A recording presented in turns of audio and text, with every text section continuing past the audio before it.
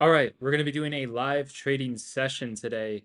For those of you who decided to go short, sell short futures last night, you should have had a phenomenal start to the overall day as the market had crashed. With that being said, we're going to get straight into the overall live trading. In terms of the overall day, let's get right into this. So, in terms of the SPY, we are starting off with a massive gap down. The SPY is currently having a massive gap down. In terms of the overall game plan from here, we're going to take it one step at a time. We are at a key critical make or break level. But yeah, we're going to be getting into this here in 1 second. Let's see.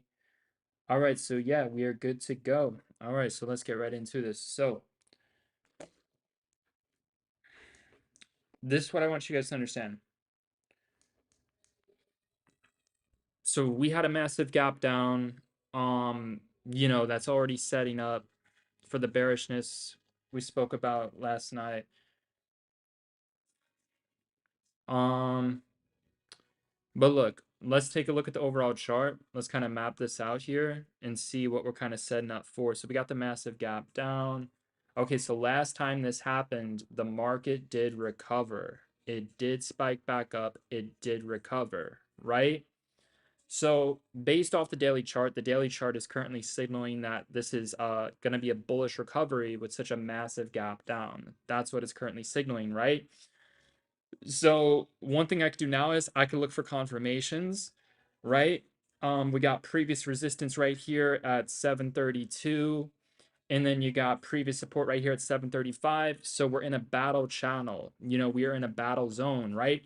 So to get this overall bullish recovery that I'm talking about, we would need to start to break above this overall range, this 735 support to 736. Once we start breaking and retesting above the range, it's going to be overall bullish.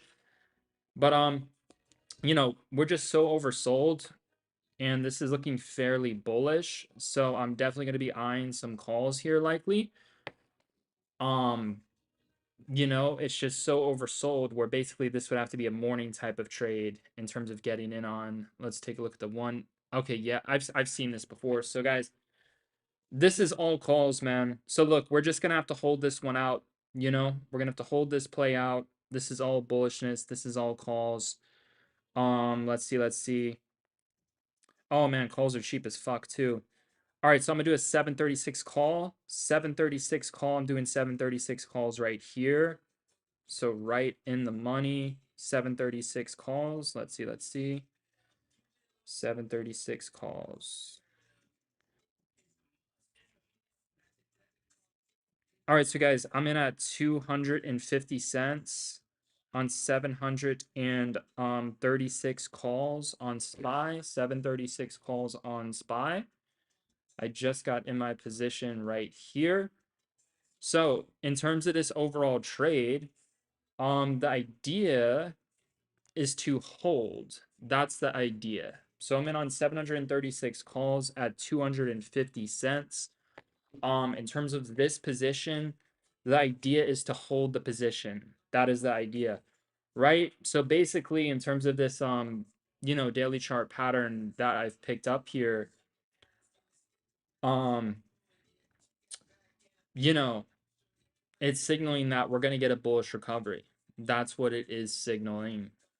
In terms of the overall daily chart pattern, this was the main pattern that I'm looking at right here. We have this candle facing down, candle facing down, candle facing down, candle facing down. This is identical to this. Next day, bearish sell-off, bullish recovery back to the previous closing price, right? So if this repeats, it's basically saying that you have to buy and you have to hold from the morning. That's what it's saying. Um, there's a gap to fill above. The sky's the limit. We're now approaching that break and retest channel to send this to the fucking moon. All we got to do is hold above 735, and you can see this really pushes into the 740s, right? So in a situation like this is obviously something where, from a daily chart perspective, if we're trading the daily chart pattern, which is what we're focused on right now, um, You hold for the bigger percentage gain, you trade the overall trend, you buy the dips on the break and retest. This is all signaling you need to be buying calls right now. Just how I was telling everyone to go short, to buy puts when we go below 739. Well, now it's time to be buying calls, is what everything is signaling, right? So within the market, you got to be able to adapt and switch at the speed of light. That's the beauty of trading. You could just get in and get out, right? But this all looks bullish as fuck. You'd have to be an absolute degenerate to consider shorting the market or buying puts with the current patterns and levels that are in play, right? So basically, you know, for this to really work out, um, we just need to stay above 735 to 736. This is the zone. As long as we're holding above this zone, the SPY's gonna go fucking crazy today into this bullish overall trend. So look, that's the zone right here. You can clearly see when it reacts to support, when it breaks out, it quickly pushes into the 740 to 743 range, right? So the bulls are looking, very superior right now, very dominant. This is good. I like the price action that I'm seeing. So to gain more confidence in the position, I just need to see more confirmations at or above this zone. Like I said, as long as we're trading above this zone, the SPY is considered a bullish overall trend today. For the trend to start to flip a little bit on the bearish side, the bears need to go under 734.70. Until then, this is all bullishness and this is unlimited fucking upside potential. It does appear to be that once again, losing is genuinely a personal choice. I mean, that's the only way to trade is in a way where losing is a personal fucking choice, dude. I'm saying like all this has to do is hold above 735. I can just hold calls, hold calls, hold calls, bank on calls. And then as I'm holding my calls, I can make more trades. I can enter more positions. For example, if the market had a quick spike to, let's say, 739, 740, and then it dropped back down to a previous resistance level, let's say 736, 737, if it's reacting bullish, I can buy the dip on the break and retest, make another trade, make another win. So look, everything's bullish. The Bears, they're chopped, they're cooked, they're absolutely fucked. I just don't see how it's in that realm of being bearish here. Look at this. They can't even get a pullback, dude. They're absolutely fucking cooked. To short the market now and to be bearish is the most degenerate thing you can do within the overall stock market. If you want to fucking win, you have to buy fucking calls. That is the only fucking way. If you're not buying calls, you are genuinely fucking up. This is the greatest opportunity to be buying calls. That's how I see this. Everything is signaling bullish, bullish, bullish, bullish, bullish. If you finish this stream fucking red, you should quit trading. I just don't see how anyone's going to be red if they're watching this stream, man. Everything is fucking bullish. So we're holding calls. That's the plan. We're holding fucking calls. All we got to do is stay above 735s. That's it. 735s. I have all the confidence in the world. I have all the confirmations in the world to just be holding calls, to just be sitting here and just in amazement of how degenerate you'd have to be to short into this, you know? Because we're clearly on the front side of the overall move. The Bears had their fun last night when I posted my video at the perfect fucking time for all of you motherfuckers to bank by selling futures short. You can literally do this on Robinhood. You can go on fucking Robinhood and you can sell fucking ES short. You can sell fucking Nasdaq short and make a fuck ton of money doing this, right? But you know, for those of you who are buying calls, I think we're all gonna fucking bank. That's what I think. We're already green, so we can already sit here and say we're already green for the day. We can already walk away for the day. We already accomplished the goal for the day as a trader, which is to be fucking green, right? If this flips red, well, losing was a choice. But I'm holding for a bigger win. Obviously, if you do that, you could flip red. It's very realistic. This was one hell of a breakout already. But in terms of what I'm seeing on the chart, I'm going to be holding my position. I'm not going to be getting out. I just want to make it very clear, though, that losing is genuinely a personal choice in a situation like this because our calls were already green. So I'm holding my calls. My game plan is going to be to hold a position throughout the entire day. I'm going to be looking for dip buying opportunities, right? So now that we kind of clarified that, I'm going to do a further in-depth analysis here on overall patterns and different time frames and stuff like that. So let's see. So yeah, everything is signaling to buy the dips, 100%. Um, let's take a look at some other time frames here. See, let's take a look at the 4 hour. Oh, this is interesting. Okay, the 4 hour is actually very, yeah. Okay, so even the 4 hour chart is in alignment. Take a look at this. We have this big sell-off. Big sell-off. Once we get this green facing down, green facing down, green trend reversal, next 4 hours, bullish as fuck. Next 4 hours, bullish as fuck, right? So the 4 hourly candle is bullish as well. Look, in a situation like this, I would say bare fucking minimum today, the market has to go to 739. It has to really go to 739. I would say would be one of our main profit targets right now is 739. And if this shit happens to have a massive pullback back into the 734s, that would be an amazing level to buy the dip for a retest of the high of day. Um so yeah, that's what I'm seeing on the 4 hourly chart. Even the 4 hourly chart, it's like, dude, the 4 hour chart is see like right here, 4 hour chart signals bullish, right? So the 4 hour chart signals bullish, but the one thing I will say about the 4 hour chart that I do not like is it does say that we're a little bit overextended. However, it might not matter as much because we're so oversold and the market is so volatile. So it could be a lot bigger of a spike, therefore we're not overextended. But just looking at the 4 hourly chart, when I see wicks, I'm typically exiting my position at the high of wicks, right? So when this 4 hour candle closed, it closed at 734, and then the high was 736. So if I were long, I would typically be exiting at the high of the wick because that's where resistance is. Now, obviously, due to how oversold we are and due to the bullishness of the daily chart pattern and everything, it's likely going to be one of those exceptions where you know, it's clearly not overbought. The volatility and the momentum is clearly here, and the fucking upside is here. But like I said, it really just goes back to that 30-minute confirmation of we're green and fucking bullish. But once we start to push above, this level right here, 735 to 736, you can see how fast the bulls can step in and take control very, very quickly into the 739 range very quickly, and then within a couple hours from there to the 742 range, right?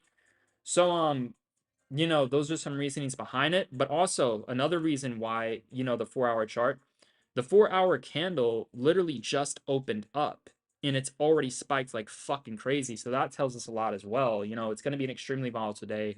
Bulls are going to try to run this back up for a gap fill fucking play.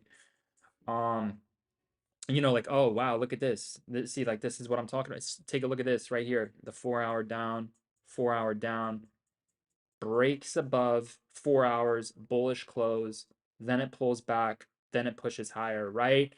So man, this 4 hour fucking chart is golden. And basically what the 4 hour chart says is the best thing we could do to buy the dips. And if you're wondering the best level to buy the dips, it's saying right around here, that 4 hour close at 734. We bought at 736, fairly close considering that's the best fucking entry, and also amazing considering we have the whole fucking day to hold these fucking calls. So yeah, man, we're looking very good. We're looking very good. um, it looks like we're in a situation where I could just hold these fucking calls, whatever the fuck, and then I could just keep buying more strikes as this drops, and then bank on all the fucking strikes as I'm holding this call position that I'm in right now. So yeah, man, we're looking very hot. We're looking very good. Everyone should be fucking green. And like I said, if you flip red, that is all on fucking you, right? Because the reality is this shit can easily go back to red. Um, but yeah, SPY's getting new highs. SPY's looking bullish as fuck. You got this green, universal red. Yeah, dude, everything's bullish as fuck. Like, get with the fucking program, man. It's fucking calls. It's calls on fucking site. Yeah, even this pattern right here, just how it like crunches, and then it goes fucking bullshit. Oh, look right here. Guys, this is literally a trade. You can literally make another trade right here on another strike. It could be a 737 call, a 738 call. Look, I'm chilling. I'm holding my calls, but look at this. You see this big green up? If it holds the previous 30-minute high and starts to go up, look, it's going to break out like fucking crazy next 30 minutes, dude. And look what it's doing right now. Look at the open. Look at the fucking open. It just had a little breakout. So look, this is what I'm telling you. If you entered another strike here, you can buy here, and then you could set like a stop right around here at 736, or you can just fucking hold it. But the point is, this is the main thing I want you to understand. If 737 holds here and it starts to break out, the calls are going to go fucking crazy. And you need to be buying, adding. If it starts to break and retest starts to break out here, because it's going to go fucking crazy, dude. I'm fucking telling you. Calls are going to fucking see. There it is. That's your confirmation. Look at the 30-minute open. That's your fucking confirmation, dude. Everything is bullish as fuck. Buy and hold fucking calls. This shit is about to skyrocket like fucking crazy, dude. This is going to go up to 7:30 fucking 9 at the speed of fucking light. If you are not in on fucking calls, you are fucking up. You are genuinely fucking up, dude. You're genuinely fucking up. Next 30 fucking minutes is gonna be call fucking city. Fuck. You guys need to be getting rich, and you need to be getting rich right fucking now. It's fucking calls. This is so fucking bullish, dude. If you are red, if you are losing money, get the fuck off of my fucking stream. This shit, next fucking 30 minutes, is going to fucking fly like fucking crazy, dude. Everybody's fucking green. Everybody's fucking green. This shit literally just bottomed right where we bought fucking calls, dude. Right where we bought calls. We bought calls right fucking here. This shit had a breakout, came back down, gave back gains, held it. Now it's pushing fucking hard. Dude, it's call fucking city. Run this shit up. Next 30 fucking minutes is all fucking us. Game plan from here, if we get this strong bullish breakout, we're going to take off gains 10:30 a.m. 10:30 a.m. We're taking off some gains. Then we're leaving runners. Later on the day, bigger breakout. It's going to take time. We're going to be buying the fucking dips. This stream is going to make you so much motherfucking money if you just fucking listen. That's all you have to do is fucking listen, dude. This is pure fucking money. All this is pure fucking money. Fuck. Dude, these next 30 fucking minutes, we're about to make so much fucking money. It's going to be absolutely fucking ridiculous. It really is. It's going to be fucking ridiculous on how much fucking bank we're going to make these next 30 fucking minutes, man. It really is. It's going to be absolutely fucking different. It's going to be fucking insane. It's going to be absolutely fucking insane. But people aren't even going to be able to comprehend how fast, how big this breaks out the next 30 minutes. Everything is signaling bullish as fuck. So, look, this is our next break and retest level right here. This is your next break and retest level right here, 737.20, right? So if it drops back down there, that should be a great dip buy considering how the 30-minute candle opened up. Dude, this 30-minute candle literally opened up to that pattern that I was showing you guys. Calls are looking too fucking good. They're looking too fucking good. And then we got this big ass fucking gap at 743. Bro, to be shorting this, you'd have to be the most degenerate fucking trader on the fucking planet. And I'm the one who told everyone to fucking short when it goes under 739. This shit fell off a fucking cliff. It dropped fucking 7 fucking points. And now I'm telling everyone to go fucking long. This shit is spiking like fucking crazy. I'm doing this shit both fucking ways. We're fucking on both sides. Both fucking sides. This shit is gonna fucking break out like fucking crazy. Holy shit, man. If by the time this stream ends, if someone's red, I would encourage them to unsubscribe and to quit. That's what I would encourage them to fucking do. Because all this is fucking money. All this is fucking... I bought my clothes all the way down here. Look at this shit. It just keeps on fucking ripping. I got in right fucking here. It just keeps on fucking... Got the fuck up from our fucking entry. Bro, I can hold this position with a fucking blindfold on. I can leave my house right now for 25 minutes, come back and sell for massive fucking gains. That's how fucking confident I am in this shit. I could just walk the fuck away. I don't even have to look at this shit. I don't give a fuck. All I want to do is hold this position. That's it. I just want to hold this position. If you guys want to be degenerates and burn all your fucking money, buy some puts. Burn all your money, buy puts, be a fucking loser. It's a fucking choice. You want to be a loser? I'm like, dude, you want to be a loser? Go ahead, be a fucking loser. It's a fucking choice. All I do is print. All I do is win. Losing is a personal fucking choice. Every single day, all we do is print. If I go long here and it goes all the way up fucking here, how the fuck is someone red? Fucking degenerate. They must have bought puts. Fucking degenerates. Look, man. We have so much fucking time. The Bears, they can't even get a pullback. They're clipped. Oh my gosh, I've seen this before. They're clipped. They're absolutely done. They're fucked. They're absolutely fucked. They're fucking done. Dude, the Bears aren't even in the fucking picture right now. They're like, they're out of the fucking strap. They're gone. Like, they're not even, they don't even fucking exist. Look at this shit. I specifically remember this pattern in the past. This is so fucking bullish. When the market opens up like this and it keeps on breaking out and retesting with these fucking 30-minute candles, dude, the bulls are too fucking hot. They really are. They're too fucking hot. It would be an absolute disgrace to buy puts. It really would be. You know, some people might think, oh, it's puts. It's time to go short. Look at all this fucking resistance right here at fucking 739. I'm like, dude, these next 30 minutes are all fucking bulls, no matter what the fuck level. You know, that's what people don't get about support and resistance. People don't understand, oh, resistance level, time to go short. I'm like, degenerate. The next 30 minutes say, no matter what fucking level this goes to, it's going to blow the fuck through. So wake the fuck up and buy some fucking calls. But yeah, man, we're just looking so fucking hot right now. It's ridiculous, man. All this higher support, it barely pulls back. When it pulls back, it's simply bottoming at a higher break and retest level.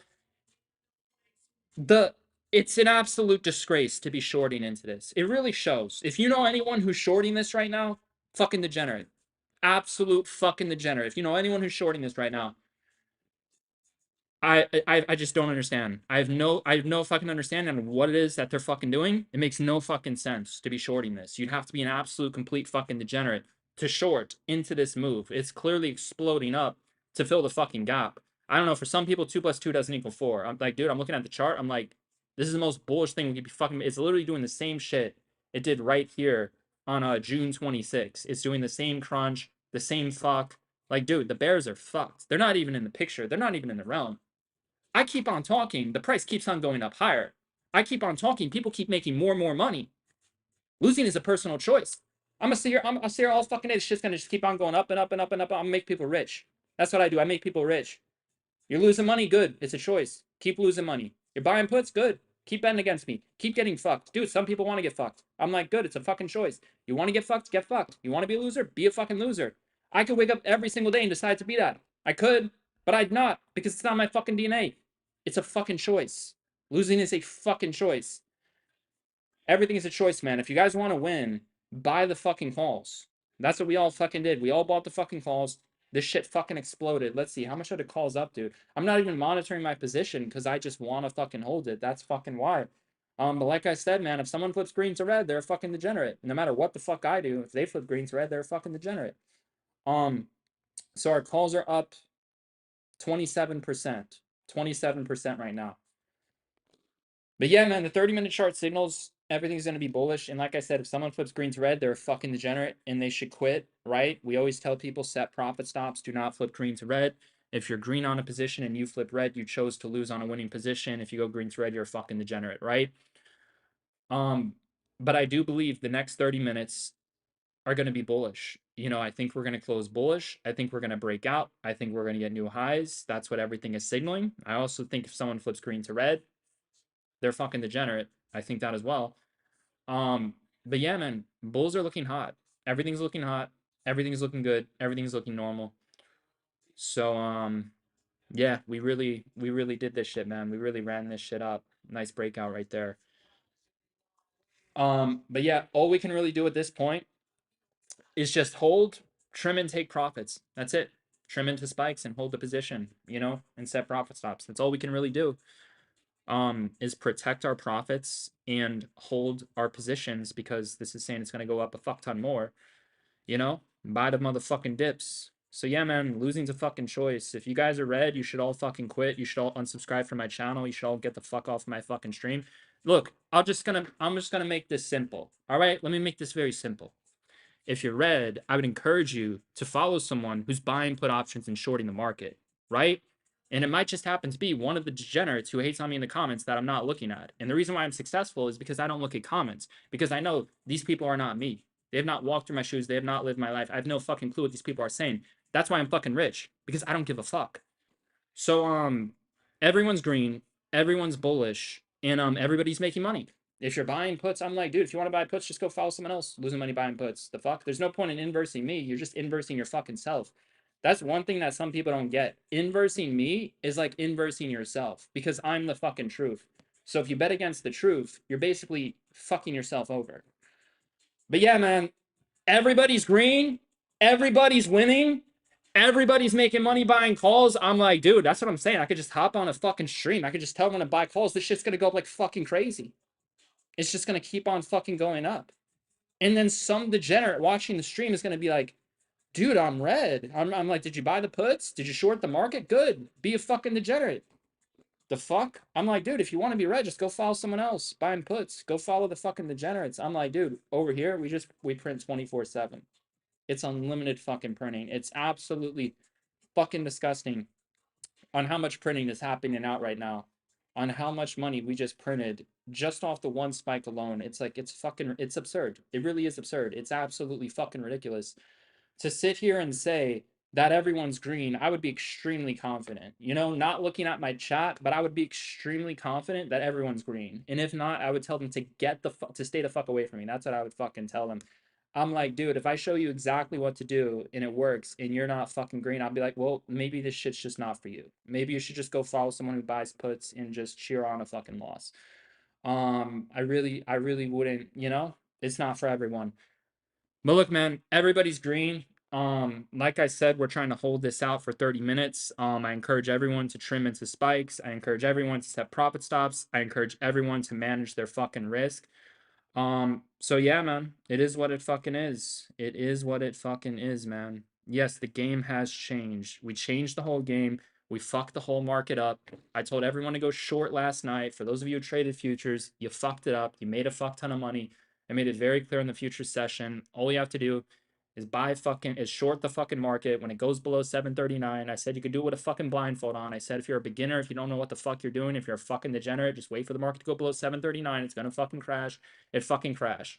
And then when it crashed, we all bought calls on stream and we all got fucking rich. We trade both fucking ways, motherfucker. We are fucking both ways. There's no excuse to be red. I already gave them the opportunity to go short. Now I'm giving them the opportunity to go long, right? So if someone's red after that, they really need to sit themselves down and look in the fucking mirror and ask them, dude, what the fuck is wrong with me? How am I red when this guy's green every single fucking time?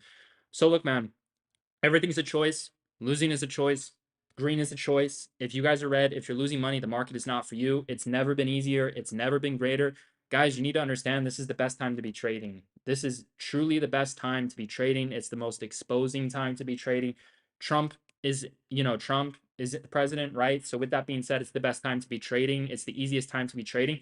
Dude, I had people complaining that I'm winning. That's like, people are just like so fucking degenerate. I literally have people complaining to me that I'm winning. They're like, dude, you just buy the dips and it spikes every fucking time. You're so fucking, oh, bullish market. Oh, Trump is president. I'm like, oh, so I'm in alignment. You don't like that I'm in alignment? Well, you probably don't like that I'm in alignment because you're out of a fucking alignment and you just look at your life and it's nothing but out of fucking alignment. But yes, guys, some of us are actually in alignment. We understand like what the market is and we know how to buy the dips. I literally had people complaining that I was making money buying the dips. They were like fucking complaining to me. I'm like, dude, what do you want me to do? Do you want me to short at the exact low and buy puts? Like, what the fuck do you want from me? They're like, oh my gosh, these fucking like people are degenerates, dude. I can literally sit here and win all day, and someone will find a reason to like not be successful. Someone will find a reason like, oh, it's like, oh, you can't do that. Oh, it's fucking, oh, easy for you to say, oh, it's too fucking easy. I'm like, dude, this shit is going up and up and up and up and up. Every dip is fucking banking. All you have to do is buy a fucking call when this shit drops and you'll make money. What is so fucking hard to fucking comprende?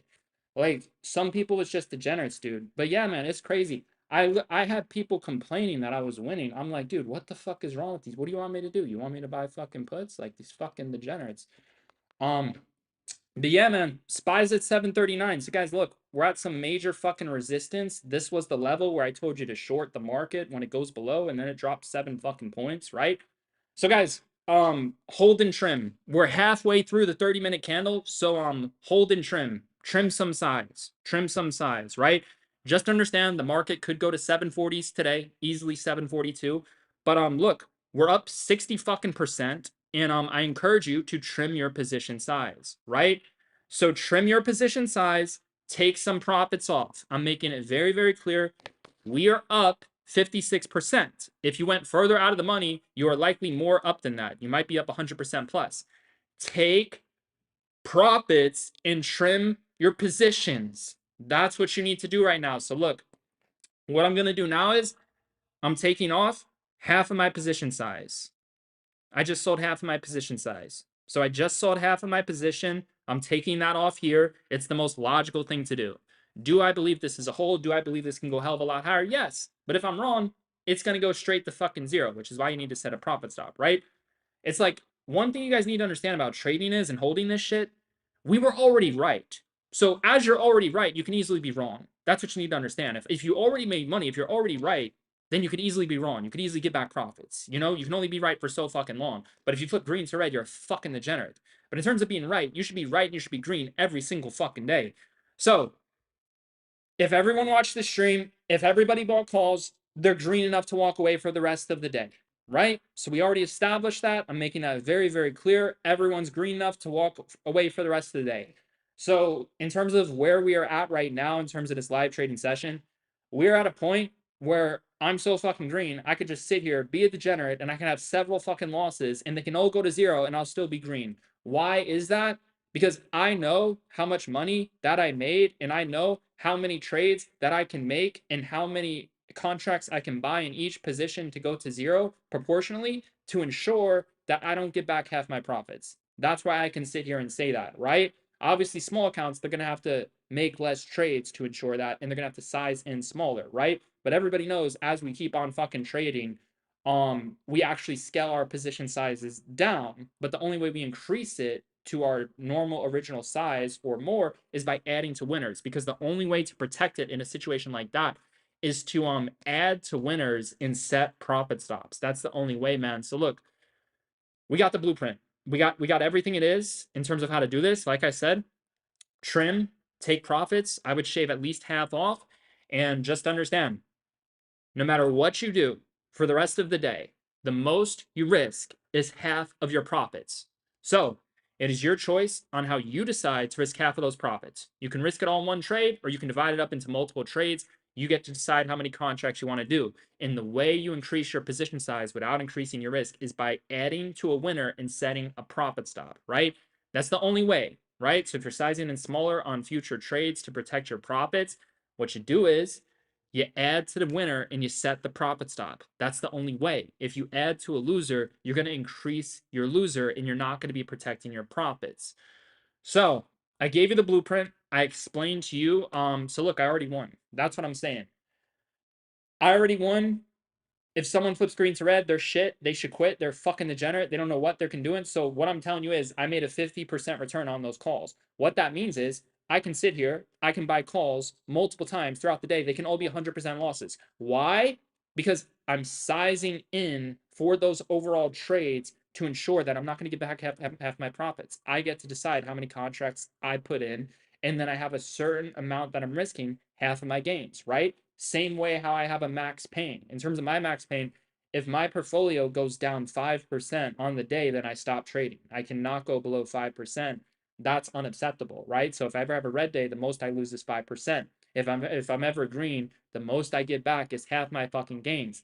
Options give you options, right? So you need to understand you can do whatever the fuck you want with this shit. That's what you need to understand. Because we're already green. We can sit here, we can lose all day, we'll still be green. Will we get back some gains? Of course, if we're losing, right? But the intention is not to fucking lose. The intention is to protect the profit, lower your position size. If you keep on going, gradually scale up the account, right? So let's say, you just made fucking 3% return on your account with that trade.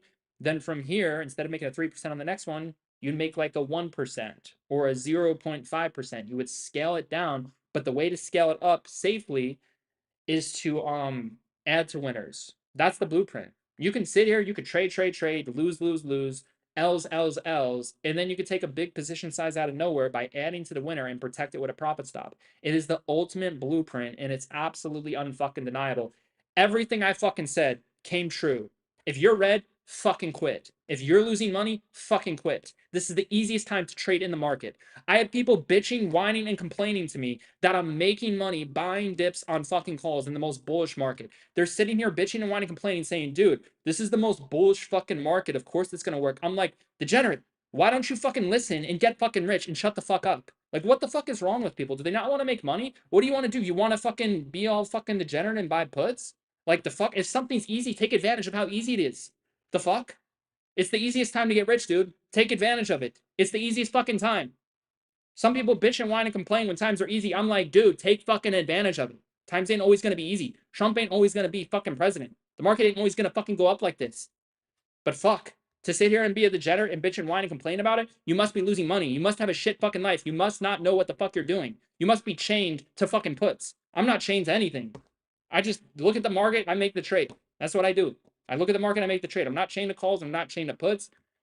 I'm just trade the price. That's all I fucking do. Everything I say comes true. I'm the fucking truth. If you're red, quit. If you're red, go watch someone who buys puts. That's what I would advise. To go watch someone who fucking inverses me and look at their fucking shitty trades. The fuck? Everybody's green, dude. I do this shit every day. Every time I go live, I'm green. Every single time. I'm like, dude, fuck it. I might just go live every single day. I really might just go live every single day. Why the fuck not? I literally looked at all my live streams. I'm sitting here saying, every time I go live on stream, I'm green as fuck. And it's the best way to make people money. And it's the best way to teach people how to be self-sufficient. I'm sitting here saying, this is a fucking gold mine. What are they gonna do? Bitch and whine and complain every single day that I'm fucking green on a fucking live stream? I'm like, dude, all you have to do is buy the calls. That's it. That's all you have to do is buy the calls. This shit did exactly what the fuck I said it would do. Every single time. Somehow, some way, someone's red, someone's hating, someone's bitching, someone's whining, someone's complaining. I'm like, it's all a choice. Life is a choice, you know? I don't know. I do think people could have in their DNA some degenerate or whatever the fuck, right? But that's phases. It could change or whatever the fuck. Um, but life is still a choice, you know? Even if in your fucking DNA you're a fucking degenerate or you're fucking just being a fucking loser, it's all a fucking choice. You can wake up and you can decide to make money and to print every single day. It is a fucking choice, right? It's not easy. You know, for some people it's not easy. If their shit is all fucked up, it's not going to be easy for them, but they could still make a choice to win, even if they're not a winner. They can decide and wake up to decide to fucking win and they can start to become a fucking winner. You know, but people don't want to put in the time. They don't want to put in the work. They want to buy puts. They don't want to listen. I'm like, dude, people are going to have a tough life if they don't listen to me because I know what the fuck I'm doing. I've been doing this shit for decades. That's fucking why. Like, they're going to have a very tough fucking life if they don't want to listen. I'm like, good. You don't want to listen? Don't fucking listen. Stay fucking red. Or you know what? If you guys don't want to listen, just figure it all out on your own. You know, it only takes fucking 2 decades. It takes 2 decades. Um, you know, you have to lose all your friends, you have to lose family, you have to lose all your fucking money. You have to have a bankruptcy, you have to have multiple you have to have you have to die 20 fucking times. That's what it takes, all right? It's like, dude, the reason why I don't fear death is because I already died like 20 fucking times. That's fucking why. I'm like, to sit here and look at the shit that I went through and lived through, I'm like, most people just ain't cut for that shit. Most people just ain't ever gonna live that fucking life. Most people will just walk away from the shit I'm on. I've had so many people walk away from me because they don't either have the capacity or they can't handle it or they just realize this is not for me. This is not for fucking me. This is for someone else. It's like, dude, this shit is fucking crazy. That's why, in a way, I do encourage people to just take the fucking trade because I just don't see how they're gonna fucking do what the fuck I'm doing. I try my best to like teach people how to do it, but I just don't see how they're gonna do it like how I fucking do it. I think they could do it to a degree and they could put their own spin on it too, but like in terms of the level that I'm at, it's gonna take people a lot of fucking time and a lot of fucking hardships. That's 100% for sure. Cause I didn't figure this shit out until I died like 20 fucking times. You know, it's like I already know what death feels like, so that's why I don't fear it. Like I already have been through this shit. Like I've seen it. I've seen both sides.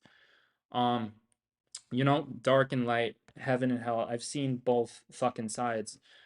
Um, but yeah, man, it's just fucking amazing. It's just amazing to be this green every single day. And that's just what I want for everyone. And obviously that's gonna attract a lot of fucking hate and a lot of fucking bullshit. But it is what it is, dude. It is what it is, you know? People can bitch, whine, and complain all they want. They're not gonna be able to do it how I do it. You know? If they listened, they could to a degree, if they fucking listened. But yeah, guys, look, take your fucking profits, guys. Take your profits. The rest is runners. So we did it. We just accomplished, look, they say 98% of traders who trade zero dates lose money. So we just accomplished something that 98% of people can't accomplish. All right. So now that we've established that fucking authority, you need to make sure that you don't give back your profits. And if you choose to keep on trading, you scale your size down and you add to winners. That is the cheat code. And you make sure that you're not going to get back half your gains. And you decide how you get back half your gains, right? Obviously, if you have a smaller account, you're limited to how you can do that, you know? But if you have a bigger account, you can make a fuck ton of trades and just size in less, right? Percentages don't matter anymore. Do you guys understand? Options give you options. I'm green for the day. I achieved my goal. If I achieve my goal, I can walk away for the rest of the day. If I choose to stay here, I can say, all right, I want to risk half my profits for the rest of the day. I can sit here and say, do I want to make 5 trades? Do I want to make 10 trades? I can divide that all up proportionally to get back half my gains. And then I can decide how big do I want those trades to drop to equivalently make the amount of trades to get back half my gains? Do I want them to drop 20 to 20%, 50% stop out, or do I want them to go to zero? I can sit here and decide all these things trade by trade by trade by trade. That's why when you're already green, this is something that people don't understand. I typically start my days green, and then sometimes after that, I'll have some L's. And sometimes the L's, percentage wise, will be bigger than the wins. But the key is I start my day green. So if I start my day green and the most I'm giving back is half my gains, it does not matter percentage wise how big the losses are. That is one of the biggest misconceptions that I've seen about me, because what people don't understand is I'm starting my days green. So I can sit here and have 100% losses, right? If you do the math, 50% win, 100% losses, I would be down 150%.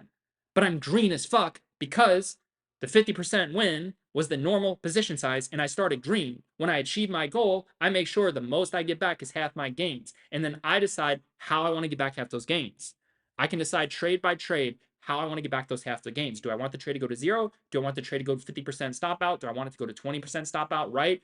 That determines the overall position size along with the amount of trades that I'll make. So typically, I'll make like 2 to 3 trades.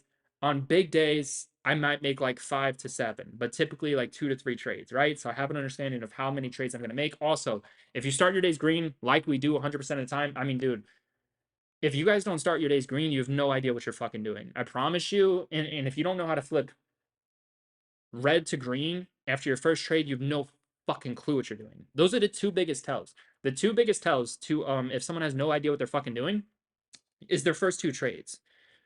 The first trade, you should be green.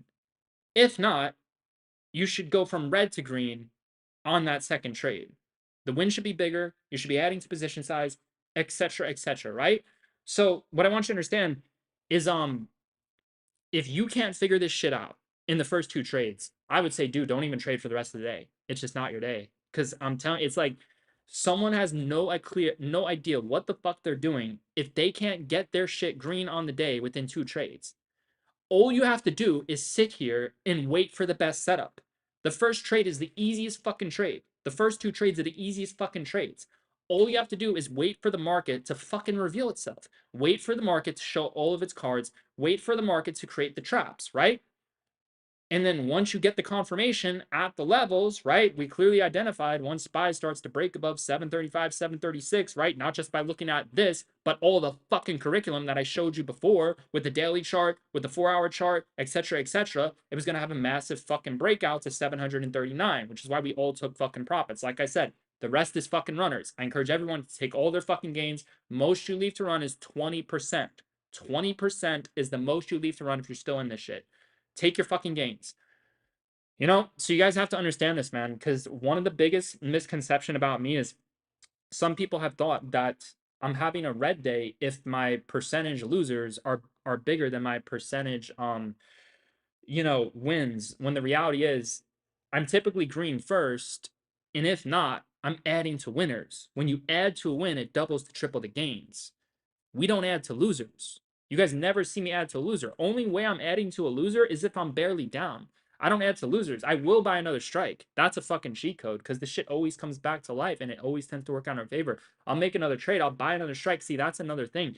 Instead of adding to a loser, sometimes I buy another strike. It's a completely different trade on the same side. It's fucking genius. If you add to a loser, you're already fucked.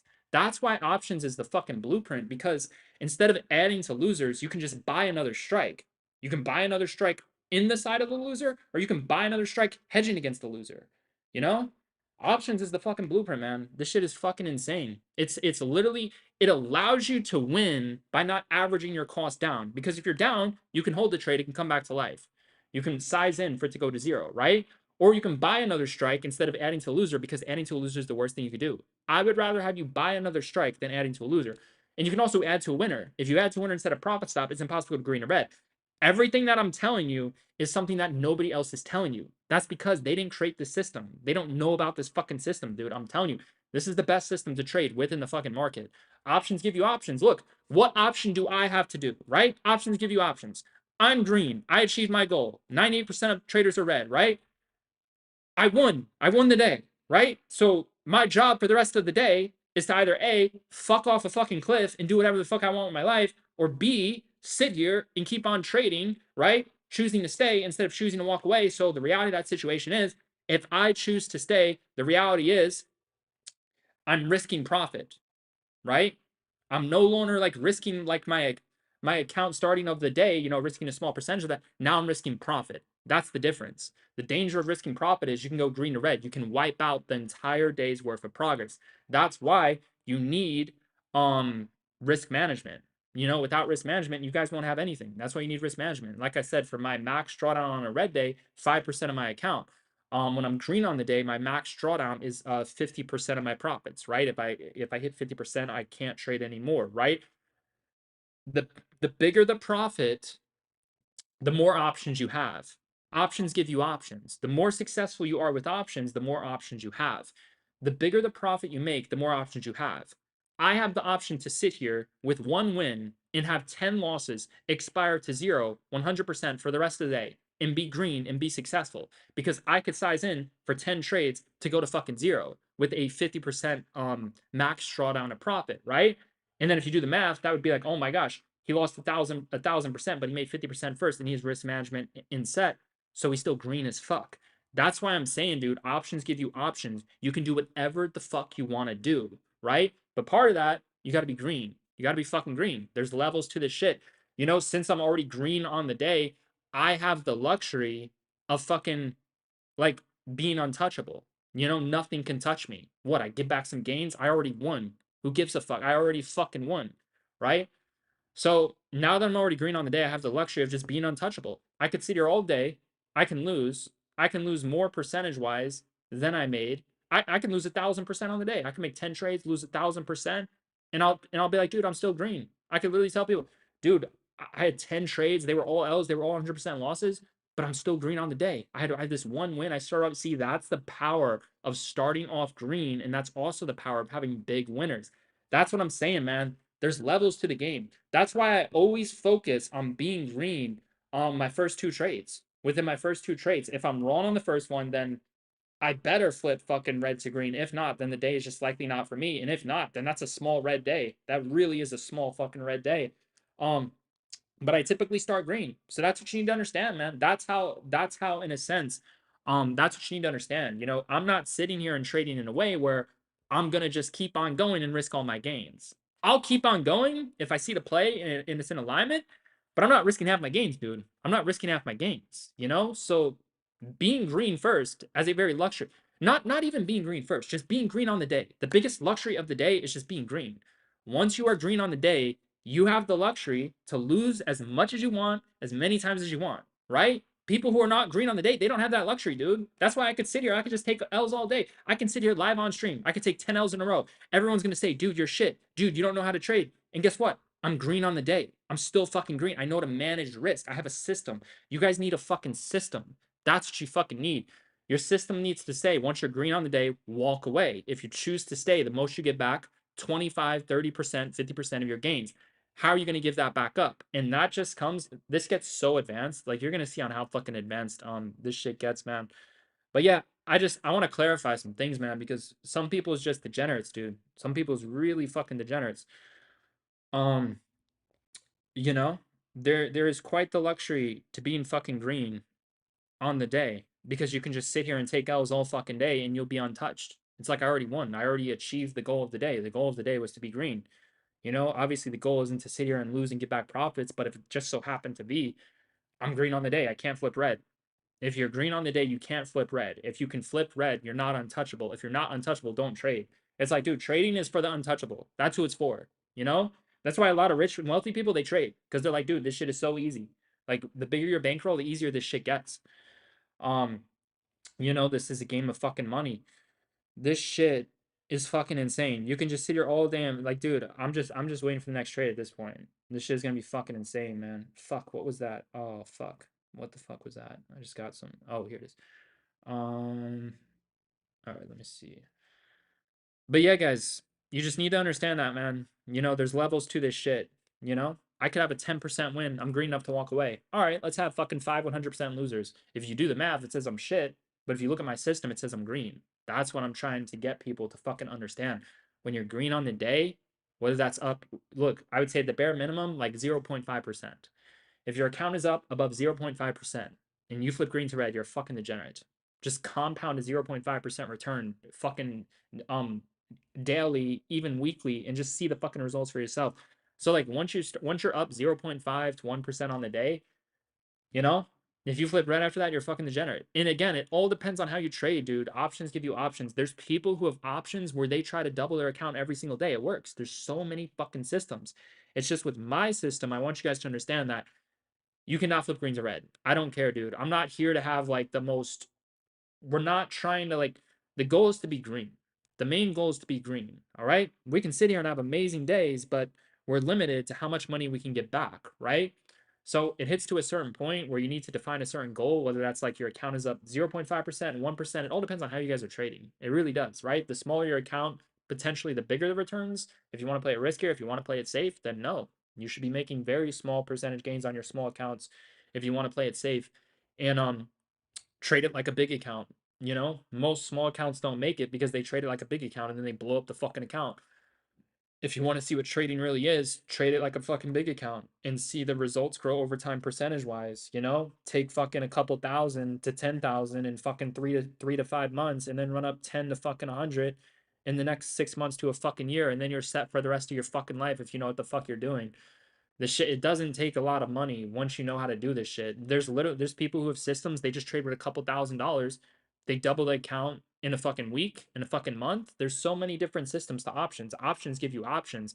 I'm just trying to instill that with my system, if you flip red, you're a fucking degenerate. If you go green to red, what was the point of even winning in the first place? Like that's like what are you trying to win more and then have okay, well, I don't mind going green to red because I wasn't up a big percentage gain on my account and then the other days are going to outweigh that. So it doesn't fucking matter. I'm like, dude, fuck that. If I'm green, I'm staying green. I don't care. If I'm only up 1%, I'm staying green. I'll compound my shit. Compounding is the biggest ROI in the market.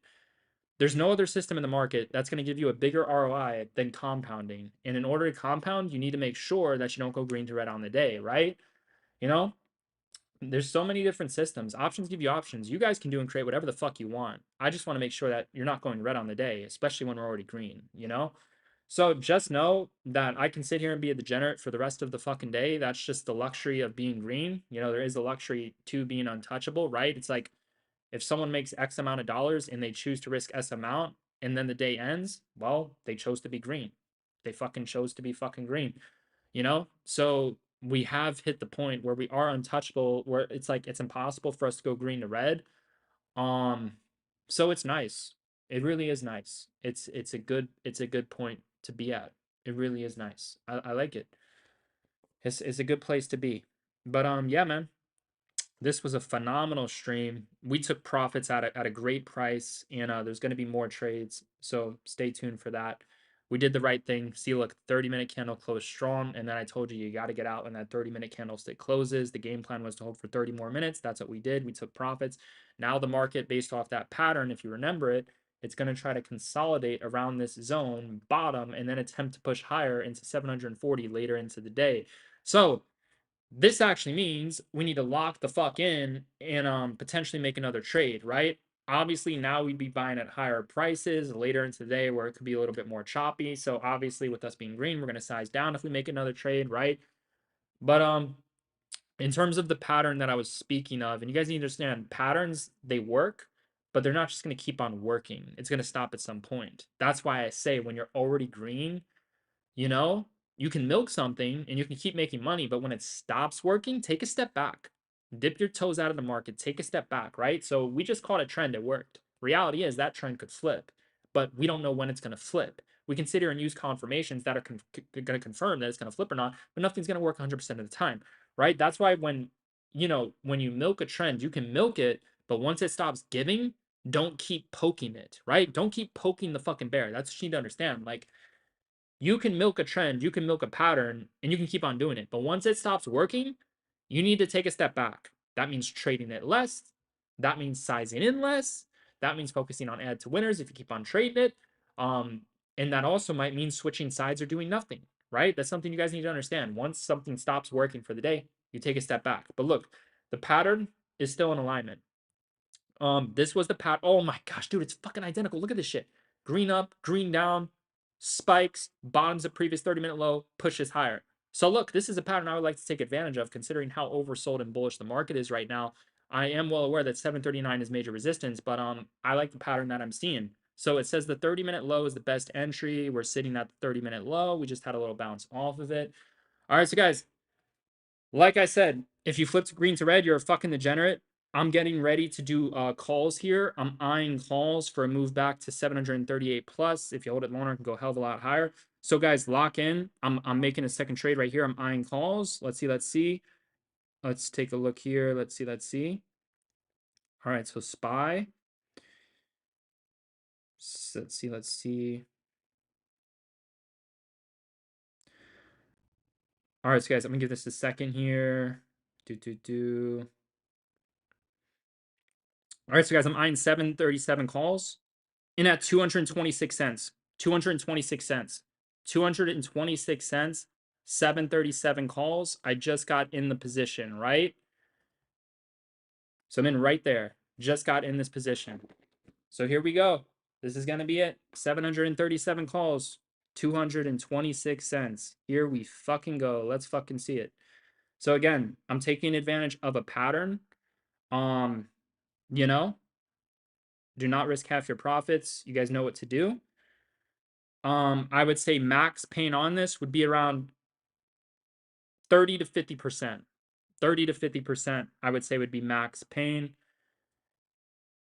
And if you want to keep on trading for the day, make sure that you're sized in to make a couple more trades, right? Obviously, if you have small count, then this might be the only trade that you can make. That's just the reality. It is what it fucking is, right? All right, so as you can see, I just bought calls here, and I'm green as fuck as usual. It's like, dude, I do that all day, and people bitch and want to complain. So look, we're green. We could just exit here, and then it might drop lower and flip red, and people will bitch and want to complain. I'm like, dude, I just made you free fucking money like that. You could take profits on that spike and just get the fuck out. That's why, like, I don't stop. I just keep. So that was a 10% instant spike. All right, so guys, the reality is, calls are up 10%. Losing's a choice. If you flip red, that's your personal choice. The reality of trading is if you hold something, you're risking your profits, right? So again, this was a winning trade. No matter what, the trade was a win. That counts as win. Everyone has the choice to set a profit stop. Everyone has a choice to take profit. But like I said, I'm holding the position. I'm holding the position. I do encourage people not to flip green to red. I do encourage people to set profit stops, right? But I'm holding the position. I'm holding the position. I'm in on these motherfucking calls. And yeah, it is what it is. And look, I don't care about selling too soon. I don't give a fuck. My fucks to give are completely out. I just sat here and bought the low. Do you think if this flipped red, I would care? I would sit here and say, dude, the trade was green. I just made people money. They didn't set a profit stop. They didn't sell into the spike.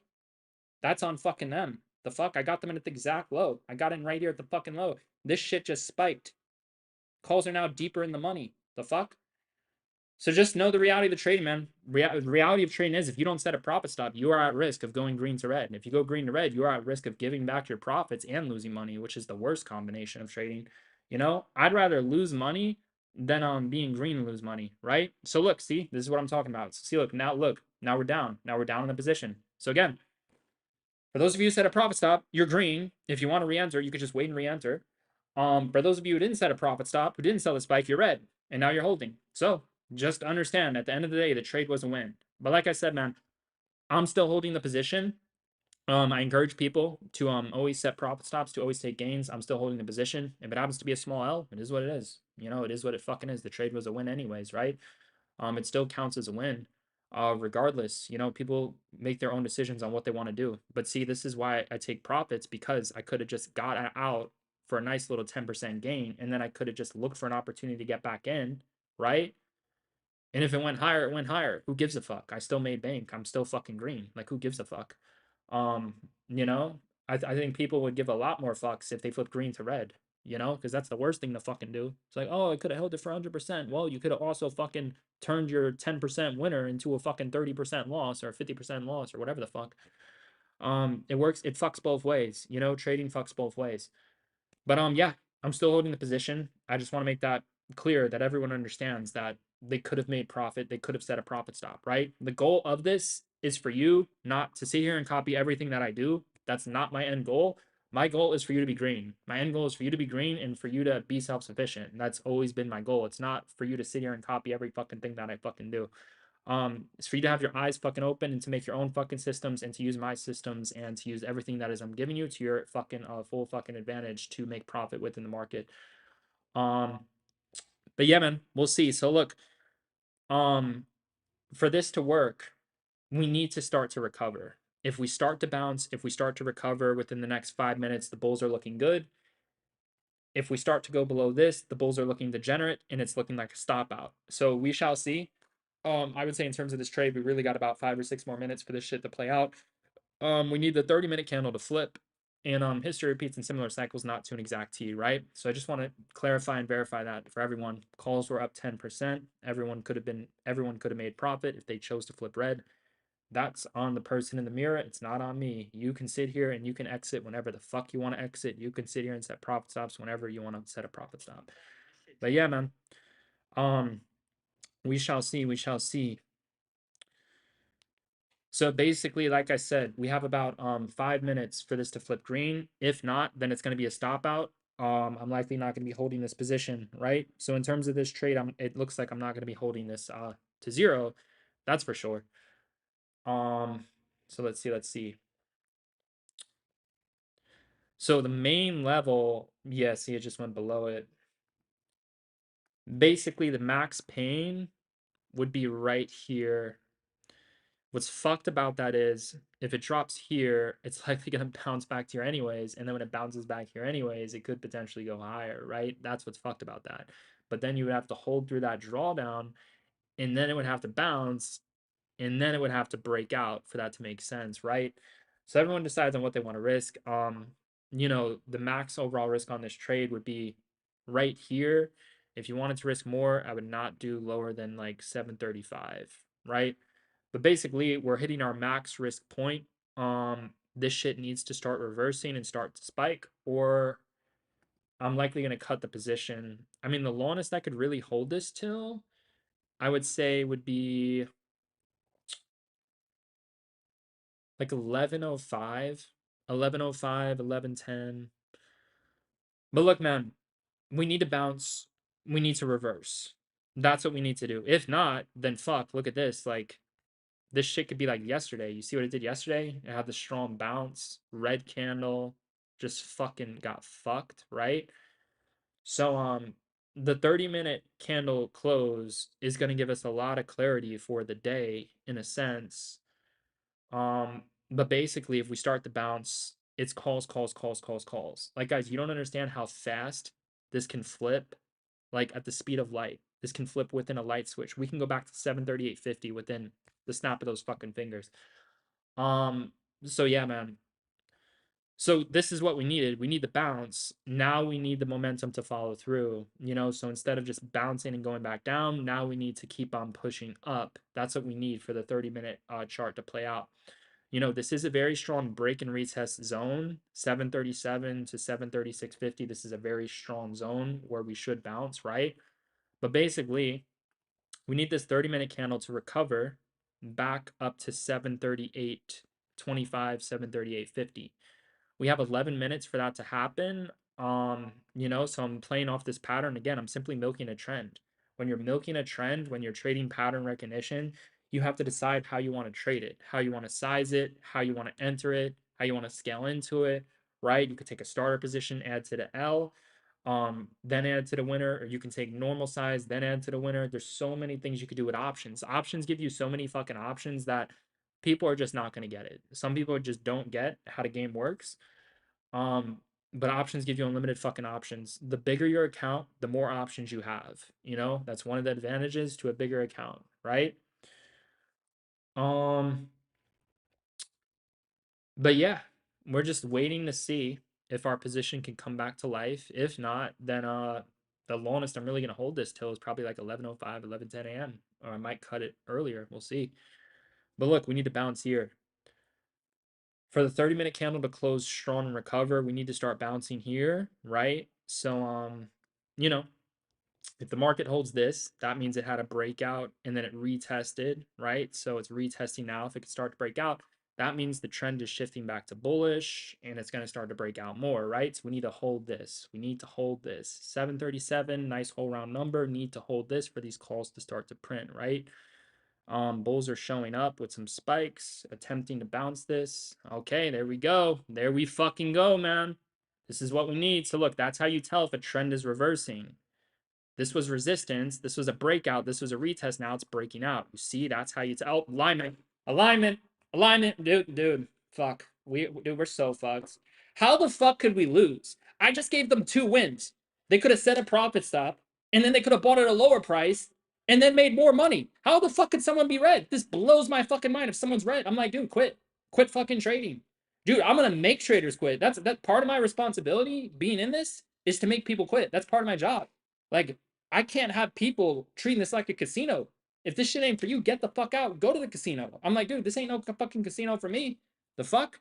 If you're listening, you should be fucking green. If not, this shit's not for you. Trading's a fucking skill. This shit ain't no fucking casino. Like, fucking A, man. Part of my job is getting people to quit. I'm doing people a service. I'm saving them money. I'm doing a good thing. If they can't be fucking green, they're gonna be fucking red. They're gonna be brutally fucking red. If you can't be green with my shit, you're gonna blow up your account, lose all your money. You're fucked. You are absolutely fucked. I'm doing the easiest, simplest fucking trade. Dude, my shit is so simple and easy. I got people bitching and whining, complaining to me that I'm making money. They're like, dude, of course you're making money. It's that fucking easy. I'm like, no fucking shit. Isn't that the fucking goal? What do you want me to do? Fucking some scientific fucking calculation to make some. I'm like, dude, it's that easy. It's really that easy. Like fucking A. So part of my responsibility is to get traders to quit because some people aren't traders, some people aren't cut out for this, some people are going to lose money, and that's part of my responsibility is to make sure these people quit because I don't want to see people losing money, you know? Don't waste your time and money if it's not for you. Get the fuck out. There's so many other things to do in life besides trading, but for some people it's just in their DNA. They can't do anything else. I've tried it, guys. I took a 2-week break. I tried. I'm like, dude, I have to trade. I'm like, what? I have to fucking like I have to be in this game. It's just in my fucking blood. It's in my DNA. I have to fucking do it. There's just I've done it for so long and I'm just too good at it where it's like I have to do it. There's just not like I have to fucking do it. It's in my blood. It's in my there's like I have to fucking do it. But yeah, man, I've tried. I've tried other things. I've looked into other things and I'm sitting here saying like, dude, this shit is the highest ROI. This is the best shit. I'm just gonna go all in on this fucking shit. Like it's the highest ROI, it's the highest level of the game. So look, the trade went green twice. Now it's red again, right? So people had 2 opportunities to be green. You could have sold the first one green, and then you could have gotten at a better entry, sold the second one green. You could have held it, and then you could have been green to red twice. You could have set a profit stop, got profit stopped out green. So I'm showing you how the market works, man. That was 2 opportunities for you to be green. Green is green. You know, it's not created equally. Sometimes a green to red trade, you make a couple percent, some 10%. Sometimes green to red trade, it could have been 100% gainer, but you know, you would have had to flip red to get that 100% gain. So you guys just need to understand how the game goes. You need to understand it, man. You need to fucking understand how the game goes. Um, but look, I think we're getting to the point where we have to cut this position. Um, yeah, I think we're getting to about that point. Let's see. But yeah, you guys decide what you want to do. Obviously, I'm still in this shit. Um, you know, but let's see. Do I have to cut this? Let's see. Based off the pattern, I would have to cut this fairly soon. Time is running out. Um, Let me see if it makes 100% the most logical sense to get the fuck out of this. Yes, I mean, I'm at the point. So look, I held this long enough. I gave it enough time. It went green twice. I'm at the point where my fucks to give are at 0, and I'm just gonna have to get out of this position, right? So I was in at 226 cents. In 5 minutes, I'm closing out. So I'm gonna try to hold it for 5 more minutes, you know? Um, but yeah, I'm at the point where I'm done with this shit. Fuck, I might just cut this now. That looks a little bit bearish. Let me see. What are the contracts at? All right, let's see. All right, so guys, I'm out at 180 cents. 180 cents. So I am out of that position at 180 cents. So that was a 17% L on that, 180 cents, and I scaled my position size down. So I'm out of the position. So there we go. So the reality is, if somebody took that trade, if they set a profit stop, they got profit stopped out green. If they sold one of the two spikes, they went green. If they took both of the trades, they were green on both of those trades, right? But I just so happened to be red. So how was I so happened to be red? Because I held the position. That's what you need to understand about holding. If you hold a position, all you can do is the only thing you can control is where you set your profit stop. That's about it. If you even set one, the only thing when you're holding a position, all you can do is control where you're adding and where you're setting your profit stops, right? So I hope that gives you guys some perspective, right? For what I just did, that has no impact on me, you know? Um, I didn't size in, that great, and I was trying to hold it for a bigger overall winner. So one thing about sizing is if you size bigger, you don't have to hold as long, right? If you size in less, for it to mean something, you're gonna have to hold a little bit longer, right? But green is still green regardless, but that's just something to be aware of, right?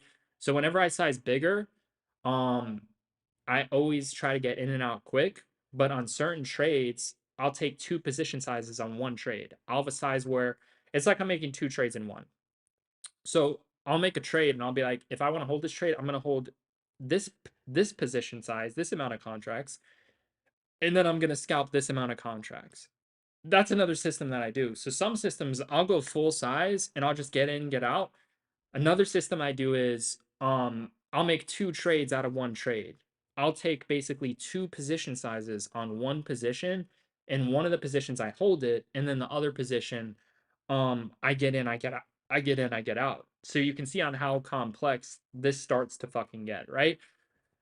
But anyways, that should give you some perspective on holding trades because that trade was up 10% twice and I sold it for like a 17% loss. So the reality was I could have gotten profit stopped out. I could have sold for 10%. I could have gotten back in and ran it up 20% with two wins instead of holding for one loss.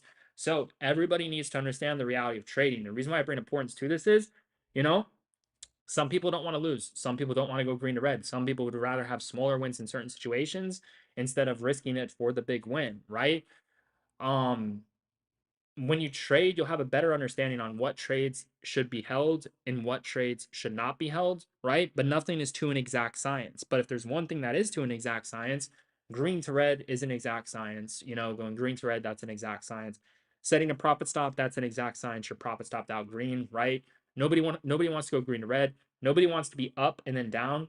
Nobody wants to be up. Nobody wants to buy a trade that's like, dude, some people they'll go long here and they'll go like 10 points out of the money and the shit will spike 2, 3, 4 points and they'll still be red and they'll have to hold for several hours while the other person is making multiple trades on multiple strikes outperforming them at a speed of light and adding to the winners, right?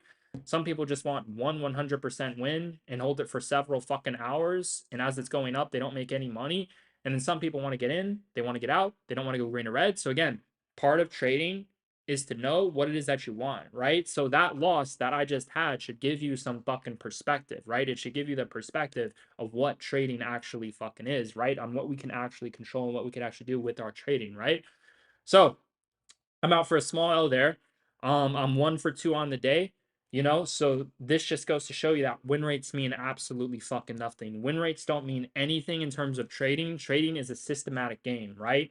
If you're relying on a system that requires you to have a high win rate, I would say that you have no edge in the market. You know, anyone who has an edge in this market could be profitable with low win rates. Options give you options, and options are the fucking key to make you successful and profitable in the most absurd ways. You know, I could be green, I could have 10 losses in a row, I'm still fucking green as fuck.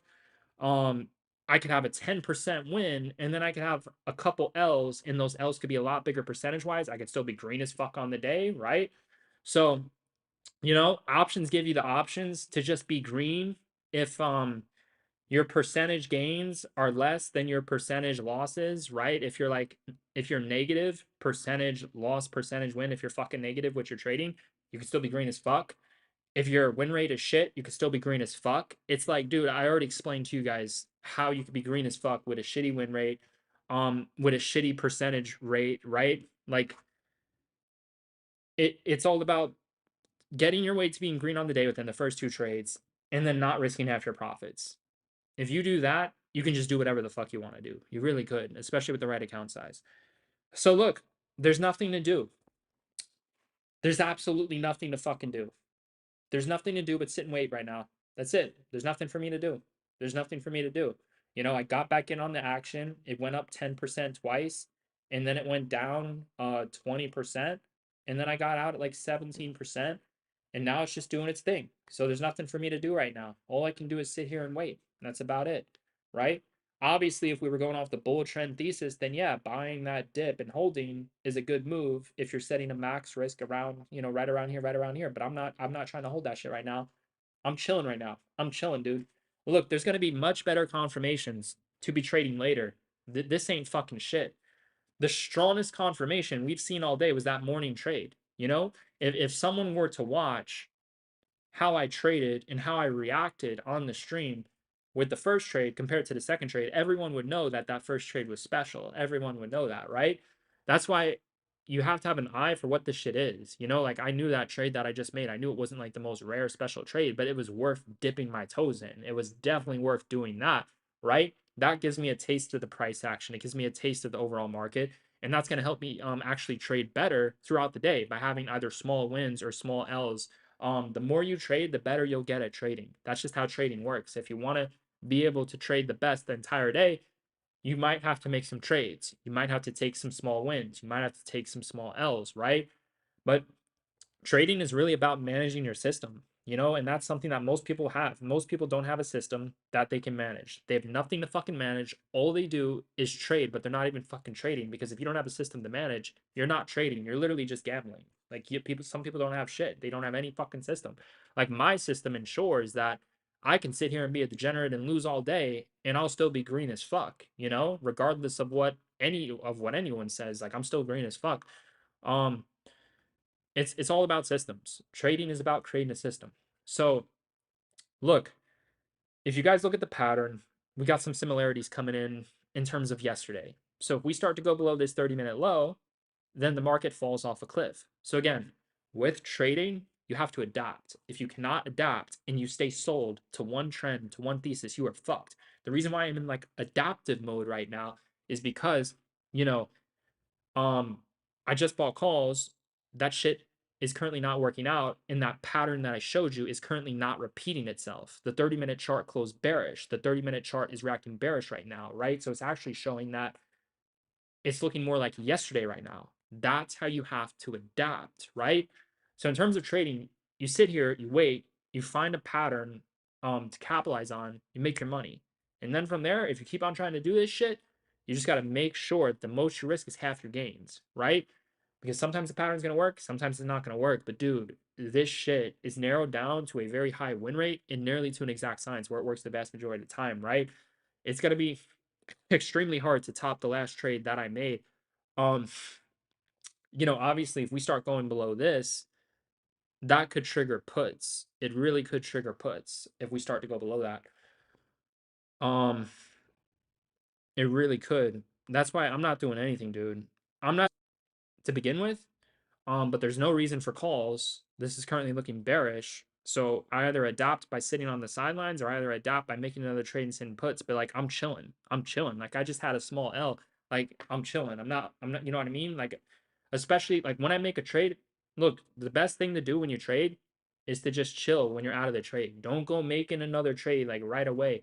Unless it's like with a 30-minute pattern that you're just unless you're just milking the trend nonstop and then the trend stops working. Like right now, it's currently not working. Then you just sit. You just sit, you just do nothing. You don't keep dipping your toes back into something that just flipped. If the market flips, you either flip with it by switching sides or you just observe it. I would say the best thing to do when the market flips like that is to observe. Don't do any fucking thing, right? Especially if you just had an L, whether it's a small L or a big L, right? But certain trades make sense just to take. But look, so what you guys need to understand is that pattern is not repeating itself. That's why I cut my call options. You still could have made money on it if you set a profit stop or sold the rips. But the pattern's not repeating itself. There's no reason to buy right now. And if you did do puts, your max pain is up here. That's all I really got to say. You know, this shit right now looks a little bit bearish. It's flipping bearish. Green red, this is a bearish pattern compared to yesterday. I would, you know, if I had to pick a side right now, I would go puts. That's what I would do. But I'm not going puts. I'm chilling. I'm chilling right now. Right? But if I had to make a trade, I would do puts 100%. I would go fucking puts. Um, but I have higher standards than just doing that. I don't just jump into something. But look, we had a trend. I made two trades. The first one was a massive win. The second one was a small L that could have been a small win. The market just flipped bearish for the short term. There's just nothing for me to do right now, right? It's either I jump into a put or I do nothing. Right now, I would rather do nothing. Is puts a good idea? Absolutely. Absolutely. It's definitely a good idea. If you look at yesterday, you know, this is signaling the next 30 minutes could be a very bearish drop. This shit literally went from 746 to 743. So is puts a good idea? Absolutely. Absolutely. Look, if I were in a trade, I do puts. That's what the fuck I would do right here. I would go fucking puts. I would sell into the dip and then I would just do nothing again. But look, there is a trade for calls setting up as well. So look, if you want to make a trade right now, you go puts. It's like, dude, I got stand. I'm chilling. I'm good. But if you want to make a trade, you go puts. You set a max pain, 730, 750, and that's it. This shit should drop a little bit. But look, let's see if someone just took puts. Boom, they just banked on that. In and out, in and out. You guys are gonna learn. The best thing you can do in this market is to scalp. Is to scalp in and out quick because there's gonna be so many trades that go green to red. There's gonna be so many trades where you give back a fuck ton of your profits and get profit stopped out. That's why you need to move that fucking profit stop up higher. But look, SPY is supposed to bounce at some point. This is not the end. Remember how I told you it was going to try to bounce right here and then spike back up to here? See how it just bounced right there? So look, now if it starts to spike back towards here, that would actually be an opportunity for puts. But our best call range is actually down here, considering that 30-minute pattern, it's now lower. It's right around here. Right around here is going to be where we're going to be eyeing to buy calls. 734 to 733.50. This is our new call range, right? So based off the 30-minute pattern, it's saying to short the spikes, the market's going to try to drop first, meaning this right here is a good entry for puts. That's what it's saying. So if someone did want to do puts, they know what to do. Um, you know, and this is going to be our new call range, right? So what's in alignment right now is the market had its bounce right here. It forms lower highs in between right here, and then it pushes lower to here. That's what's in alignment. With that being said, if you did make a trade, puts on spikes would be the most logical thing, and the market did just spike. So that's where we're at. Like I said, man, I'm not in anything. You guys do what you want to do. I'm not in on anything right now, and you guys do what you want to do, man. I'm showing you exactly how the market works. I'll show you how the market works. You decide what you want to do with that. Be self-sufficient, make your own trades with it, or do nothing. And I'm also going to show you how I trade, right? I'm waiting to make the next trade. Right now, I'm not in on anything. But look, let me lock in here. I'm gonna lock in right here. Let's see, because who knows? Maybe I'll make a trade. Let's see. Let me lock in on this.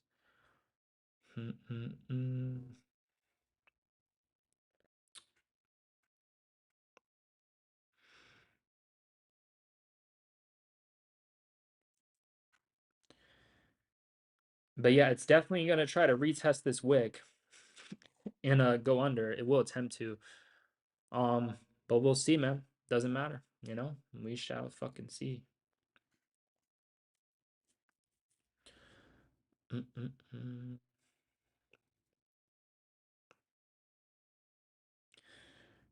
Do.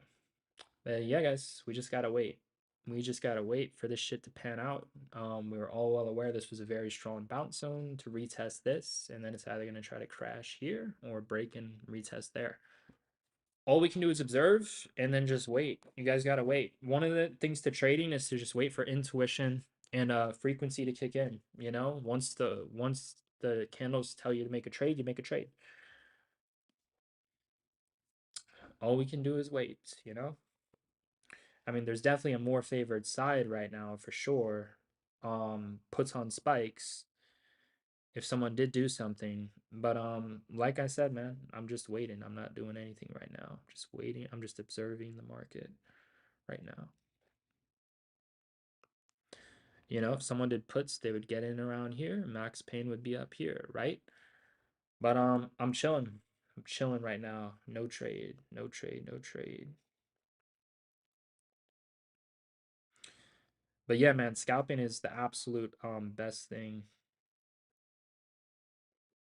Absolutely. Because you'll see how many times that happened, you know? And you guys, like, you'll see how many times, like, I'll enter a trade, the shit will go up like 15, 20%, and then it flips red. And then sometimes it goes up 100%. I'm like, dude, what system do you guys want? Do you want to flip green to red, or do you want just big winners? I'm focused on green. That's what I'm focused on. I ain't going green to red on shit like that, especially like 20%, you know? But a good rule is double digits. That's a very good rule. Like if you guys are wondering like what's a good rule to set a profit stop, 10%. Once you hit double digits, you should be up a meaningful amount. Whether that's like, 0.25 to 0.50% of your account just off one little quick scalp, right? It should be around that zone bare minimum. It's kind of absurd to give that away. It really is. So all you can really do in a situation like that is sell, set profit stops. If it keeps on going up higher, move the profit stop up higher to protect the gains, right? So one thing I will say about the whole green to red thing, right?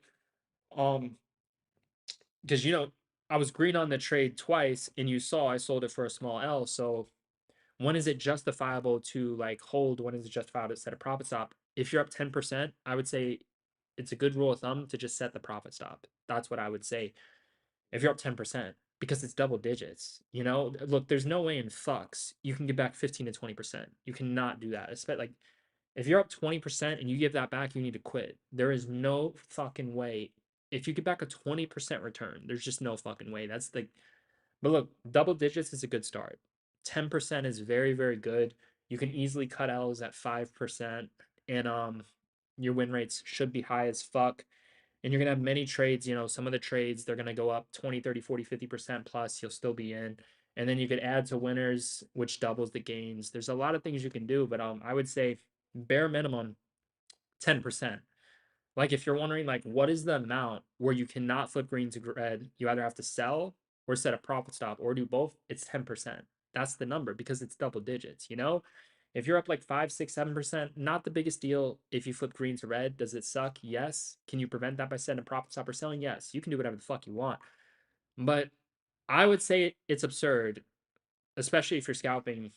If you're up 10% and you go green to red, I would say this is just not for you. It's really not for you, dude. Like 10% within the blink of an eye, it's either going to go straight back down to red or go up 20, 30, 40%. You set the profit stop, you sell, you hold runners. Some trades you ain't big, but if you're up 10%, you got to set that profit stop. There's no fucking way. Unless you just really wanted to aim big on a rare trade and you don't give a fuck of giving back the 10% gain, but that's like rare exceptions. It's like, dude, if everyone's up 10%, they should set profit stops at 10%. Like, especially if it happened quickly, you know? But even if it happened in a long time, that's another reason to get the fuck out.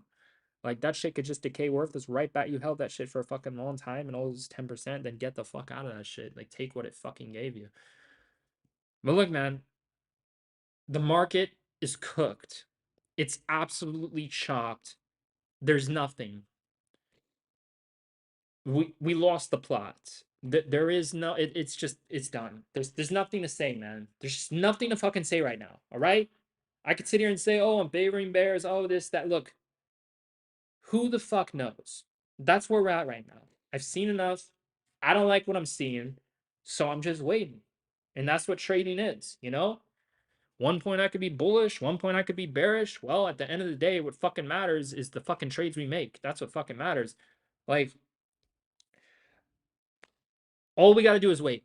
We just got to sit here and we got to wait. That's it. We just got to wait for the next trade. There's nothing to be doing. There really isn't, man. Okay. My frequency is currently telling me that this is actually flipping bullish right now. We're getting some bullish signals here on the 1 minute. So one thing you guys need to understand about frequency is it could change very fast. That's why getting in and out is very advantageous, and setting a profit stop when you're up 10% is very important, because something can look bullish within a couple minutes and then it can look bearish. But within those couple minutes, you can make a fuck ton percentage wise just by getting in and getting out, right? I'm telling you, is the best way to be in this world is in and out. Just in and fucking out of everything, dude. There's no ROI in staying in anything for fucking ever. There is not much of the fucking ROI for staying for fucking ever for like it's very hard to find something worth staying for fucking ever. And most things in life are in and out, you know? Like that's just how life is. It's in and fucking out for a lot of things, especially for trading. You know, at some point, even if you hold the trade, at some point you gotta exit. At some point you gotta get rid of this shit. Like even if you hold this shit, like, you know, someone can make 100% return and they're also risking 100% of their trade. Someone can make a 20% return and they're risking 5 to 10% of the trade. You know, does the percentage gains really matter with the overall system? Obviously, there's differences percentage wise, um, in how the results are delivered. You know, you scalp, the trade happens like that. There is no holding. That shit is done within 30 fucking minutes if you scalp. That's it. 30 minutes max, usually within a couple minutes, but sometimes 30 minutes. I mean, sometimes in a 30-minute candle, you can make 2 to 3 trades, usually two. Um, but guys, the market is cooked. We have no fucking idea right now what the fuck is gonna happen, you know? So I feel pretty good that I'm not in a trade, because part of trading isn't like trying to sit here and know what's gonna happen every move. Trading's about putting yourself in the best trade you can put yourself in. It's not about trying to be right. It's literally probabilities, dude. Literally last night I told people they can just go on at 7:40, they'll make it all back at 7:39, crash, stop it. Like it was such a free money fucking play. Like it's a game of probabilities, man. If we know SPY, once it goes under 740, it's gonna have a massive crash. If we know that, all you gotta do is wait for the shit to form a fucking red, green, red bearish 30 minute. It's like, dude, I gave people the fucking blueprint. Literally in last night's game plan, I literally told them, if the market goes below 740, you need to go short. And look at the 30-minute chart. Red, green, red, red, red, red, red, red, red, red, red, red. Oh, it started to flip green. Oh, that was the exact lows. It was the exact bottom when it flipped green. It's like, dude, I gave people the market, this looks like a stairway to fucking hell. But I gave them a stairway to heaven by telling them to short the market when it went below 740 because it is red, green, red, and all this red 30-minute. How could someone buy into all that bearishness? How could they do it? I just don't get it. Why not wait for some consolidation, some green double red green, some green to come in this motherfucker? Like, the fuck? You're gonna buy into a fucking. I mean, you guys saw what we bought calls in today. We bought into a fucking straight fucking arrow up. The fuck? The only direction was up. Every time it dropped, the shit just instantly went up. Look at this shit. Look in the morning. Every time this shit dropped, it just instantly recovered. You'd have to be a degenerate to buy puts. And look, the market flipped. Did we get crushed? Did we get hurt? Did we get back our profits? No, we adapted. We adapted, motherfuckers. See? Look, the longer you hold something, the more you're chained to it. That's just facts. That's just fucking facts. The longer you fucking hold something, the more you're chained to that position. I could sit here, I can get in, I can get out, I could just fuck all day. I ain't worried about shit. I can get in and out, I could fuck all day. There's just no excuses to be read. If someone holds a position, they have all the excuses to be read. Oh, I'm down 50%. It's not going to come back to life. Oh, I'm fucking down. Oh, I'm fucking red. I'm fucking red. Oh, it's going in my direction. I'm still fucking red. Like, fucking A, man. Like, fucking the market both fucking ways, in and out, is fucking amazing. But in this market, obviously, the bulls are clearly winning. You know, there's like, in terms of macro direction, the bulls are destroying the bears. So the overall macro is bullish, and when that kicks in, it's going to destroy the bears who are day trading it. Um, and then the bears win when the market consolidates at resistance, and then they have 1 month of fun, 1 month of fun, which typically doesn't come around a lot, but I already explained to you how that's fucking coming around in last night's video, right? And then it goes back to bullish. Dude, this is gonna be we're setting up for the easiest months to make money, man. June is gonna be so fucking easy to finish out green. Everyone's already green as fuck. You know, I already told everyone if they flip green to red, they need to quit. They need to get the fuck off the stream. Dude, I'm sitting here saying I could lose 1,000% on 10 trades. I'll still be green. And I made a 50% return this morning. So I don't know how the fuck anyone could be red. If I could do that. Like, it's when you're already green, you're untouchable to a point, right? And that point is half your profits. Once you exceed that, you're done. That's when your untouchable runs out. That's what I tell people. Like, if you're green, if you choose to stay, the most you risk is half your gains. After that, you're not untouchable anymore. You can easily go green or red, you know? If you're easy to kill within the market, you shouldn't be in the market, right?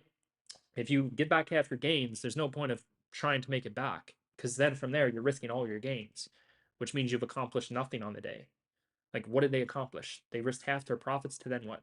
Risk all their gains to make what they already had originally? It's like you lost the second half of the day. It's over. There is no coming back. It's you won the day, but you gave back half. Like, people need to get it. Some people don't get it. It doesn't click. I'm sitting here saying, like, dude, I could position size myself.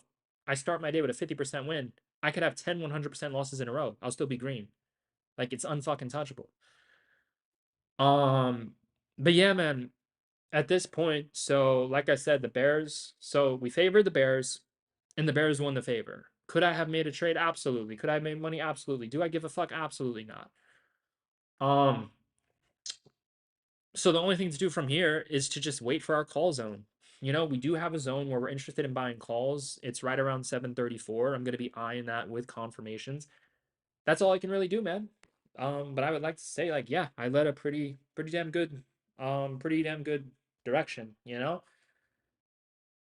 50% on calls, small L on calls that could have been a win. And then I favor the Bears. I didn't enter the puts, but I favor them. At least I gave them the favor. I gave the Bears the favor. I gave them, you know, the favor, and the Bears are winning right now. You know, part of trading is adapt. You're gonna see, man. You guys saw my confidence, dude. You saw my confidence at the morning, right? That's when I was trading. Right now, we're observing. I'm not in a fucking trade. It's like, dude, when I enter trades, I like to be confident. Like when I take a specific action, I like to be confident in what I'm doing. If I'm not confident in a trade, I should not be in that trade because I know what a confident trade looks like. That's fucking why. There's no point in doing anything if you're not confident. Like the fuck? Like if someone has a skill set and they choose to use that skill set in a not confident way and just be a degenerate with it, why would they do that? It doesn't make any sense. What, they're just experimenting? Like, what the fuck is the point? Like, it doesn't make any sense. Like, if I know how to enter a trade, that's gonna give me peak confidence where I can sit here and confidently say, if you guys take this trade and you lose money, unsubscribe from my channel, quit trading, cancel the subscription, never join a group, never do any like if I could sit here and do that, why would I sit here and take degenerate trades? It just doesn't make sense. Like that's what I'm saying. Like part of trading is trading fucking confidence, is trading fucking frequency. It's trading intuition. That's literally part of trading. If you're not doing that, I don't know what the fuck you're doing because you can enter a trade with frequency, confidence, intuition, right? You decide when you push the buttons. You know, this isn't, oh, let's show up and make a trade. No, this is let's show up and wait for fucking confidence, confirmation, frequency, fucking let's wait for some variables, some confirmations to come in and then take the trade. Why are you so confident when you trade? Because I know the trade's going to work. Because everything's in alignment. Everything in my fucking toolkit, everything that I know that will make a trade work is appearing. That's why I'm so fucking confident. If you're in a trade and you've no fucking confidence, why are you in the trade? That's another thing, dude. I like trading with fucking confidence. Like, in order to trade with confidence, you have to know this shit's gonna work. You have to see the confirmation is playing out. You have to read the momentum, read the energy, read the frequency, read your intuition, read the levels, right? You saw how I read the room with the breakout right here at 736, this was the breakout level, 735, 736, right? It's a classic break and retest, right? That's why I told everyone to sell the calls. Dude, we sold our calls at peak. We sold our calls at the absolute peak. You know, I told people to go short in last night's video below 739. The market had a massive crash and then it spiked back up to the break and retest level. That's an obvious short-term sell level, right? That's why we sold our calls, because the 30-minute chart said you have to sell by 30-minute close. And this is a break and retest. 740 was support, big sell-off, retest, green red, bearish confirmation, and then look, green red, bearish confirmation, just like yesterday, massive sell off next 30 minutes. That's why I literally sold the calls, and that's also why I exited my second call position for a very small L, right? Could have been 100% loss. It was only a like 16, 17% L. So that's why. It all makes sense. Everything's in alignment. But look, guys, I need to lock in. There could be a trade setting up here. 4 calls. There could be a trade. So this is a zone where the SPY is going to try to bounce. Doesn't mean the trend's going to flip bullish, but it does mean if you scalp calls, it could work, right? So I'm going to be eyeing a potential position here. So I need to lock in. I need to lock the fuck in here. But yeah, so far it's playing out like yesterday. And then yesterday, the whole rest of the day was just scalp. It was just laser scalp. So another thing you can do is I would encourage people to just wait. Today's the day to be very patient, very observant, and to study the channels and to trade the channels. At some point, a channel might try to develop after it tries to bounce first around this zone right here. We might get a channel development rather than just crazy moves all day. We might get a small ass fucking channel like this. I mean, yesterday SPY was in a fucking foreign language. If you saw how this shit was trading, we had a big move at open, and then we had a big move next hour, and then look, some fucking foreign language came in, and if you were holding trades in this, you got clapped. If you were over trading this, you got clapped unless you were scalping, shorting the peaks and buying the fucking dips, right? That's why I'm saying, especially with the time we're approaching, middle of the day, lunchtime, be a bit more hesitant and be a bit more observant. But we are still at a bounce zone first before some shit like this can realistically happen. So we still have one more momentum play that could play out before some shit like this happens. And then power hour, we start to pick back up more, right? So just understand, the chart is looking similar to yesterday. One of the possibilities is we have a nice little bounce from that zone, and then we just chop off a fucking cliff, destroying all the people who are going far out of the money. So be aware of that. Just be aware of that, be observant. I'm not saying that's going to happen, but I'm saying you need to be aware of that and be observant, right? Because short-term patterns happen all the time in similar cycles. Look, this shit just look, green, red, next 30 minutes bearish. Green, red, next 30 minutes bearish, right? So I took a small scalp on calls. Shit didn't work out. I cut it quick.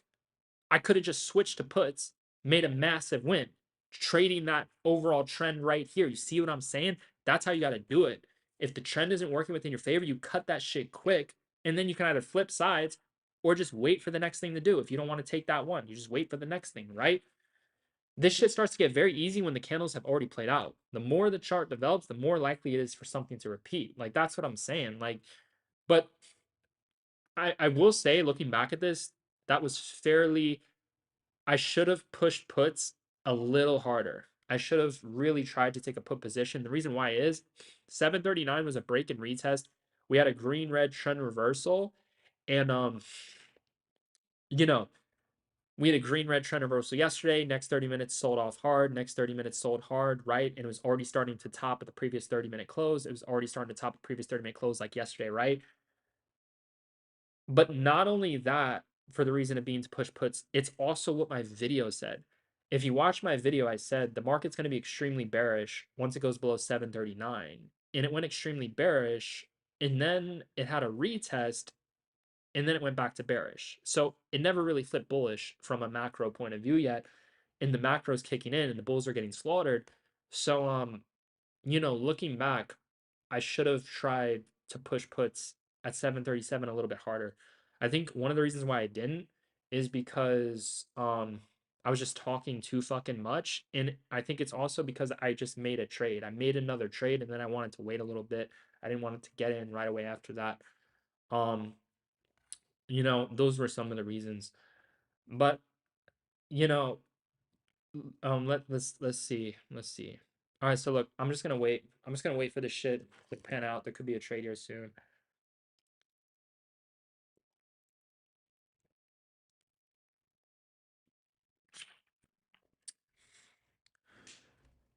Oh man, the calls are getting a little tempting. Mm-mm-mm.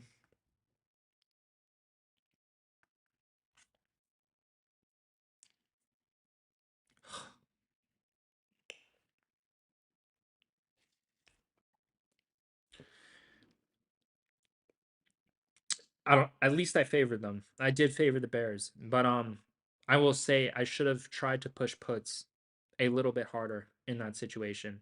Looking back on that, guys, I need to lock in, man. I am talking a little bit too much, and that's just because I'm on a fucking stream. That's why. Like, um, but yeah, I need to lock in, man. I should have been in on that shit.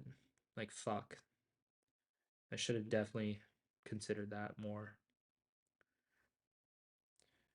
But yeah, if you guys banked on puts, man, I think you made a good decision because that was a decent setup. Looking back, it was decent. Bro, I am tempted to do calls, man. This shit is starting to look bullish a little bit. Let's see. Oh fuck, bro. I might have to do calls here. Let's see. Damn. Calls is looking a little tempting here. Yeah, bro. I think we're setting up for calls on dips. You know, we nearly hit the zone. Fuck, man. I might miss out on this play, man. Bro, these live streams are different. I'm telling, bro. Once you start, once I start fucking talking, it takes away from like fuck. It's like hard to fucking focus when someone's like talk. I was plugging this shit into fucking AI. I was like, if someone talks on a stream, how's that gonna affect their trading? Just so I can be aware of it. And I'm like, fuck, this shit is definitely having a fucking impact on my fucking trading. Um, let's see.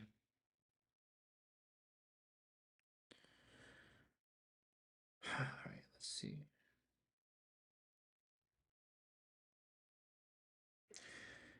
So I want to buy a dip. If I don't buy it here, I could miss out. It does look like it could go lower first. So we're in a fucked up weird FOMO place. But fuck, man, I want to get in on this fucking dip. Oh man, decisions. Let's see, bro. Hmm. Oh my god, man, this shit. Let me. I'm gonna disable this real quick. Fucking see this shit. Oh, man, everything. Oh my gosh, bro. I gotta get on these fucking calls, man. Oh my goodness. All right, guys. I'm not in yet, but I'm ready to get in. Right. All I gotta do is pull the trigger on this. I'm keeping my eyes on 735 calls. Just understand, this could drop first. Um, so I would say take a starter position if you get on the trade. Take like half of the position that you would want to take. That's what I would say right now. Let's see. Yeah, I'm liking calls. I'm liking 735 calls. Let's see. All right, guys, I'm in. I'm in 172 cents. 172 cents, 735 calls, 172 cents. 172 cents, 735 calls. Just got in on the position. All right, let's see. Let's fucking see it. So what I want you to understand is this could drop first and then spike, but it's looking fairly bullish right now. In order for this to work right now rather than a little bit later, we need to start spiking right now. Otherwise, it's going to tip the fuck over a cliff and then it's going to go below 734.30, right? So the key for this to work right now is momentum. That's the key. The way this works right now is momentum. It needs to hold, it needs to break out. That's what it needs to do. If it doesn't do that, then we're going to quickly go below 734.20. Then we should start to reverse. Um, so we shall see. I just got in on the position. I'm in at 172 cents. 172 cents on a 735 call. 172 cents, right? So for this to work, we need to hold. Look, all we need to do is hold. We just need to hold and start to break out a little bit for this to work. That's about it. If we start to tip over here, then it's gonna go red first, then it will try to go red to green. We shall see, man. I like this. I like what I'm seeing. You know, I currently like what I'm seeing. We need to start breaking the fuck out though. But I still like what I'm seeing. I still like this. I still like what I'm seeing. Let's see. But yeah, we shall see. So basically, you know, SPY has a little break and retest right here at 735.30 for the trend to shift a little bit bullish and to start to break out. We need to break above this, right? So if you wanted to, you can wait for it to break above here, get in more confirmation, or you can get in at a lower price, right? And get in right here. The crazy thing about options is though, you can get in at a lower price, but if you wait longer and it goes higher, the price of the contract could be lower. And then if the returns are explosive, the percentage gains are going to be more explosive. That's the crazy fucking thing about options. You can buy at higher prices later on in the day and the contracts will be fucking lower. Oh man, bro. Oh, mmm, mmm. Yeah. I don't know about you guys, but I don't even have to fucking look at my portfolio to see fucking green because I just know those fucking calls are ripping. And I just know if you go green to red, that's your choice. So again, we're scalping, guys. We're getting in, we're getting out. So if you go green to red, that's all on you. This was another trade. Remember, my trade before this, I took it as a small loss. It was a small win. So again, this is a small win right now. If you choose to go green to red, if you choose not to set a profit stop, that's all on you, dude. Just remember, that's all on you. I could sit here, I could do this all fucking day. You're gonna see a fuck ton of the trades might flip green to red. Some of them might go up a fuck ton, but look, I'm still in on this shit. I'm still in on calls. Just know the intent of this is for you not to follow every little thing that I'm fucking doing, dude. Like, that's not the intention. The intention is to trade. You get in, you get out, you leave runners. That's the intention. But look, I'm still in on my calls. I'm still in on my calls. I'm still holding the calls, right?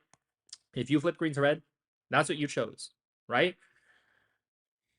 You could set a profit stop, move the profit stop up higher if it goes up. That's what you can do. If not, your risk is red. That's your risk.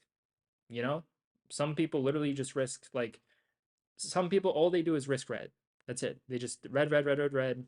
They're green as fuck. They never take profit. They never set a profit stop, right? But look, the trade had a nice spike.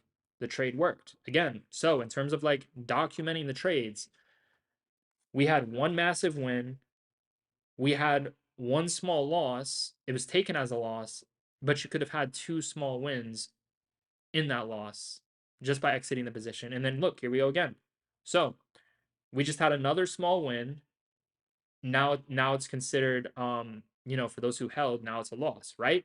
So again, this is why you see me take profit. Oh, see, here we go. Now we got some fuck. All right, guys, look, I gotta lock in. I gotta lock in. We might have to add. The market just went full fuckery mode. I have to lock in, guys. I'm locking the fuck in. The market is on some fuck you shit. I'm locked the fuck in. This is signaling another trade is about to appear, man. Look, the price action just went fucking crazy, man. Price action just went fucking crazy. I'm locking the fuck in right here. We might have to add to this if it breaks out. If not, then we're just gonna maybe hold this for a little bit. Let's see. All right, guys, we gotta lock the fuck in here. Contracts are at 159 cents. 735 calls. Let's see how we react. We just had a crazy 1 minute fucking candle. This shit just fell off a fucking cliff, then it bounced. Let's see, man. I hope people start to see the brilliance of setting fucking profit stops because this shit can flip green to red all fucking day and then it could drop 100% or then it could spike 100 fucking percent when you could have just taken 10% on every fucking trade. So I hope people are starting to get this shit. I hope it clicks, you know, because I can make 10 trades this entire stream. They can all flip red to zero. They really could. And you could have taken 10% on every single one of them. You could have done it. But anyways, man, look, this is what I'm talking about. So look, we just got it, that right there. That's a bigger L coming in. So if we don't start to bounce, you know, then we might have to cut this. I'm gonna give this a little bit more time. Let's take a look at the 30-minute chart. But man, I hope this is giving people some fucking perspective on like the importance of setting profit stops and taking profits. But look, man, we're at a very interesting bounce price. You know, we're approaching that best zone. You guys are all well aware that those calls that I just entered are not the best price to be buying calls. I was fine with taking a starter position there. Um, but look, this is actually a very interesting level to be trading at. You know, we got a break and retest right here. This is a very strong break and dude, I'm fucking loving it. I'm still loving calls. I'm loving. Oh my gosh, bro, this is fucking insane. This is fucking genius. All right, guys, I need to lock in because a crazy fucking play is about to happen. Um, oh my gosh, bro, is this gonna be a full fucking spiked recovery play to 737? Is that what we're working with here? Let's see. Yeah, bro. Oh man, bro, I'm favoring the Bulls, man. I'm favoring the Bulls right fucking now, dude. I'm highly favored on the Bulls. And the Bears just came in with that bullshit, trying to throw some bullshit at me, that little 1 minute candle, thinking I'm gonna bitch out like that. Those motherfuckers, oh, dude, it's fucking on. Guys, it's all out war. It's fucking vengeance, guys. They just threw some bullshit at me. You know how many people that would have like fucking like shaken? They would have fucking freaked the fuck out, got stomped out. I'm chilling right now. I'm chilling right like I like the levels that we're at. I still like the levels that we're at for calls from a 30-minute perspective. Um, I like what I'm seeing on the 30-minute chart. I like what I'm seeing on the 30-minute chart. So all I can really do is just lock in on the other time frames. Let's see the 1 hour chart. That's an ugly ass fucking candle. Let's see. That 1 hour candle's fucking horrific. That market open candle is fucking horrific. The 1 hour candle is a little fucking horrific in terms of this idea of a recovery, but the 30-minute chart is a pot of fucking gold right now if we hold that range. Um, let's see. Ooh, 4 hour. No, yeah, the 4 hour chart. Remember what the 4 hour chart said? The 4 hour chart said that this was going to be bullish. The 4 hour chart said that the SPY was going to go back to bullish and close the 4 hourly back towards the highs. And we're at the best break and retest level. And from a micro perspective, this is one of the best levels you could be buying calls. So, guys, I'm looking at this, dude. I'm looking at the situation. The Bears just tried to shake me out of my position. I'm sitting here saying, fuck them. I'm more confident now. I'm gaining more confidence. So, look, this is where I'm at right now as this is going against me, right? Because I bought calls right here, right? It had a small spike. You all could have taken your profits and then you could have gotten back in right here. As this is going against me, I'm more confident. I'm more confident in the position. I'm gaining all the confidence in the world right now. I'm more confident from where I entered the position. That's the candles are developing. So this is all leading up to either me buying another strike and then holding my other trade that will flip into a winner, or just add to the winner, or do fucking both. Do fucking both. Look, guys, I gotta lock in, man. I'm gaining a lot of confidence on this break and retest. I've seen this before. Everything is signaling we're gonna break the fuck out, and the sky's the limit with that 4 hour chart, dude. We're towards the best levels, man. So this is just a time game, and for the ones who go extremely far, the money, they just get fucked in that crunch. Oh, it's taking forever to fucking losing money. Oh, fucking, they're just fucked. I'm sitting here saying, dude, when I enter a position, I need to be up. I need to be green. If shit's going in my favor, I'm fucking green. Fuck all. Like, I'm about to lock the fuck in, dude. All right, so guys, look, you're gonna see it. So look, we are in a place right now where a lot of money is about to be made. Everybody needs to lock the fuck in. This is like one of the final like best trades of the day. You're looking at it. This is literally it. We're setting up for one of the best trades for the rest of the day. If you like that morning confidence, it's all coming back. And if you like that morning setup, it's all coming back. So get fucking ready to lock the fuck in, because dude, I'm getting I that my confidence is like we're hitting an all-time high here. Oh my fucking gosh, dude. I'm getting ready to add. I'm getting ready to fucking add. Like fuck them. Nah, they try to fucking fuck them for reals. It's fucking on. It's fucking on right now. Fuck them. Um, let's see. 735 calls at 168 cents. Let's see. All right, so guys, look. This is where you have to add. It's going to be a higher price, but this is the best way to add. If you want to know the best way to add, this is how you do it. If you don't add here, you just risk you risk potentially losing more money. Look, this is the best way to add. Wait for it to start to break above 735.30. Break above 735.30. You start adding to that fucking shit. It's gonna fucking skyrocket like fucking crazy. Until then, we're in at lower prices. Anything can happen, but there is confirmations to a degree, and I like this. I like what I'm in, dude. I just want to add right now. Like, fuck it. I should just add to this shit right now. Like, fuck. Oh, we got some Wumbo. Oh, we got the Wumbo. We got the little sideways Wumbo W. Okay. Yeah, inverse of here. Okay, so yeah, man, I'm getting ready to add. So look, man, if we start to push above this, oh, I've seen this before. Oh my gosh, it's all clicking. Dude, my frequency is at all-time highs right now. Dude, this shit, it's over. All right, guys, it's over. It's all I can say is it's over. The next move you're gonna see, dude, it's game over. It's game over. All I have to do is sit here, watch this, and then just end. It's fucking over. It's fucking over. So look, just know I'm getting ready to fucking add. That's what I'm getting ready to fucking do. And then again, if you add to a winner, it is recommended you set profit stops. The trade right now is barely down. It dropped like 5 cents. But look, I'm getting ready to add. I'm definitely getting ready to add to this bitch. I'm getting ready to add. All we need, one little spike, I start to add. See, one little spike I'm adding. Just give it a little time. If this shit starts to break out here, I'm gonna add to this. Oh my gosh, bro, I've seen this before. If we could just start the fucking bounce, everything that I'm envisioning is gonna happen. We just need to start the fucking bounce. This shit's gonna go fucking crazy.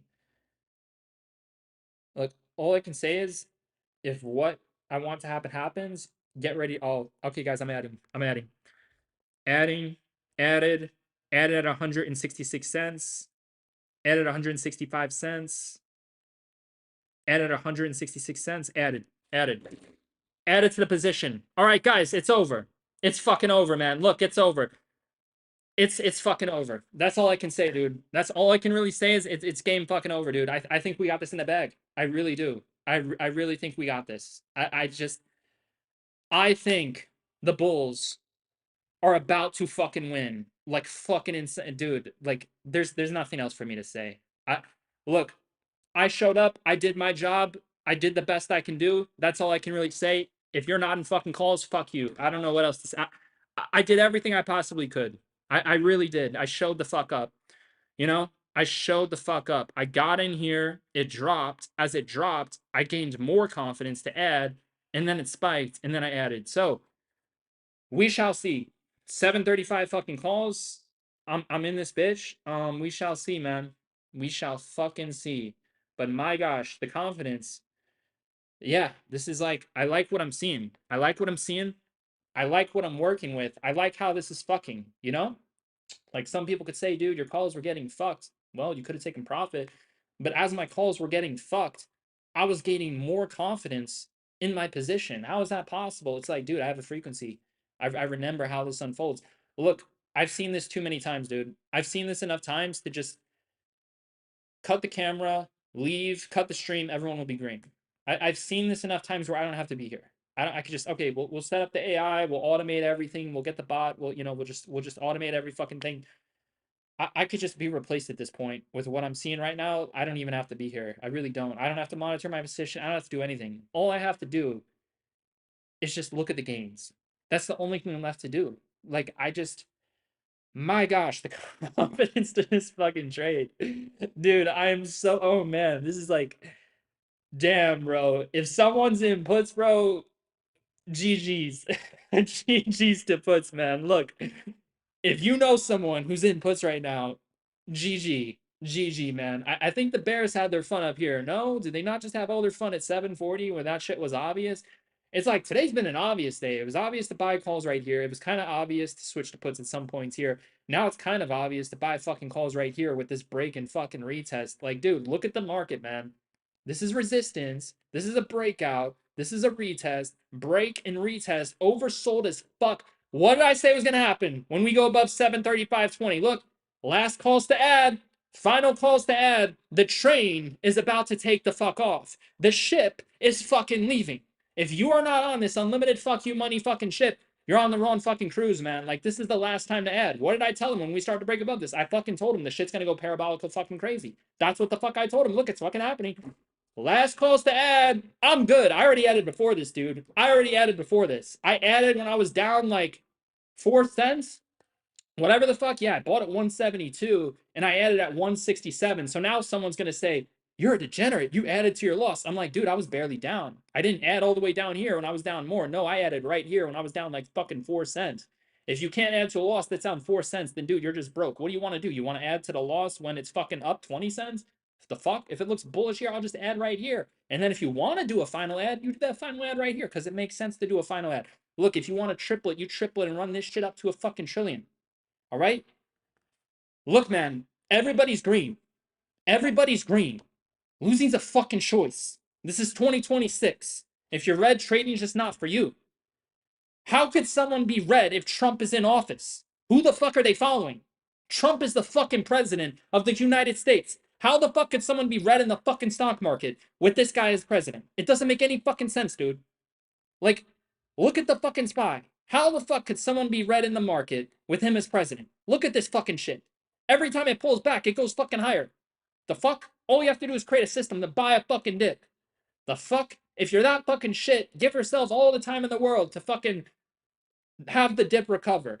This shit's gonna be 1,000, 12 fucking hundred by the end of his fucking term. By the end of his term, this will go to 1,200. I'm telling you, it's gonna break above 1,000. It's gonna go to 1,200. All the macro upside is in the fucking bulls. Anything like that is just a dip to buy. But look, man, the trade worked again. Oh man, this is great. So I actually added at the best time. So adding when I was down was actually a smart move. I added when I was down like 4 cents and then the shit spiked. You know? If I would have added right here at the best fucking confirmation, I would have had a terrible average cost. I would have had a shittier average cost. Like, dude, you have to know what you're doing in trading, you know? But obviously, if this shit starts breaking out here, yeah, you can fucking add too. You can add some more too. Like, dude, just fucking look. The bulls are fucking. The bears are clapped. They are fucking destroyed. They're fucking not. They're fucking dominated. They got fucking dominated. Look, guys, it's over. Accept the reality. Accept the fate. If you're not in calls, you're fucked. You're absolutely fucked. You think I'm gonna put my name on some bullshit? I put my name on unlimited fucking money. If you're in puts, you're fucking up. This is calls. This is final calls, dude. Look at this shit, man. The market's reversing. Look.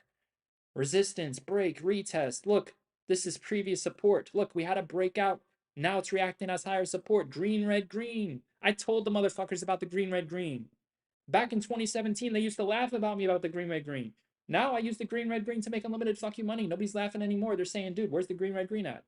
Like, dude, I'm trying to put people onto the map to get rich. Some people, they're going to say Trump's in office. This guy's making everyone rich. Let's get rich. Other people, they're going to say, dude, fuck this guy. Let's bet against him and blow up their accounts. I'm sitting here saying, dude, you can hate me all you want. But at the end of the day, if you look at your portfolio with the fucking trades I'm giving out, that shit should be green as fuck. That should be heavily fucking green. Look at this, dude. This is what I'm talking about. Oh my gosh. My wins are so much bigger than my L's because I added to the fucking winner and this shit just keeps on fucking going up. Oh, fuck. Man, this small little loss I had right here that I cut at fucking 16%, I'm unfucking touchable, dude. That fucking loss, that small little fucking thing, unfucking touchable. I can't even be fucking touched. My losses are so fucking small because I just get in, I get out, I know when to hold a trade, I know when to add a trade. Dude, I'm unfucking touchable. I cannot be fucking touched. There's people watching this stream. They have to accept that. They have to accept they will never be on the level that I am on trading. They will have to accept they didn't walk the 2 decades of shoes that I fucking walked through to get to this fucking level. They have to accept that when you trade in the stock market, this is what you're up against. You're up against the fucking best, you know?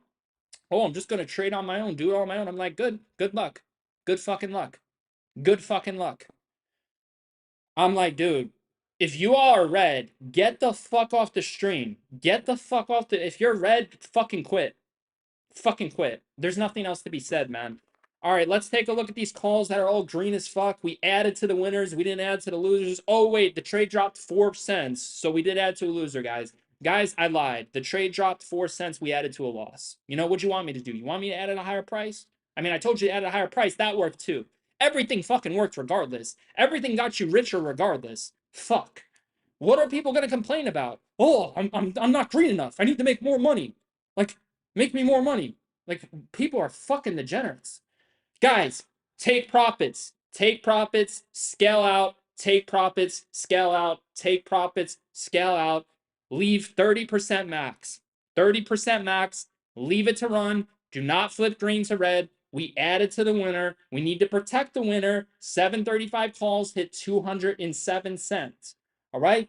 So look, we were in at 170 cents. They're at 210 cents. All right, this looks bullish as fuck right now. So look, actually leave some to run a little bit. Leave some to run. When the 1 minute chart flips red, start cutting. If you didn't cut yet, cut when it flips red. This looks a little bit bullish here. If it cuts red, start cutting. Guys, this looks bullish as fuck. If you didn't cut yet, like I said, leave some shit. Leave it. Just fucking leave it. If the 1 minute flips red, cut the bitch. Just cut that shit. All right, look, we're green as fuck. Everyone's green. We're undeniable. We're the absolute fucking best. We're the best zero-day option traders on the fucking planet. It is absolutely unfucking deniable on how green we are and how fucking successful we are. It's undeniable. Take half of your gains, bare minimum, leave 30% to ride. If this shit closes red, wait for the shit to close. If it starts to close red, get the fuck out. Do not give back your profits. Contracts are at 210 cents. We're up 40 cents a contract. All right, so you know what to do.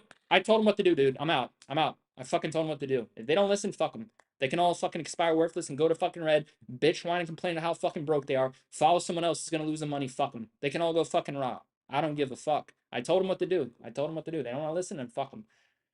Just as fast as you are up is as fast as you can go down. If you are up 30% in a minute, you are down 30% a minute if you are fucking wrong. This is the beauty of getting in and out. Guys, look, if you get in and out, you don't have to get fucked. You don't have to suffer. What did I tell him? I told him, if the 1 minute candle closes red, get the fuck out. Isn't that what I told him? Oh, it wasn't fast enough. Oh, I didn't have the fucking hotkey. Oh, I'm a fucking degenerate. I don't have a fucking stream deck. Good. You don't want to trade like a fucking professional. Be a degenerate. Get back all your gains. You want to be a loser? Trade to lose. Some people are trading just to fucking lose. You know? So there we go. Now you're seeing the reality of trading. If you do not get out, if you do not take profits, now you see how quick you have to be to get out. Now you see it. Oh, wow. If I'm up 40 cents on a trade and I'm up fucking hundreds or thousands or tens of thousands of dollars, I can lose all that in the span of fucking minutes. Wake the fuck up. Man, I hope this stream is just like kicking someone's ass in fucking reality of like, you have to get in and you have to get out. Because if you don't, look at what you're dealing with. You're dealing with a complete fucking shit show of fucking emotions. Me, I'm sitting at the top, green as fuck, stress free. Someone holding this shit is in the shoes that I was just in. They're in the same place. Do you understand? We were in calls right here. Look at this shit. We were in calls right fucking here. We were in calls right here. This shit went up all the way right here. If someone fucking held that shit there, right back to where they fucking started. And these contracts are decaying. They're not fucking getting any better as time goes on. They're fucking decaying. Like fucking A, dude. If you didn't take your profits by now, I would hope you would take it here on that bounce. Because the market, that's a generous bounce. The market's being generous. The market's literally saying, look, motherfucker, we're giving you another chance to take your fucking profits off, right? Like I said, if you guys want to leave some runners, you can leave some fucking runners. If you flip green to red, you're a fucking degenerate. 170 to 210. So, we have two massive wins. We have one small loss, and that one small loss was two small wins. If you fucking set a profit stop or sold it. So how the fuck could someone be red? You tell me, how the fuck could someone be red? The only conclusion is they bought calls, they didn't set a profit stop, they didn't sell for a win, or they bought fucking puts. It's like, dude, there is like, how the fuck could anyone be red?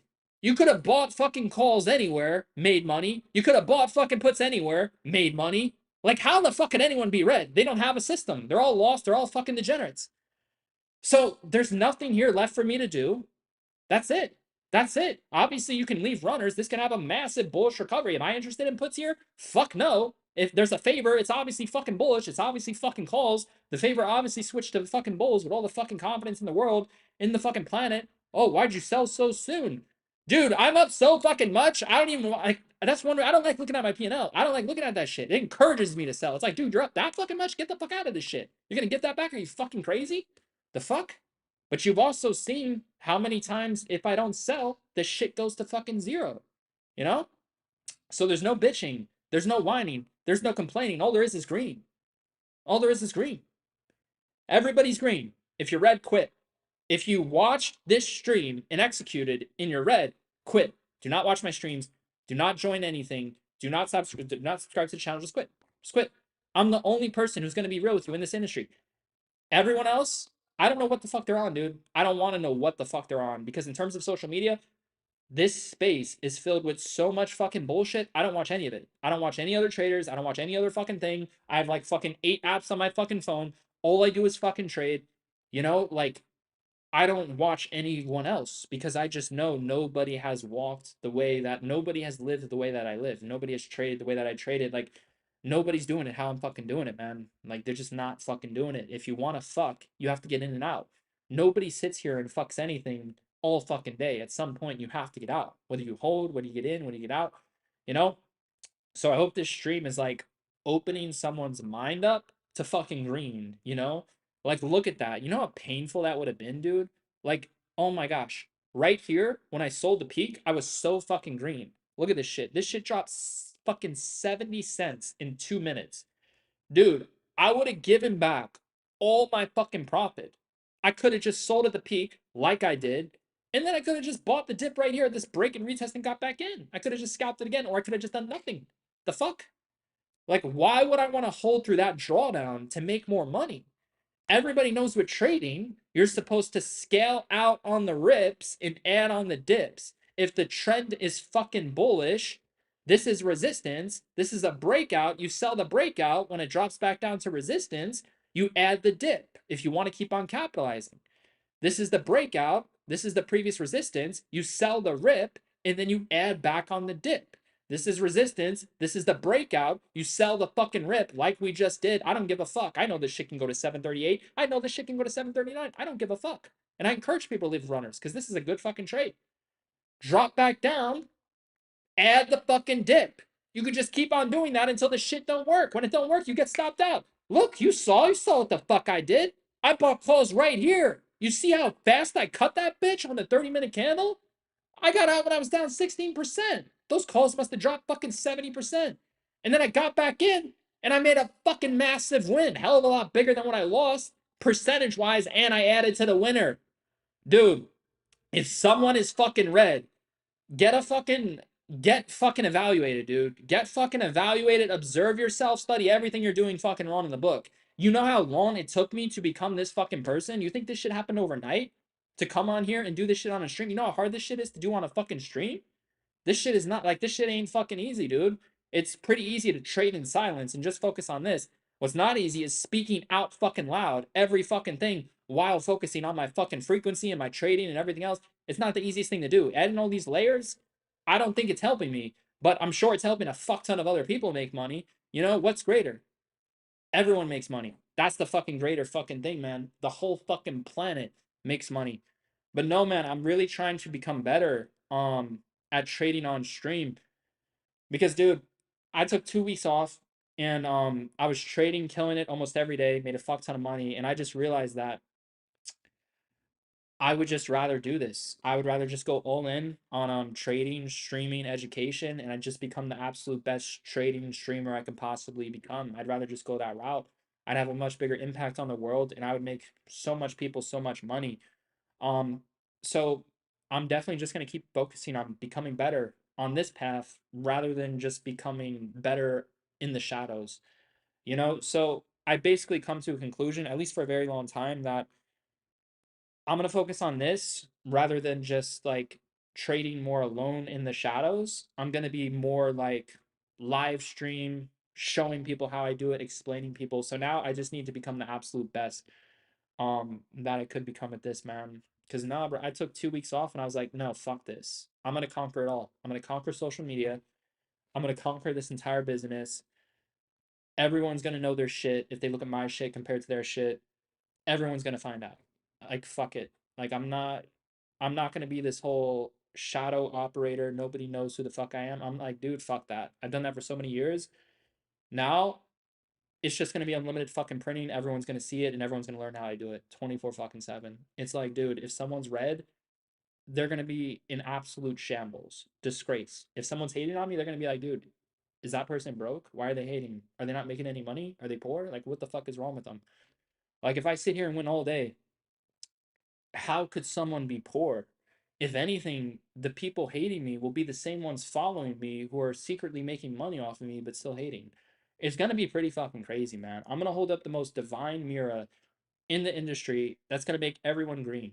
It's gonna disrupt a lot of people's businesses. It is what it is, you know?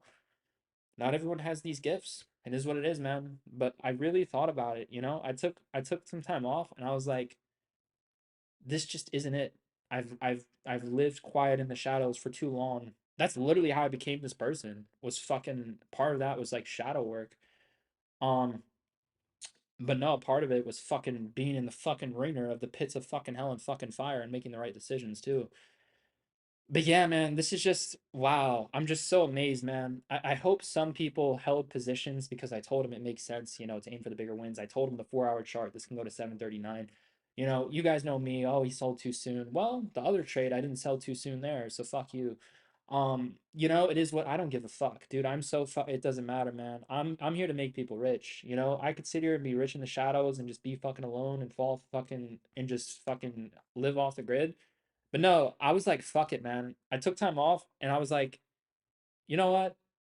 The only thing left for me to do is to just make everyone rich, make everyone self sufficient, make everyone need no one. They don't need me. They don't need another business. They don't need any fucking one. Once they figure out this shit, they don't need any fucking thing. They want to go off grid, they go off grid. They want to come back out of the shadows, come back out of the shadows. It's like, dude, I've lived every life at this point. I've lived the shadow life. I lived off the grid. I've lived so many different lives. And now I'm at the point where I'm like, fuck it. I'm going to make everyone rich and I'm going to teach them how to get rich as they're getting rich. They're not going to blindly get rich following my trades. They're actually going to be self sufficient and know and understand what the fuck that is I'm doing so they can do it to the highest level of how they can do it. They can put their own spin on it. They can make their own systems. They can make their own trades. The amount of fucking people, oh my gosh, the amount of people that have started businesses just by learning from me and being in my group is fucking insane. It's absurd. It really is absurd. Um, of what I'm gonna do to this whole industry. I'm coming in, I'm gonna fuck everything up. And a lot of people are gonna hate me. They're gonna hate that I'm that person. And I'm gonna be like, well, I wasn't this person all the way when I was on social media. I took my time off. I took my time off to become this. Now I'm showing up every day. Fuck you. Like I took my time off. I figured my shit out and like I just realized there's just no higher ROI and there's just nothing really better. What, I'm gonna trade alone in the shadows? Is that what I'm gonna do?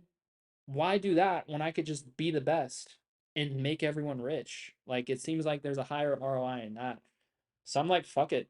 I've lived that off-grid shadow life for years, and now like I'm like, fuck it. I'm like, I'm done. Now I'm gonna show people what the fuck has happened. And all they're gonna see is green. They're gonna be like, dude, how is he green this much? How is he winning this much? How is he making this amount of people, this amount of money? How is he doing this every single day? How did he become that person? And what I'm gonna do is I'm gonna teach people how to become it. And that's what I'm gonna do, dude. I'm gonna teach people how to fucking become this shit. Because the shit I'm fucking on, this is the type of shit it'll really have you questioning if you should even be like sharing this shit with other people. It will really have you, should I even be doing this? Like like this is some rare fuck. I know a fuck ton of people. I mean, it already happens. They already started businesses off my fucking blood and off my shit. Um, off my shit. They already started their businesses. What I'm gonna do is I'm gonna fuck up the whole industry. That's the plan. I'm gonna fuck it up sideways. Everyone who you think is good, you're gonna see all through all the illusions that they're actually just shit and they're just some fucking influencer and they're not even fucking traders.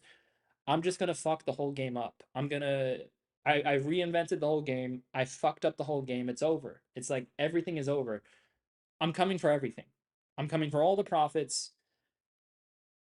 The degenerates, I don't want the degenerates. If you're a degenerate hater, you can go fall off a cliff. If you're someone who wants to be successful and be self sufficient, absolutely. Absolutely. You know?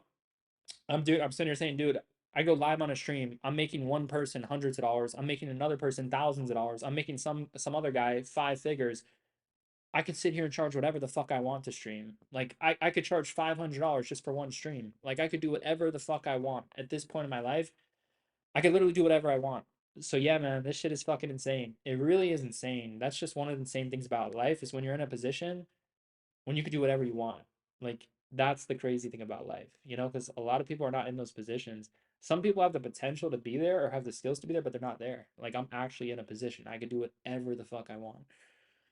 But there's just nothing to do. The only thing to do is just to hold your calls as runners. That's about it, man. Like, dude, we took over, man. You saw that confidence. See, now people know. People don't even need to like visually know of like what trade they should be interested in if they're interested in taking a trade from me.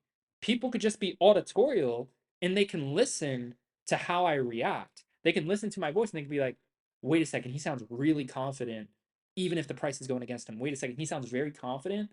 I'm gonna get in on this one. You see what I'm saying? Now you know. So now you can see the difference, right? Part of my responsibility for myself is to be the most competent person I can possibly be.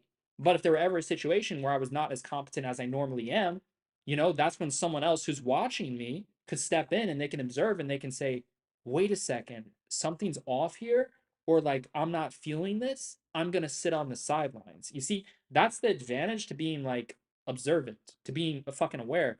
But that's not the way. The way is to always be competent. The way is to be 100% competent within yourself, within your shit. That's the fucking way, man. But just off the street alone, you guys should have a better understanding of now a read of my confidence. So in a way, you can just listen to this and you'll have a better understanding of just when to make a trade. Because when my confidence is getting that high, you fucking know, dude, I gotta be in this fucking trade. So it's not even visual to a degree if someone just wanted to follow. I'm not encouraging that. I'm just bringing awareness to that of like from an auditorial perspective, we can all sit here and agree that certain trades make sense to get in and certain trades make sense to size more just based off of how I'm fucking speaking if it consistently repeats the same results. So one thing that I'm going to be watching because like I said, man, I don't think live streaming is going to help create the best trader of me. It's definitely going to help create the best live streaming trader version of me. But who knows? Maybe in the future it helps create both. But who gives a fuck? Because I'm here for a bigger impact than just trading alone in the shadows, trying to be the best by myself. It's like, dude, I have a choice. I could be the best alone, or I could be the best on stream. It's a fucking choice, right? No choice is going to guarantee which I trade better, right? But at least if I trade on stream, I get to impact a bunch of people's lives. I get to change their lives. I get to help them become self-sufficient. I get to make them all money the easiest way possible, right? Literally scalping in and out, it's like the most degenerate thing to do in a chat. It really is. People aren't going to have confidence. They're not going to get it. In terms of my style, it's more designed to be on a live stream because I'm getting in and out. If I write this shit out in a chat, people aren't going to get it. It's going to, you know what I mean? They're just not going to understand. It's like they're not going to get it. They're not going to be confident. And the trades are going to play out too soon. And then they'll compare that trade to someone else's trade. But we have different systems. It doesn't fucking matter. Like, basically, my trades are not the like best to be designed for written out unless someone has the education to see and understand that, which they likely don't. You know, the best way to get educated with my shit is to watch a live stream, not to sit in a fucking chat with some text alerts. Um, but look, man, we did it. I gave you guys the home run play. The home run play was calls, and then I told you the Bears are in the favor. I didn't do shit. Had a small L on calls. That was a win twice. And then I gave you the blueprint for calls. So look, now there's nothing to do, dude. We can sit here and we can talk about, wow, this guy was right about everything. Everything he said came true. There's no other stream like this on the planet, but there's nothing we can really do, man. So yeah, there's nothing to do now. That was it. That was the blueprint. This shit can go up for another hour. Fuck, I hope someone's holding runners. What are they at now? They must be at fucking. Fuck, they must be 300 cents, no? What are they at now? Fucking, let's see. Um, 305 cents. Wow, I didn't even check. I fucking just knew the price off the top of my head. It's because like I'm telepathically fucking connected to this shit. It's like, dude, some people are like, how do you know? I'm like, well, some people just know things. Some people just know things. Some things can't be explained. I feel like to a degree, I know how it happened, but in terms of knowing how I know, it's literally just frequency sometimes. It's like frequency with visuals. It's just, dude, I just know. Some people just know shit. Like, some people just know shit, dude. It's a real thing. Some people are just, you know, some people are meant to be placed in certain things. You can sit at a table, you can sit at a chair. What table are you going to sit at? What chair are you going to sit at? Where are you going to be seen? Where are you going to be placed? Where are you going to be operating at, right? It's like when you're on the shit that I'm on, all of a sudden going to a place is no longer going to a place. What place am I going to go to? Why am I going to go there? What's the benefit of going there? Why am I going to sit at that specific seat at that specific table? What's the ROI in that? Dude, one thing I've learned in my life is most of the time when I'm sitting at a table, right? Whether I'm alone, whether I'm with people, if my plan is to go in, sit at my table, not move around, not go anywhere else, not move to other people's table, whatever the fuck's, dude, the highest ROI in my life is just sitting at my table, not sitting at other people's tables. That's something that people don't get. There's a lot of people, they just try to sit at other people's tables their whole fucking life and they never build anything for them fucking selves. You know, I'm at a point in my life, if I'm literally just sitting alone at a table and for whatever fucking reason I go to another table or fucking someone tries to drag me into their shit, into their table, whatever the fuck, I'm like, dude, the highest ROI is to just stay still, is to just stay at my fucking table. It's just, where I want to sit and where I want to go. But yeah, man, it's like literally, I've had so many experiences in my life. I look back at the experience and I'm like, no matter where I go or like no matter who I talk with or whatever the fuck I hang out with, I'm like the ROI is just so much higher than just being at my table. Whether that's like me just being alone at my table or like I invite someone over to it, but like usually it's just alone. The highest ROI has literally just been to alone. It's like most time I'll spend with someone, I'm like, damn, like I would have just been better off not spending time with this person. Like I could have just so much better off just staying fucking alone, just doing whatever the fuck I want alone. Like living a life alone is fucking amazing, you know? But man, if you guys find that one special relationship, that one special connection, oh man, that is fucking amazing too. It's just so hard to fucking find. Um, Not just to find, to fucking last. It's very hard for that shit to last. To a degree. But look, man, I'm just so like, wow, we really did it. We made people, everyone got rich, everyone learned something new. Everyone, like, man, there's just no other stream that does it how we do it. This is like, it's untouchable, man. It really is. It really fucking is untouchable. This shit is unfucking touchable, man. Like people wonder why don't you do this every day? So I'm like, I don't have to. I even question, should I be doing this every day? Like, do I want to make people look that shit? Like, fuck, I'm gonna make so many people like envious and insecure of their shit. Cause they're gonna look at my shit and they're gonna be like, dude, his shit is so much better than my shit, and he's in business too. Like, fuck, it's very disruptive, Like it's very fucking disruptive. I will say that what I have is very disruptive. It is not for the weak. It is not for the envious. It is not for the haters. It is not for fucking them. They're gonna go full fucking overboard. Um, but yeah, man, I've hit the point in my life, man. I'm like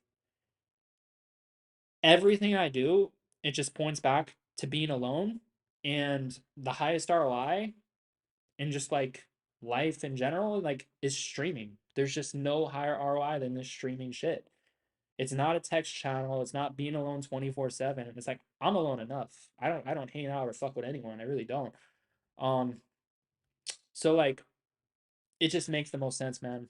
It really does. If I'm this type of person, I think like the most logical thing is to just make everyone rich and to get them to their best selves. I could be a catalyst, I could be a portal. This stream is clearly a portal to make people rich and to make people self-sufficient and to awaken people to things that they don't like at first and then they change for the better, hopefully. If not, then they just get fucking worse. It's like, dude, once something is already seen in life, you can't go back to unseen it. You can't erase it. And a lot of people don't like that because it requires change, but people come into your life to change your life for the better sometimes. And that's one of the things that it is that I'm doing. I'm the absolute best at this shit. Nobody else is doing it to this level of degree. It's never seen any to this degree of scalping. I've never fucking seen anyone do this shit like this, man. You know? But yeah, man, I'm just here at this point. I'm here for fucking impact. I'm here to become the best trader I can be on stream. And I'm here to impact every fucking one in the most positive way possible to get rich and to become the best versions of themselves. If you're wondering what it takes loss, it takes sacrifice, it takes a lot of things that appear to be negative, but they're actually positives. It takes so much things being removed from your life. Even if you like those things, it's for the best. Even if you're attached to those things, it's for the best. It's like it takes detachment, it takes losses, it takes detachment, it takes disappearing, it takes shadow work, it takes every fucking thing that nobody's willing to fucking do. If you feel like you haven't died in your life, you're probably doing it wrong. That's what I would say, dude. It's like the amount of ego deaths I've had, the amount of times I feel like I've died and came back from the ashes, the amount of like it's fucking absurd, dude. It got so absurd to one point. I was literally laughing. It's like something triggered inside of me to like the only thing I can do. It was like that scene from Breaking Bad. I remember the scene in Breaking Bad where he's like, Skylar, where's all the money? And then like she tells him I gave it to this other guy. And then he just starts laughing, dude. I remember in my life I had this moment just like that. And it was like in a place where I didn't expect it to happen. It was fucking crazy, man. It was like in the least expected place for it to happen. And then like it was just ego death after ego death after ego. It just kept on happening. Like, dude, I was laughing so fucking much because like that's the thing that triggered inside of me was fucking laughter. I was like, dude, how could someone die so many times this fucking quickly? And I'm sitting here like I'm looking at my life and like everything around me is normal. Like I'm living a normal life. But like the shit that has happened to me is not fucking normal, but I'm in like normal environments, right? um Sometimes, and like this shit, it's just so funny how it works. Like it's fucking insane. It's absolutely fucking insane, dude. Like I be in the most normal situations and out of nowhere I'll just fucking die or some shit and then I'll just come back to life. Like it's happened so many times where like sometimes I'll just be dying all the time, but then other times it's like I just can't die anymore because I just died too many times. But that's like another reason why I don't fear death is because I feel like I already died. Like it's like I already died so many times. It's like to a degree, it's like already dead in a sense, like to a fucking I died so many times. It's like this shit, like one of the ways I died, it feels like I can't lose money, I can't be red. So like I feel like I had a death of like I can't be red. I can't lose all my money. Like it's not even a fucking choice at this point. It's more of like it's just how I am. So I feel like a past version of me died where I would lose money and I would be red. And now it feels like that version is dead and it just feels like it's never coming back. So it feels like I already died in certain ways. Like I died in terms of being red. It's kind of strange. Like it feels weird. It feels like I'm gonna be green every single day. Like I can never be fucking red. Like it's just it's kind of strange to like describe. It's like a phase of me has basically died. It's no longer there. I used to have red days. I used to be red in situations, but it just doesn't happen anymore. Like it's dead to me. It's gone. So now it's just like I'm living a new life where it's just nothing but winning. It's winning, winning, winning, winning, winning. And then I look at my past life and it wasn't always like that. But now it's just winning, winning, winning, winning, winning. So it's like certain things in me have died. They've clearly died. Certain chains have been broken. Certain things have been detached. Certain things are just dead to me. Like losing, it's dead to me. You know, at some point I was winning so much, I was like, fuck, this is overwhelming. I'm going on the fucking shadows. Like, fuck this. But now, like, it's just going to be so absurd with the amount of winning. Like, I'm already envisioning it. Massive group, live streams, fucking running up numbers every single fucking day. And then in-person meetups, live streams only, private communication, no fucking BS, fucking direct messages. It's like, dude, I'm putting myself in something where people can't take something from me, dude. I'm just so done with people who join my group and then all they do is they become better and then they leave the group and then they tell people to join their group.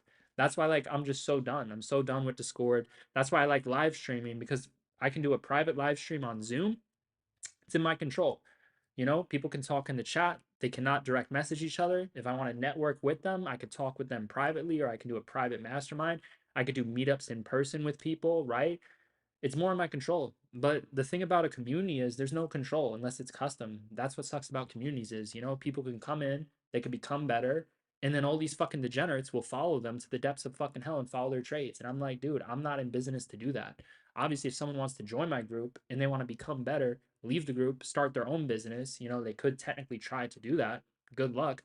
But they're not doing it with my people. Fuck that. I'm absolutely done with that. That's one thing that's unacceptable. It's one thing they can become self-sufficient from me and become a trader and make money. It's another thing, they can even use my shit to start their own business and give me no credit and try to copy me. And then it's a whole nother level of low if they do that with my people. And that's just I've reached a point where I'm done. I'm not putting myself in that fucking place ever again.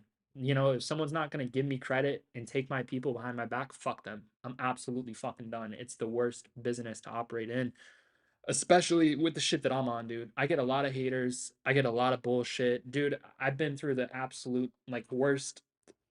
A lot of the look if you typed into like AI or if you just know about life, I've been through some of the worst things you can possibly think of. The beauty of that is, it like you know, it's one of the ways how I became the person who I am. So that's the beauty in it. It's like it came out good, not fucking bad, but I had to go through some horrible fucking shit. Um, but it is what it is. That's life. I mean, fuck, like my soul is clean, you know? The shit is like I'm very fucking amazed and satisfied to what my life turned into. It's just I did not expect things to go that way. It's absolutely fucking horrible. I've some of the worst endings you could possibly think of with certain situations. You know, that's just why like I have to be in secured positions, you know, like I'm not looking at this chat. God knows what someone's saying, you know. Someone could be saying, you know, this I lost all my money with this guy, he blew up my account, or someone could be saying, oh, this guy's full of like, dude, I don't look at any of this shit. These people are not like this shit is gonna be a million times better. I'm telling you guys, I'm gonna launch some exclusive shit. So just be ready because I'm gonna launch some exclusive private shit. And the core focus is gonna be on live streams. And you guys know what the fuck we're doing on these live streams. I'm literally creating a laboratory for you to get self sufficient, for you to get rich, for you to make your own systems, for you to take trade into your own hands. You know, the goal of what I do is not for you to sit here and follow me. The only reason to follow me is if you want to just keep developing a certain way of thinking. You know, people don't need to follow my trades. They should know how I do this shit at some point. Um, or if they just feel comfortable following me to a degree, right? But they don't have to do that forever. The point of my shit is gonna be you can do what I can do, um, and then you do what you want with it. But you're not doing what you want with it with my fucking customers. That's not fucking happening. That has happened so many fucking times. Like, you guys need to understand this industry is horrible for good people because all they do is get used and taken advantage of. And it doesn't matter how good you treat people. It just doesn't matter what the fuck you do. Someone's always coming in to take people or just like, you know, get members into another thing. They're always coming if you allow them to. That's why I'm just done allowing people to do shit. It's just unacceptable. Um, you know, I just if I leave the door open, someone's gonna do it, you know? So I just can't. It's like I'll create better traders. All they'll do is they'll start their own business and then they'll just get traders in their business and they'll give me no credit and they'll do it with my people. I'm like, dude, I'm done. Fuck the DMs. Fuck the community. You know, I'm gonna take everyone to the top without a community. Fuck the community. I'm done with the community. Done with the whole DMs. Fuck that. I'm the best. You learn from me. That's fucking it. Fuck everyone else. They can all go fuck themselves. You want to learn from someone else? Go pay someone else. I'm the fucking best at this shit. Fuck everyone else. I'm taking everyone to the top. They're either coming with me or they're going with someone else, or they can just try to do this shit on their own. Just know though, man, I did not become this way all by myself. I've experienced so many different things with so many people that has helped to a degree. Um, you know, get me to certain ways that I need to be, to get me to do certain things that I need to do. It has helped in certain levels, you know? Part of my development was through other people, but the wild part was it was seeing myself through other people. So it's kind of crazy because my biggest development in life, like my biggest life change, was being with another person, but it's like I was experiencing myself through this person. It was like a divine fucking, it was like a mirror. It was like a divine experience. Like, um, but it was just seeing myself through them. But if they weren't there, I might not have seen that at that time. So by me seeing that, it created the biggest fucking level up. It was fucking insane, dude. But without that person, you know, without that portal, that catalyst, that mirror, I might not have become that person, or it might have taken me a lot longer. And time is fucking money. And the more you trade, you'll start to realize how trading is life. That's why I talk about life a lot because all this shit is really life, you know? Trading is literally life. It's a skill set to life. If you're good at life, you can be good at trading. If you have a lot of people with money trade because it's very easy to trade when you have a lot of money. That's fucking why. But a lot of people who have money, you know, a lot of them, they're not all just degenerates. A lot of them are fucking smart. They have frequencies. They can come into the market and fuck it up. Obviously, it's not for everyone who's rich, but a lot of rich people trade because they know it's like, dude, to be rich and to maintain this shit, you got to be on high level frequency. There are some exceptions. You could get famous, you could be a degenerate, and you know, you could get rich and famous that way. There are some exceptions, but a lot of rich people who actually get rich without all this like social media fame shit, a lot of them, you know, they're actually like very high frequency people. They know what they're doing and they can literally just come into a market and they could fuck it up very quickly, whether it's a business, whether it's stocks. A lot of them are very like well exceptional people, not all fucking degenerates, man. A lot of the degenerates tend to be on social media, but then you have those rare exceptions who are on social media um because their business just so happens to be a business that's a social media, right? Like there's no bigger scale than the internet in terms of a business. Well, with what I'm doing, there's no bigger scale. Like if I tried to do this shit in person only, it's capped, you know, and it's a lot more complicated and it costs a lot more money to do things in person. And do I even want to do that all the time? Like, that's another thing. This shit, the scale is unlimited. There's unlimited fucking money, unlimited fucking creation, unlimited fucking people. So, yeah, man, I'm just like, wow, there's just nothing to do, man. There's just absolutely nothing to fucking do. Look, I'm gonna look at the chat. Um, you know, I highly doubt it's gonna live up to what I am. I would like to think if it's a private chat of paying customers, then the chat should be a lot better because with this stupid fucking chat, any fucking degenerate can come in and say whatever the fuck they want because no one's monitoring this shit. Um, but yeah, it is what it is, man. But yeah, this shit is fucking crazy, man. This shit is absolutely fucking insane, man. Oh my gosh, dude, I had people spamming in my chat. This shit is crazy, dude. Oh my gosh, it's time, man. Yeah, I think it's time to just quit the stream. Yeah, it's time, man. I got people spamming their groups in my chat. This is crazy, dude. I would have to hire people to monitor this free chat just for this shit to be free. I'm like, nah, fuck the free people. If they can't be green my shit, fuck them. That's what I think. So yeah, man, some private shit's coming. Fuck everyone. Fuck the Discord, fuck the communities, fuck everyone else. I'm so fucking done. Like, all I'm gonna do is make people rich. I'm gonna make people rich. It's gonna be secure. Nobody can do any fucking thing. They're like, I'm so fucking done with this shit, dude. I'm so done with other fucking people and their bullshit. It's fucking crazy. But yeah, man, this shit is crazy. I'm literally over here making people money. People are spamming in my chat, other fucking groups. You see, like, this is what I'm talking about. This is exactly what I'm talking about. Honestly, guys, like, fuck everyone. Like, for real, fuck everyone. Fuck everyone's group. Fuck everyone. Fuck Discord. Fuck the community. Fuck everyone. It's absolutely, like, I'm so fucking done. I'm absolutely fucking done. Fuck the industry. Fuck the game. Fuck everyone. I'm fucking done. Um, at first, I went off grid for a long time. I did shadow work.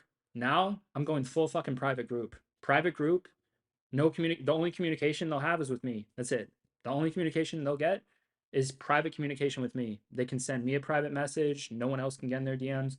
Um, they can privately communicate with me and there will be a chat, but the chat is going to be no DMs, no DM chat, no add as a friend chat. It's gonna be Zoom. Shit will be monitored. Shit's gonna be secured. I'm done, man. This business is insane. I'm like, I can't even do some free shit if I wanted to do some free shit, because then I gotta hire people, and it's free, and they have to monitor a chat all day. Like I can't even do some free shit if I want to do. I'm like, there's levels to the game. It's crazy, dude. Like everyone wants to feed off my blood, to feed off of my fucking shit that I'm building. Everybody wants a piece of this shit. And I'm over here like, dude, why don't you go put yourself on social media if you're so fucking good and put your face out there if you're so fucking good? And why don't you make your own fucking content and run your own fucking like why don't you guys all fuck off a fucking cliff? Like fuck everyone. Like, I'm just so fucking done, dude. I'm so fucking done. All people want to do is use and fucking take and build their own shit. I'm absolutely fucking done. No matter, and the crazy thing is, no matter how good I get, the worse it's gonna get. I already know it. If I start creating badass traders and I do an open community, oh, it's fucked. Everyone's DMing each other. They're all starting their groups. They're all linking up each other. All of a sudden, they're all fucking geniuses. All of a sudden, they all have 20 fucking groups. All of a sudden, my community turns on me. All of a sudden, like, fuck it. I'm so fucking done. Fuck the community. Fuck the Discord. Discord is the dumbest fucking community I've ever fucking seen in history. It's full of a bunch of fucking degenerates. I'm so fucking done. I'm absolutely fucking done with all this shit. I'm gonna go full private. So now it's gonna be like I'll be off the grid, um, but private with a group of people who cannot communicate with each other. Well, they can communicate in a chat, but there's no DMs, there's no ad feature, there's no bullshit going on. There's no fucking Discord. Discord is a fucking dude. If you want to see the quickest tell to an unprofessional bullshit fucking place, go in a Discord. It's so fucking stupid. You can have a genius in a Discord. He'll give you the best trades. He'll teach you everything. And then all these degenerates will go for join or follow someone else or go do something else. I'm sitting here saying, like, dude, did these people not pay to learn from this shit? I'm like, oh, they can just do what they ever want because there's no control. They can just DM anyone, start their own groups. They can do whatever the fuck they want, no matter what the fuck this shit is. So yeah, man, Discord, fuck Discord. Discord can go fuck itself. It's not a real business. It's not a real fucking group. It's all fucking bullshit. Anyone could just do anything. They can get scammed by scammers in the direct messages. They can fucking start their own groups and start their own free things. They could do whatever the fuck they want. It's a fucking Discord server, you know? Fuck Discord. I'm not giving people the option to sway away from our shit.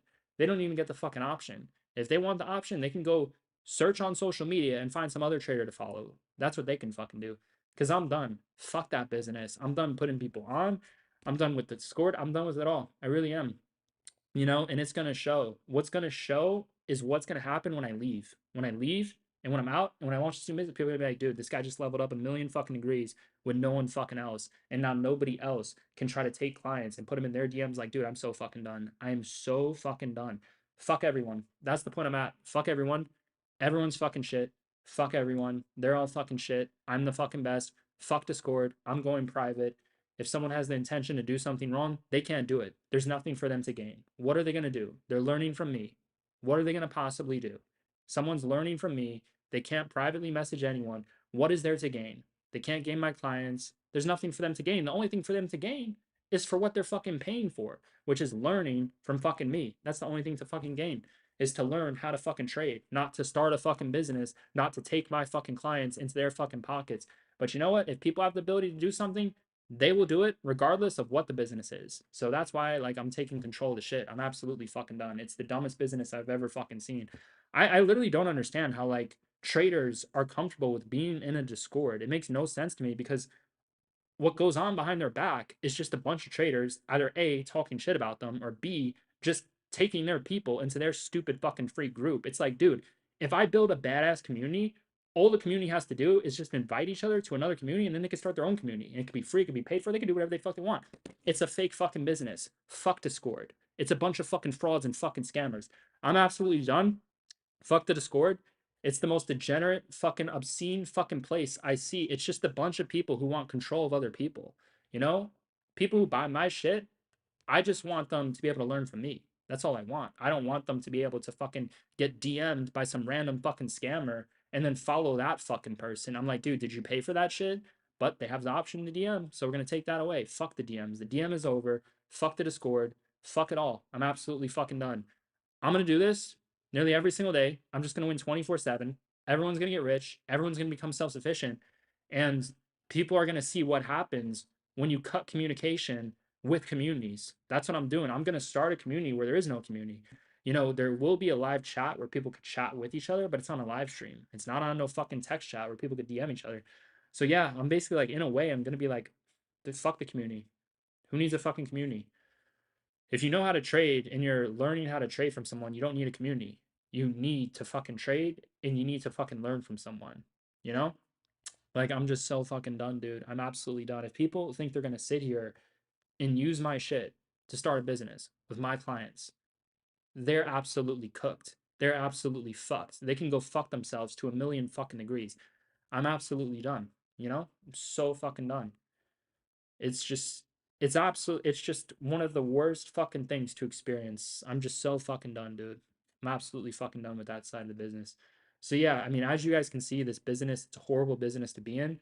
Um, and I hope this gives you a better understanding on why some businesses are private without discords, and then other businesses have discords. You know, some people don't care and they don't mind like getting taken advantage of, and they don't mind other communities, you know, starting off their group, and they don't mind people privately talking behind their backs, and they don't mind scammers and impersonators scamming their clients. Some people don't mind all this shit, but dude, I'm just done. I'm done to a degree of like this is just like disgraceful, and I just can't be associated with anything with like I'm just so fucking done. Like if it's in fucking Discord, I want absolutely no fucking association with Discord. I think it's a bullshit fucking community where people just want to control their people. I think all the community wants to do is take from everyone and then run with it and start their own things, whether that's free, whether that's paid for. I think everyone has their own hidden agendas, and I think it's a bullshit fucking false fucking reality fucking fake fucking world. That's what I think Discord is.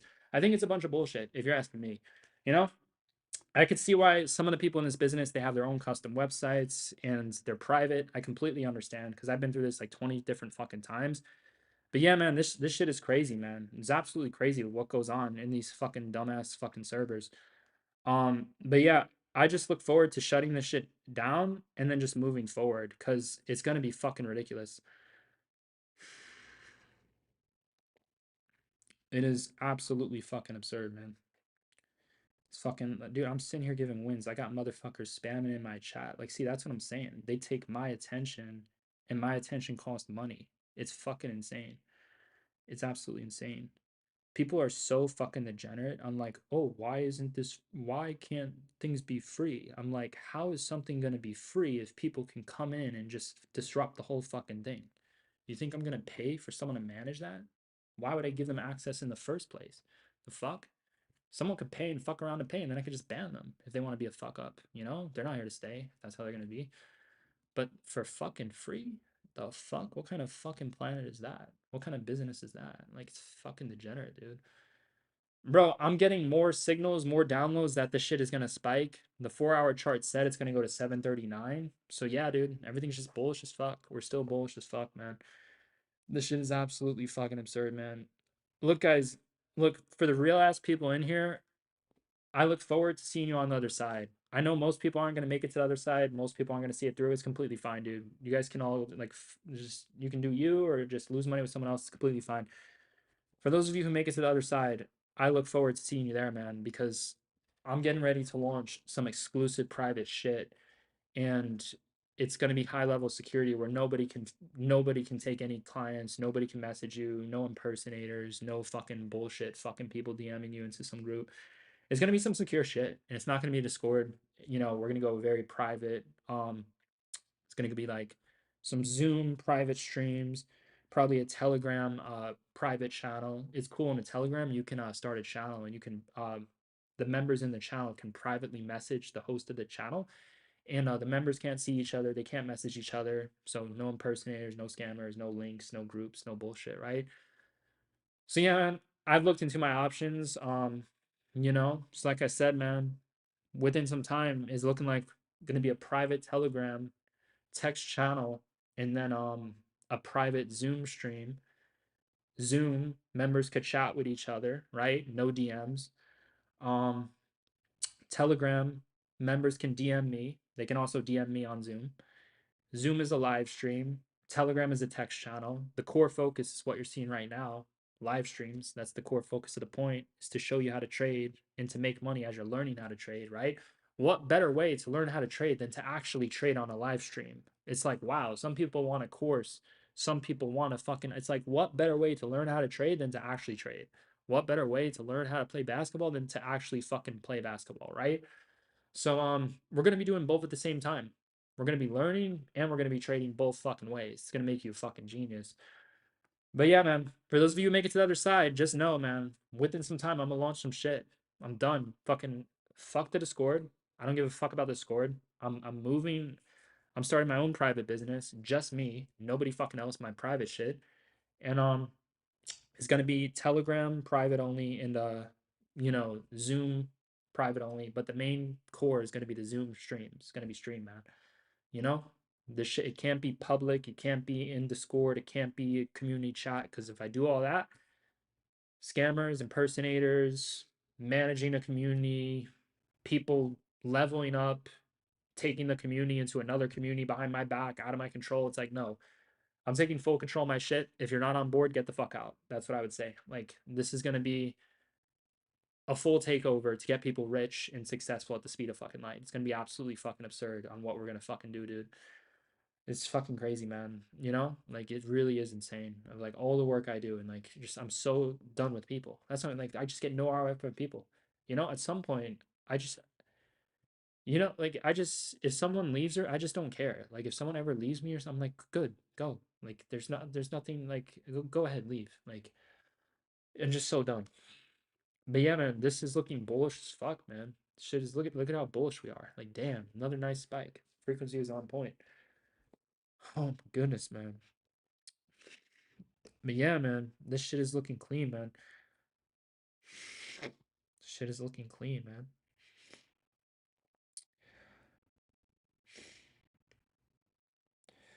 Yeah, so for the most part, um, I'm still thinking of some things. I mean, someone asked about price. I mean, I would likely start it more like middle. So the starting price would probably be around 700 to 1,000.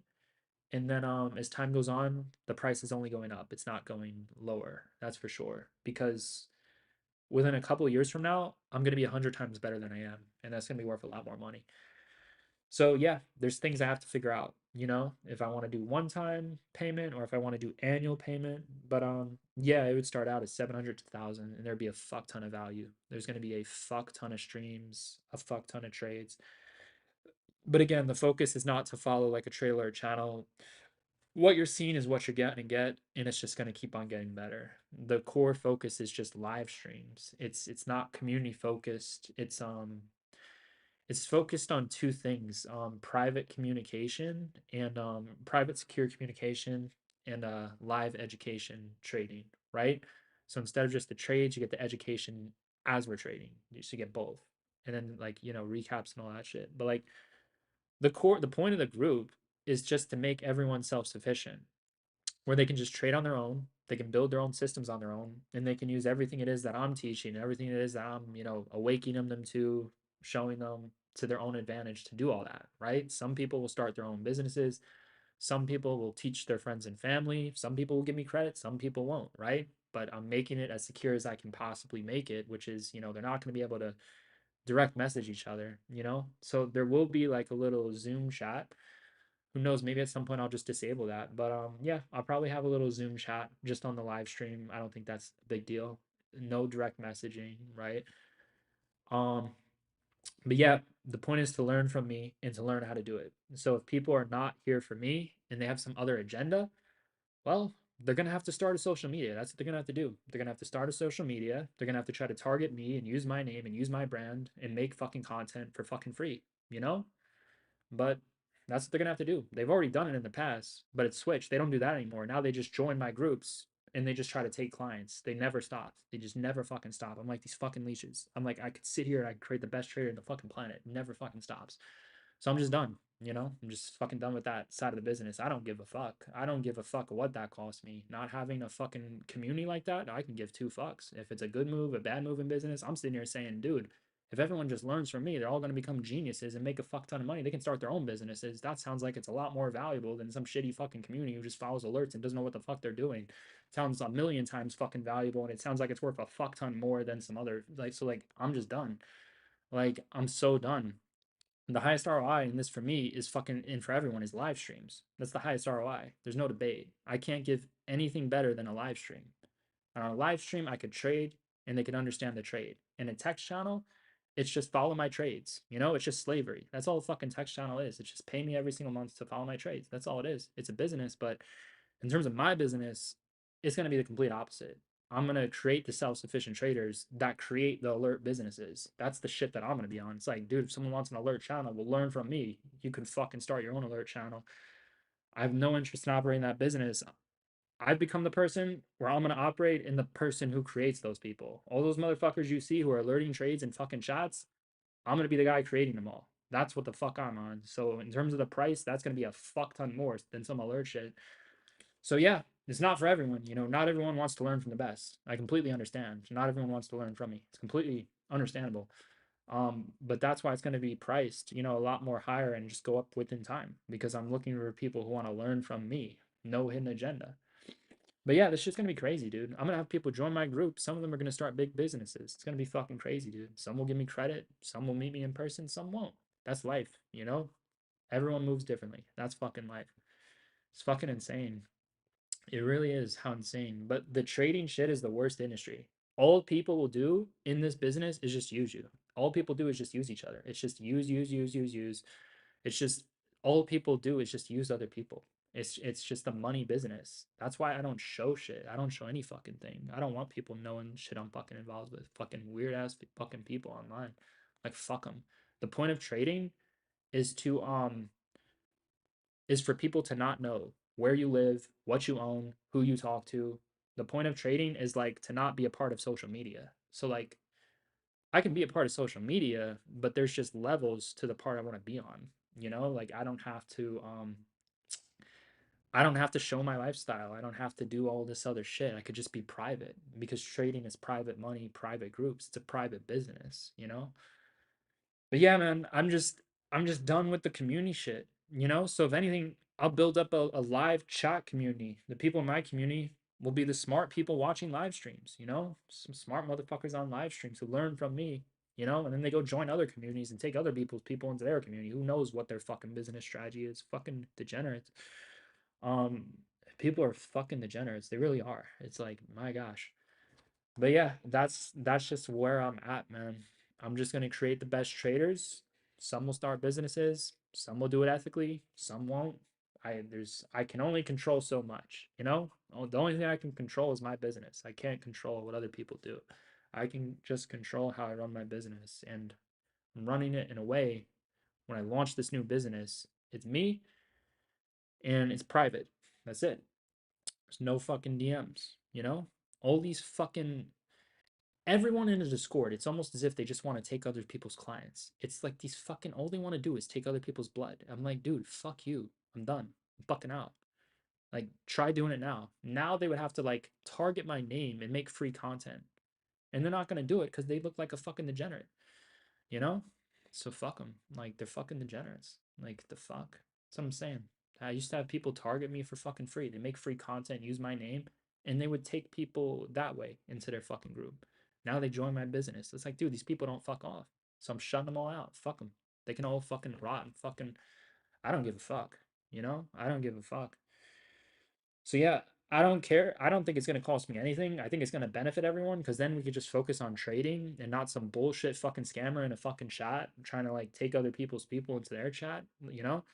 So yeah, I think it'd be good because everyone could just focus on what they're doing. People can focus on what they paid for, and I could focus on trading, and I don't have to manage some bullshit or hire other people to manage some bullshit that can't even be managed in the first place because they could just DM each other and add each other. So I think the business is going to be a genius move, and I think it's going to be worth a lot more money, and I think it's going to create a fuck ton of people, you know, like fuck, even just a live stream community. I think our text chat will look hell of a lot better than some text chat in a fucking Discord because these are going to be smart people watching the fucking stream, dialed the fuck in, not just following alerts in a fucking chat. It's going to be completely different. You get what you pay for, you know? People get what they pay for. Some people want to be shit, so they pay shit. I don't like, it's like, but yeah, man, I'm just looking forward to this shit, man. But no, like I took time off too. I was working on that behind the scenes. It's a lot of fucking work, dude. This shit is a fucking nightmare. Like, guys, I'm just a trader.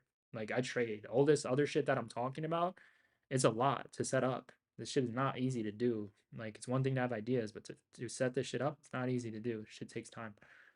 Um, but just know, man, that's gonna be launching soon. It's gonna be launching soon. And I look forward to it. No, when we go paid group, I'm gonna curse a lot less. I'm not gonna curse as much. When we go fully paid, I'm not gonna curse as much, you know? I don't think I'll be cursing as much when it's full paid and private. Just a little bit. Yeah, I don't think I'll be cursing as much, dude. It's just this free shit, you know, it's just no good. It's not a good place to be. You know, it's not a good place to be. Nobody wants to like work for free and nobody wants to like manage a free chat or just manage a chat in general. It's just fucking degenerates talking shit or just spamming or whatever the fuck. Like, I just need to operate in a place that's in very high level intelligence. And to do that, I need to sit in a certain place. I can't be seen in free rooms, free chats. I can't do it. Like if I want to operate on a higher level, if I want to take this seriously, I need to be in a certain environment to take it fully seriously. Nobody wants to operate at peak potential if they know people can take their members, if they know that their business is not the most secure and people can come in and DM each other and take. Nobody wants to go all out in a situation like that. Smart people want to go all out when everything is secure, when everything's private, when it's like, dude, if people are gonna pay me, I'm not gonna have them pay me for me to be a degenerate and curse all day. Like they're gonna be paying to fucking learn and leveling the fuck up. This is just it is what it is, man. People become different when they're placed in different environments. It is what it is. If one environment supports being a degenerate or just things that don't live up to their potential, then that sheds on them. Like, it is what it is. Like, it is what it fucking is. Oh, bro, that's the first thing. That's what I'm saying with kids. Oh my gosh. Like, dude, if I have kids, oh, they're definitely learning trading. That's gonna be like one of the first things to fucking teach them is fucking trading. I want them to be able to do what they want to do. And part of being able to do whatever you want to do in this fucked up world is having money. You do have to have some Doesn't mean you have to be rich, doesn't mean you have to be wealthy, but to a degree, if you want to be able to do whatever you want to do, to a degree, you have to have money, you know, and you can either get that money yourself in the market, or you can work for someone else, or you can be born into it and live off of that. You know, never liked the idea of that because that gives people power over someone and that gives people control. I never liked the idea of being in a relationship where one person in the relationship doesn't make their own money. Um, you know, it just seems kind of absurd to a degree if just one person is making money. It seems a little fucking absurd. At least if a guy, like if the guy's not making any money, that seems fucking like absurd, you know? But it's different if it's a girl. Like that's different. If it's like a stay-at-home fucking wife, I mean, that's fucking different. That's completely fucking fine. But like I'm just talking more of like a self-independent thing. I just like always being in a situation where no matter what, I can leave anyone. So like if I'm a part of another business, if I'm in a relationship, the reality is I can leave that situation because I know how to make money alone. That's why. You know? So like even like that's another thing. Like it's completely fine, you know, to be in a relationship where one person makes all the money and the other person doesn't. But like I still think that one person should have that skill set of being able to make money on their own, because if not, and then they lose that person, then they're kind of like, you know, back to square one. They're kind of fucked for a little bit and it sucks, like, you know, being fucked like that. Some people just stay with other people because it's just a money thing. That's the only reason why. You know, if nobody has a skill to do it on their own, they're forced to stay with someone, you know? Like unless they just go fucking they don't give a fuck and they just figure it out the lone way, right? But no, like one of the most important skills is to be able to make money, because if you're able to make money, you don't need anyone. You don't need to be in a business, you don't need to be in a relationship. You don't need anyone or any fucking thing. You just need that one way that's going to make you money, and the stock market is the best way because it's not connected to anyone. That's why it's the best way. You come in with your own money, it's your money, you do whatever the fuck you want with it. Your terms, your time of trading, whatever the fuck you want to do with it, right? Trading is the most superior skill set to have, because at the end of the day, typically at some point in someone's life, they're going to be in a situation where um they have to make money, you know? And there's going to be certain points where they're going to want to make their money alone, but they can't because they don't have the skill set to make it alone. So they need someone else, you know? And they might not want to be with someone else, you know? So life is a bit tricky if you don't make your own money. I will say that. It's a little tricky if you don't make your own money. If you make your own money, it's a lot less difficult. That's for fucking sure, you know?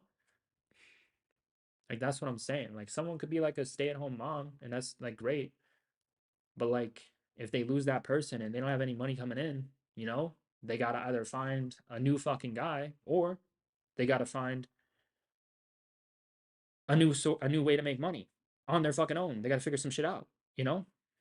Like the answer is always people. People is always the solution. So it's either within yourself or through someone else or both.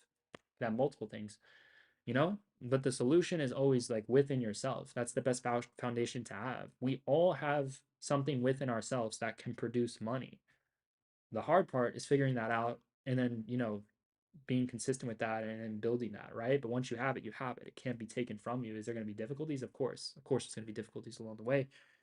But like, we all have something within ourselves that can generate some sort of money. And, you know, some things require you more of, you need people for that. And then other things don't. But business is business. Things are different. Certain people are placed in businesses where all they have to do is their action. They don't have to socialize or anything. Trading is great for that. It really is. Trading is a great business. You know, for that, I could see why when people level up, all they want to do is start a business because it's like the best. They're already trading. That's why. But they're not teaching. That's why I'm so done with these fucking like alert people. These people don't teach shit. They don't change people. All they want to do is just have people follow them for the rest of their fucking life and just follow their fucking trades. They don't want them to learn shit because if they learn the shit, they can then go start their own alert business or then they don't need the person. I'm sitting here saying, dude, people could join my business. They don't need me. They figure this shit out. They don't need me anymore. Some of them they're gonna still want it and they can stay. Others they don't and they just do something else. Like it is what it is. But I'm just a self-sufficient person. That's just how my life has happened to go. I'm all self fucking sufficient. Self fucking sufficient. Non fucking stop. Self fucking sufficiency. It's unlimited fucking self sufficiency, unlimited fucking winning, man. Um, so yeah, it is what it is, man. But look, man, I am looking at the chat. If you guys have any questions, you let me know, man. It's absolutely absurd. That someone was spamming their group and giving analysis in my chat. I'm like, dude, are these people fucking ridiculous? Like, I'm sitting here for free, giving them the best trades, and they're still doing this shit. Like, holy fuck, they don't fucking stop. It's crazy. But man, anyway, bro, look, it looks like it's gonna spike. It looks like we're gonna get that retest of the high of day. It looks like we're going to 739. That's what the chart looks like. But look, man, if you guys have any questions, you can ask me any question. Any questions you guys have, you can ask any fucking question. You don't have to, you can ask me whatever the fuck you want to ask me. It could be about trading, it could be about life. Any fucking question you have, you can ask me any fucking question, right? As we wait for a trade, there's not much to really do, right? So we could just sit here and be silent, or we could do some Q&As. We could do both, right? So, you know, just know if you guys have any questions, you can ask a question. I'll answer it within time, right? But if I'm not taking questions, then I'm not taking questions. But right now, there's not much going on. So like, if you guys have any questions, you ask some questions. Um, let's see. 30-minute candle just closed. We got a little wick right here, green in the middle. Buying the dip could be the play. Oh my gosh. Mm. I'll be right back. Let me get some water. It's fucking.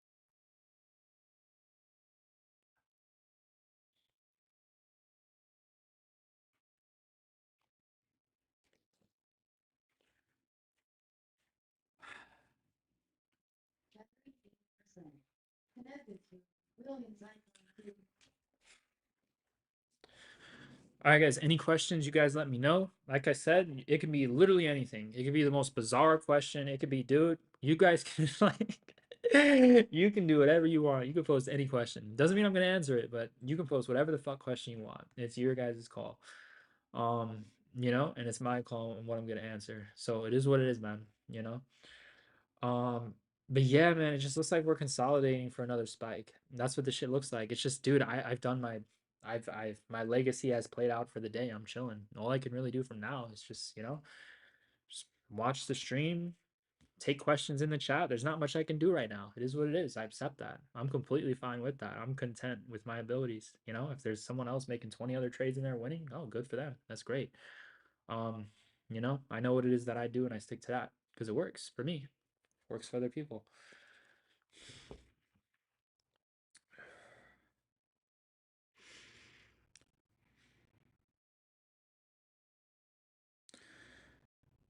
Okay, so I see, like, dude, this is what I have problems with. So like, this is what I don't understand. Like, it's hard for me to take something seriously. Like, bro, I can't even take this comment seriously. Like, someone said, "Why are you shitting on paid Discord members by saying F the Discord?" I'm shitting on Discord as a business. That's what I'm shitting on. I'm shitting on Discord because, like, from a business standpoint, it's not the people. The people are the problem. If it came across that way, then you missed the point. The point I'm making is Discord is a shit business because people could DM each other. And if people could DM each other, they can invite other people to Discord. So if I create a valuable community, the community could decide one day, let's take this community into another community. And then they could start off free and then they could charge for it. And then they could have multiple people running the community. And then I'm just here running my own community. Like, you see what I'm saying? Like, I'm not gonna give people like I'm done. That's why Discord, it's like a fake business because everyone has their own agenda and you don't know what their agenda is. Someone could just join a monthly group and start giving out trades and then just take people. Like there's just like I know there's rules and there's like control to it, but at the end of the day, someone could sit there and DM all those fucking people their trades and they can impersonate me, they can scam those people. Like that's why I'm saying it's a terrible business model. You know, some of the biggest people in this industry, they use custom websites or they just don't use Discord. A lot of them use Zoom, right? Some of them use a private Telegram channel, and a private Telegram channel, nobody can see each other and they can only message the person of the channel. So a private Telegram channel is secure. What is not secure is a Telegram live stream because on a Telegram live stream, everyone could see the members on the live stream and they could just DM each other on Telegram. That's why a live stream is not secure. It's kind of odd how they have security for a text channel, but they don't have security for a live stream. So, anyways, I'm just saying I'm not saying the people in it are bad, but I will say it's like, dude, Discord does have this weird thing where like there is some sort of like control agenda or just like fucking weirdos. Like it's real. There are a lot of weird fucking people in Discord. Like in terms of a community perspective, I will say like hosting a community on Discord, there's a lot of weird fucking people. It just is. And like if you're not in a Discord, you're just less attracted to attract these weird fucking people, right? So I will say I do think, in terms of the vibe of Discord, I do think it attracts some weird fucking people. I really think it does, you know? I think other platforms attract more professional people. Like fucking Zoom, that attracts more professional people. Fucking Discord, I think it attracts a lot of fucking weirdos. I really think it does, you know? Um I just think that's how that platform is, you know? You guys know how it is. It's a bunch of fucking gamers, it's a bunch of fucking degenerates, right? It could be good for certain businesses. It's horrible for the business I'm talking about. Education, horrible for education. It could be good for an alert business, but not for a professional one. It's just not because people could just DM each other and they could DM each other's alerts and then those people just join theirs. It divides the community. It fucks up the business. It's like absurd. Like it's a place of business. So it's just not really it's not more of the people, it's what people can do in a Discord. It's just more of that. But in general, I will say that I do think if we're here to talk about platforms, right? If we're talking about a Zoom or a custom website versus a Discord, I would say the weirdest people would be in the Discord. That's what I would say. I just think that platform attracts some very strange or just weird people. I really think it does. But the whole community element in Discord is just so degenerate. I'm just like so done with it. It's just so fucking like degenerative. Like, but yeah, man. I hope that answered your question. Um, you know, um, I'm doing amazing. Trades amazing. Life amazing. New business excited. Ready to launch. Moving fucking forward, done with this whole Discord shit. This has happened too many times. I'm like, dude, basically, it's just the conclusion has come to I can't even have a Discord anymore because if I start teaching people, the Discord is going to get like a million times better. And then when they get a million times better, they're all going to fucking, start their own Discords. It's just going to fuck up my whole business. Like, I'm good. I'm fucking good. I'll create the best. I don't need to like have this community of a million fucking people starting their own fucking communities. Like, I'm chilling. I'm absolutely chilling. I don't see anyone like I don't think older people who are making a fuck ton of money trading in business, I think at some point they leave the Discord. I don't think they stay in a Discord forever, you know? It's like I've hit a certain point with experience and age, it doesn't make any sense. I'm sitting here looking at this like basic, it's like for the business that I'm launching, I can't even have a Discord because they could just join that business and then they could just DM each other and start their own group. It's like that's not my goal for my business. I'm not trying to like have my members start their own communities behind my back with my members. That's not the goal. Is like to divide everything and like to fucking fuck everything up. That's not like my goal. So it just doesn't suit me for business. But no, the people on there are absolutely so many just horrible fucking people. All fucking Discord, you know? But it's part of what Discord allows people to do, you know? If it didn't allow them to do that, they likely wouldn't do that because they're not allowed to fucking do it. Um, can you go over the 30-minute setup, red, double, green, red? Where was the red, double, green, red? I don't know if you guys are seeing a specific time frame. I don't see a red, double, green, red. I see a green, double, red, green. Um, I see that.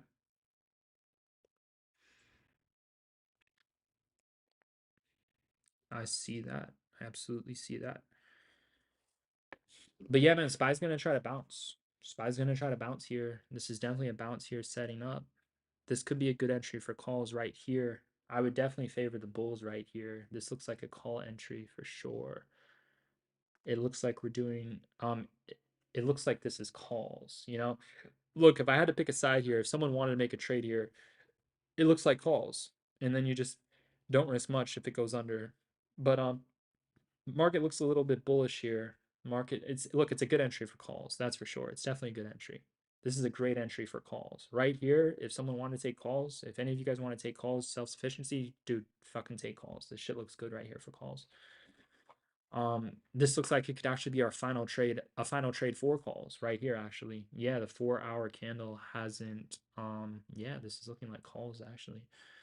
So look, this looks bullish as fuck. If you want to buy the dip, you can buy it, and then your risk is 736, right around there. This looks like a bullish breakout. I think it's calls, you know, looks like a trade could be right here. Um, yeah, this looks bullish as fuck, man. Everything still looks bullish. It's not time for puts yet. This shit looks bullish as fuck still. So yeah, if you guys want to do something, I think it's calls. Definitely think it's calls. Max pain is 736 right here. This is best entry zone.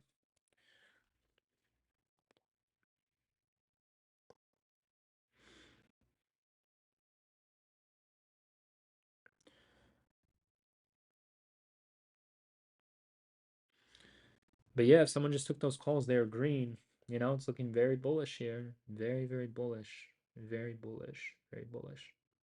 Very bullish. Very bullish.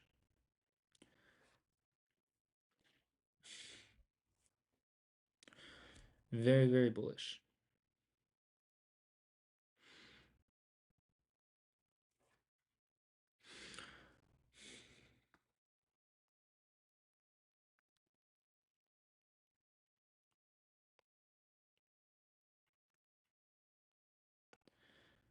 So yeah, calls just printed on that spike.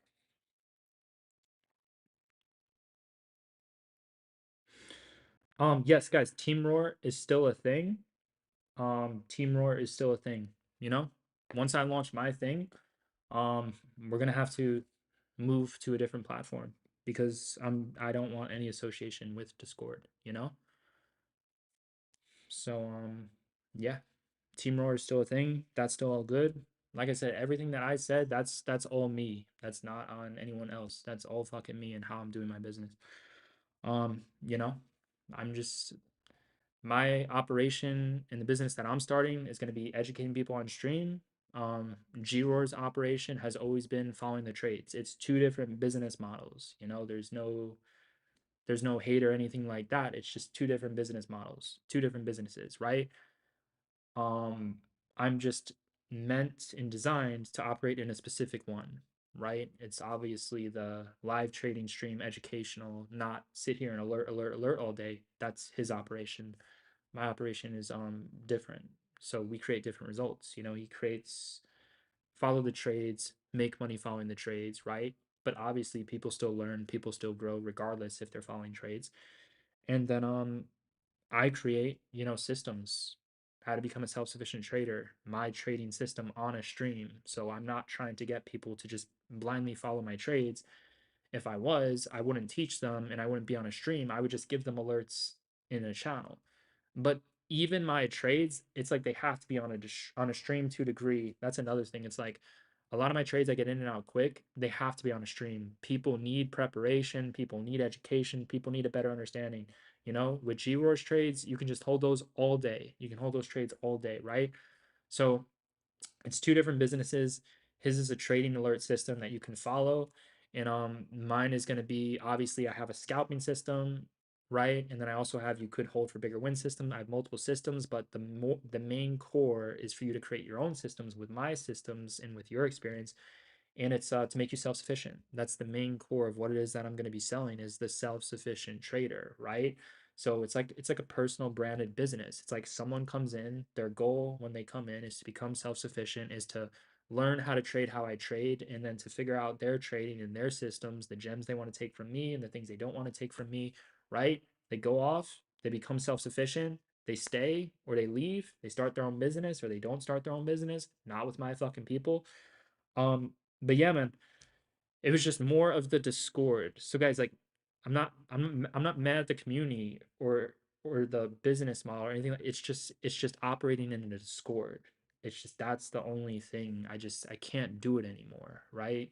That's what I'm saying. Like, if Team Roar is in a Discord and then I teach people, the people that I teach are going to join Team Roar, and then they're just going to start shit in the community and start their own fucking groups and start, teaching in the chat and fucking, giving their trades and DMs and all this shit. The people who learn from me are going to join the other fucking group and take, you know what I mean? Like, this shit is happening all the fucking time, right? So I realized this shit literally just happened again, but it's gonna happen a million times worse when I actually start this business. That's why, like, I have to get the fuck. That's why we have to move that shit off of Discord, because it's gonna get way worse if I actually start teaching people how to be self sufficient. Some of those people are gonna join his thing and then start doing all that shit in the community. And I'm not gonna monitor that shit 24 fucking 7 and do like fuck all that. Like, I'm fucking trading. I have my own shit to fucking monitor.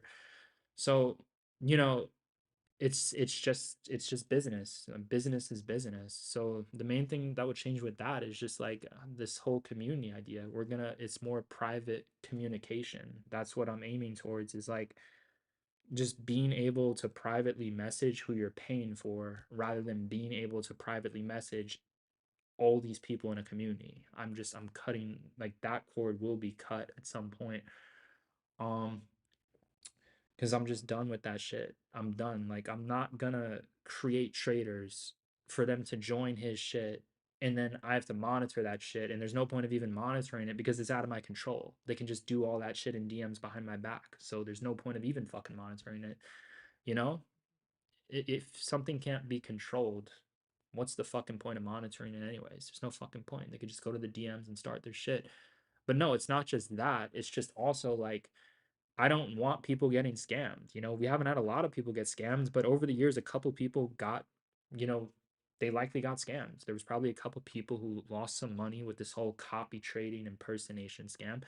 I just don't want any association with any of this shit, because I just know the bigger I get, the smarter that I get, the worse it's all going to get. That's how life is. I've lived it firsthand. So it's nothing, it's just association. I just don't want association with a discord. It's not the community, it's not even about community, it's just about a discord, because people can message each other in a discord, and I can't monitor that. So it's like, fuck that. I don't want to be a part of that. um I didn't level up by direct messaging people in a fucking discord server. I can assure you that. The point of my shit is to level people up. That's the fucking point.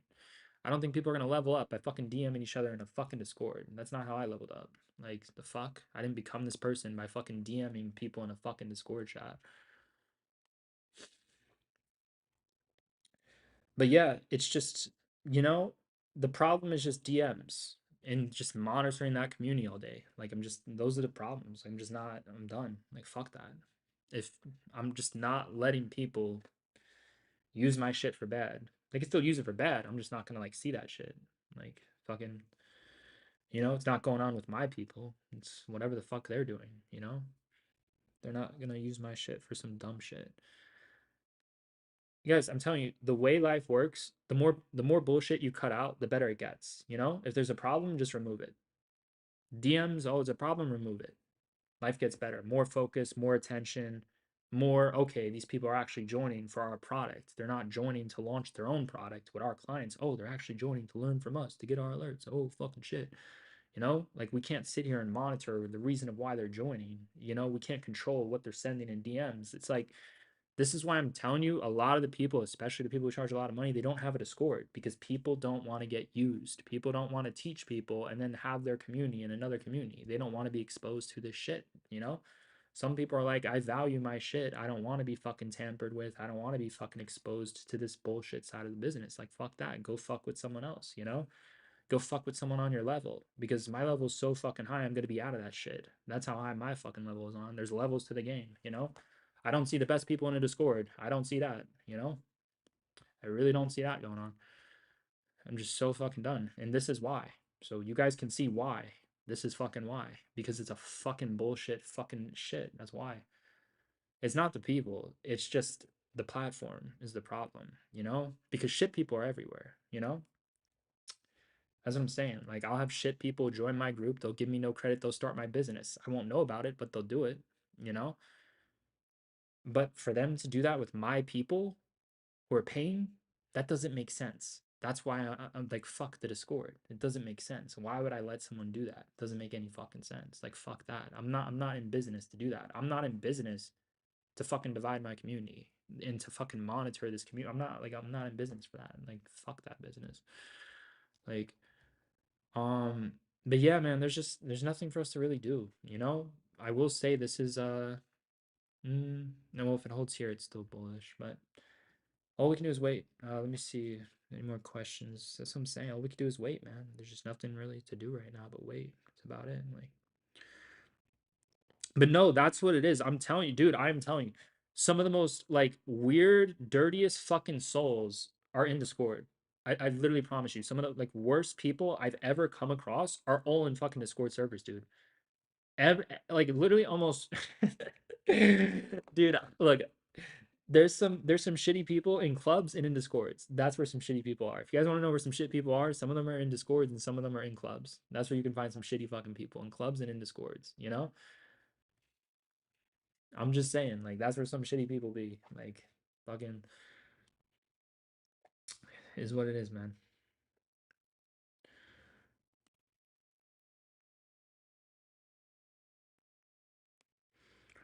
It's fucking shit.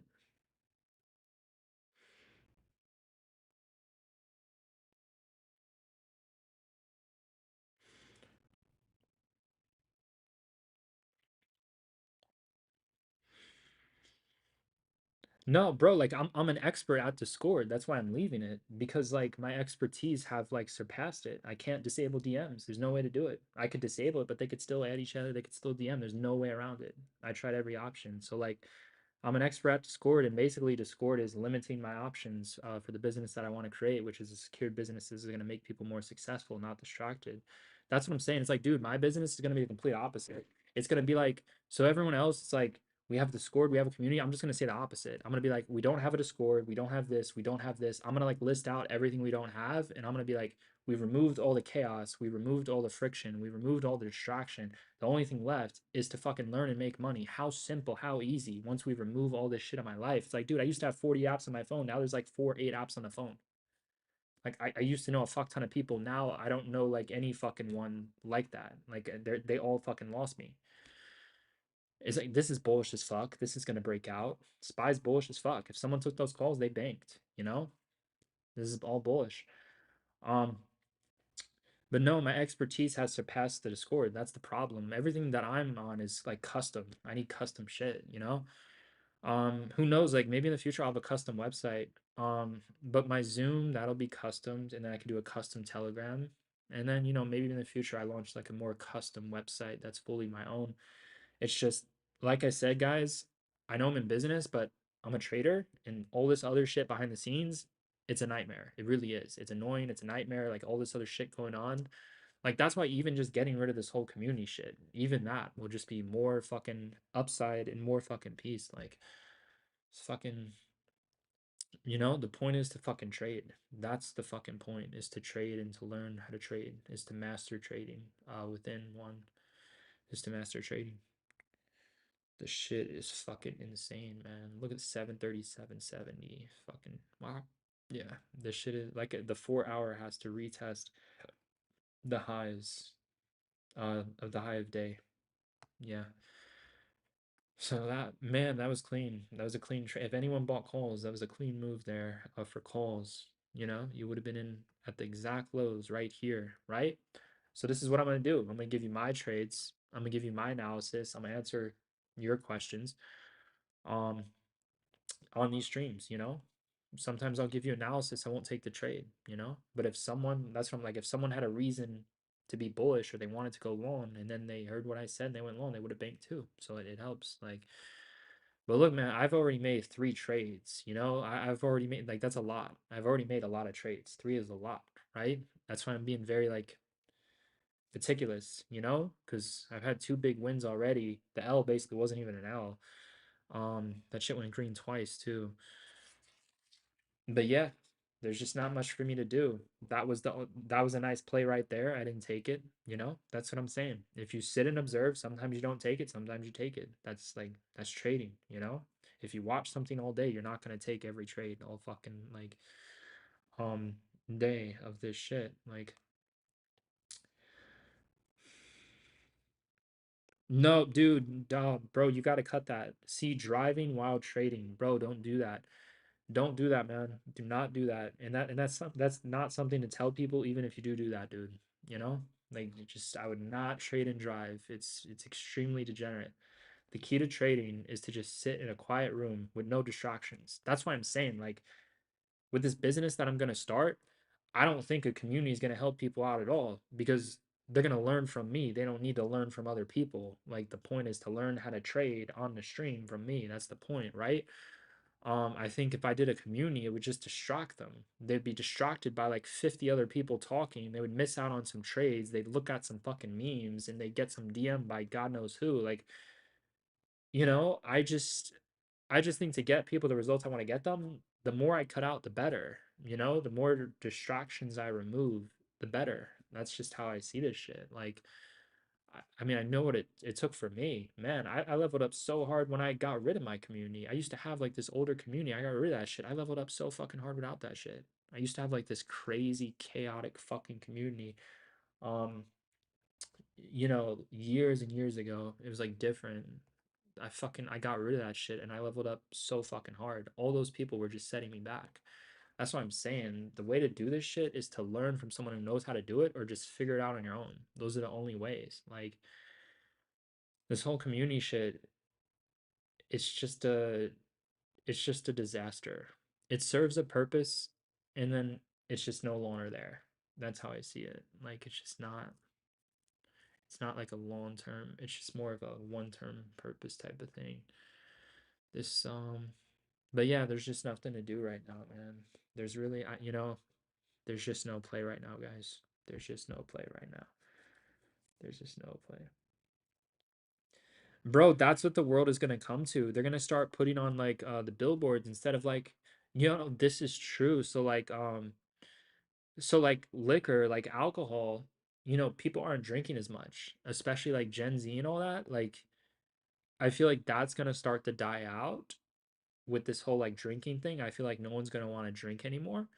And then instead of saying like, you know, when you sometimes I don't know if you guys ever seen this, but like when you're on the highway, there'll be like a sign and it'll say like, you know, don't text when you're driving or like don't drive or whatever that like don't you get what I'm saying, right? Instead of that, it's gonna be like don't trade while you're driving. That's where the future's heading. Because dude, I'm telling you, trading is a personal skill set. It's you and your money, right? It's like you trading your fucking bank account to make more money. It's very personal, right? So everyone's going to want to learn that skill set. So I think it's going to shift into like don't trade and drive. That's how I see it. It's going to shift into don't trade and drive, right? Because I don't think people are going to start drinking more. I think they're going to drink less and less and less as time goes on. I also think if people actually figured out how to trade, they wouldn't be drinking. I don't see the ROI in drinking. You know, to be the best trader, you have to be like extremely competent. And I feel like as someone levels up more and more in life, drinking becomes less of a thing if not permanent removal. Like I just don't see the benefits at all. I used to drink a little bit, but now I haven't had a drink in over a year. It's been over a year and I don't see myself ever having a drink again because there's just no ROI. Like I'm a very like ROI type of person. Like if there's no ROI in it, what's the fucking point? If it's just gonna like not make me my best, why would I use it? Like there's other tools that can get me the same result if I ever wanted to even feel that way. But who the fuck wants to be there? Like fuck that. But yeah, man, I think the future is gonna turn into don't trade and drive. That's what it's gonna turn into. I think liquor is gonna go downhill. I don't think people are gonna want to drink, and I think a lot more people are gonna want to trade than they want to drink liquor. So trading's on the come up. The whole liquor thing is on the down. At some point they should change the billboards to don't trade and drive. They should do that. I'm telling you, if you want to trade, don't trade and drive. Dude, the worst thing you can do is trading is like multitasking. It's the worst thing you can do within trading is trying to like multitask and run a bunch of different things at once. Like you need to be laser focused on your screen and that's it. Like no other fucking distractions. That's why you saw like when I was locked in, I wasn't looking at the chat. Um because there was a trade. That's why. I really only like looking at the chat when there's just nothing to do, right? But if I see something it's like, "Oh shit, I got to lock in," then I won't look at the chat. Um so yeah, it shifts. It shifts. But yeah, SPY's just simply trying to retest the highs, like I explained on the 4 hourly chart. So that's where we're at with that. So yeah, is what it is, man. Is what it is, man. What percentage do you go for before you start to take profits? It depends on the trade, but I will say it's very wise to set a profit stop when you're up double digits. Double digits is a nice little hit to not go green to red from. So it is wise to set a profit stop when you're up 10%, unless you absolutely certain and think it's going to be a big win and you don't mind holding it and then getting stopped out for 10, 20%, or if you're playing the whole till zero, you can do that too. But I would say for the most part, we try to keep profit stops when we're up 10% a lot of the times. But I have two different systems. I have a system where I hold for bigger wins, and then I have a system where I sell for smaller wins. So it varies. But one thing with that being said, one thing you always have to do is you have to sell the rips, right? You always, when you're in calls, you always have to sell rips at key levels, right? And then you could scale back in on the dips or just do nothing on the dips besides holding, right? So, one thing, no matter what, you always have to be scaling out, meaning if you're up 10% right away, for the most part, you're always kind of scaling out, right? But again, there's just certain trades that I'm so tuned into. Um, where it just varies. I have two different systems. I have one where I hold for bigger wins. I mean, you guys saw on stream, we had two big wins. The morning win was massive. The second trade could have been a lot more massive if I held, but it was still a very nice win because I added to the winner. That's why, right? Um, but yeah, it really does vary. It varies. I have two different systems, man, but one thing to go green to red when you're up double digits is absolutely horrible. Like you'd really have to make sure that it's worth holding. You'd really have to make sure, but always sell into spikes. Like you guys, every time I told you guys to take a profit, every time the chart was going up. So that doesn't mean that I'm going to get out the exact peak. Sometimes I will, sometimes I won't, but it means I'm not going to get back any gains. You see, I'd rather risk losing out on potential profits than risk giving back gains. Because if you wait for it to pull back, you're risking your gains that you already have. That's the problem with waiting for it to pull back. You're risking gains that you already have. You're losing your gains, right? I'd rather lose out on something that I don't have than something that I already have. Now obviously it depends on the trade, but for the most part, I'm more on that I'm more focused on that type of like situation where I'm always looking to scale out on rips. Like if there's 10 green 1 minute candles, I'd rather sell into that than wait for a big ass red candle. But one thing you could do is you can wait for just one. Like literally right here at the peak, towards the peak, I think it was right around here. It was on the stream. I think it was this candle. It was somewhere around like I remember it was like a nasty red candle. When it was starting to form, I was like, you guys need to completely get out. Just get out. Like once things start to shift with resistance and consolidation, like that's when you need. So you can give it like a 1 minute candle. You just got to know the risk involved, man. If someone's only up 10%, in a minute, the reality is they're risking more than 10% the next minute. That's the reality. They can go green to red. They can fucking, that's why you got to be quick. You got to get in and out very quick. You got to have the tools to do that. Hotkeys, click a button, pre fill out the orders, market order, or pre fill out the limit order beforehand. Stream Deck, there's a lot of different options to this. Certain platforms, Dash Trader is a great platform to link up to Thinkorswim, or you can use Thinkorswim as well. There's a lot of different options to getting in and out quick, but part of my strategy is having the ability to get in and out very quick. So there's two ways to do that. You can pre-fill out your order, right? Pre-fill out the limit and then just get the fuck out, right? Or you can do a market order, or you can just go fully automated in the moment, which is fucking amazing, using like a hotkey, a hot button, a stream deck, stuff like that. There's multiple ways to do it. Some people prefer be more pre-prepared. Other people just want to be out like that instantly, no preparation, just push a button, right? If you pre-fill out a limit order, you can just get out instantly when you submit that order, right? But some people don't want to do that. Some people just want to sell at market, or some people just want to click a fucking button like that, boom, out like that. There's different ways to do it. You can pre-fill out limit orders, you can sell at market. There's different ways to do it, right? You have to figure out which way works best for you. And there's differences to each way as well. But yeah, that's what I like doing, selling the rips rather than waiting for it to pull back. I'd rather sell a little bit too early, scaling out on rips rather than scaling out on pullbacks. That's how I do it. It's very quick. So you have to do it a certain way and you have to be extremely quick when you're doing it. When I enter a trade, I use multiple time frames, but I use the daily chart. Dude, I use so many time frames. Man, and for this specific trade in the morning, I would say I used the daily chart, the 30-minute chart, mainly those two, um, in the 4-hour chart, right? So I mean, I'm looking for patterns. So for someone who's looking for patterns, you could say that every single time frame is useful. If I'm sitting here looking for ways for history to repeat itself, every time frame is useful. It really is, because it's what I'm doing. What part of what I'm doing is pattern recognition. I'm identifying patterns and I'm looking for, you know, so if you're trying to capture a trend, if you're trying to capture a pattern, all you can do is use everything to your advantage once you see that that trend, that pattern is starting to confirm itself, right? So you can use all of these time frames to your advantage in terms of recognizing patterns, in confirming the patterns. You can use frequency, being on a high frequency, intuition, right? Some people, dude, like I've gotten to a point I can't just trade on a confirmation. If SPY looks bullish, I can't just buy calls.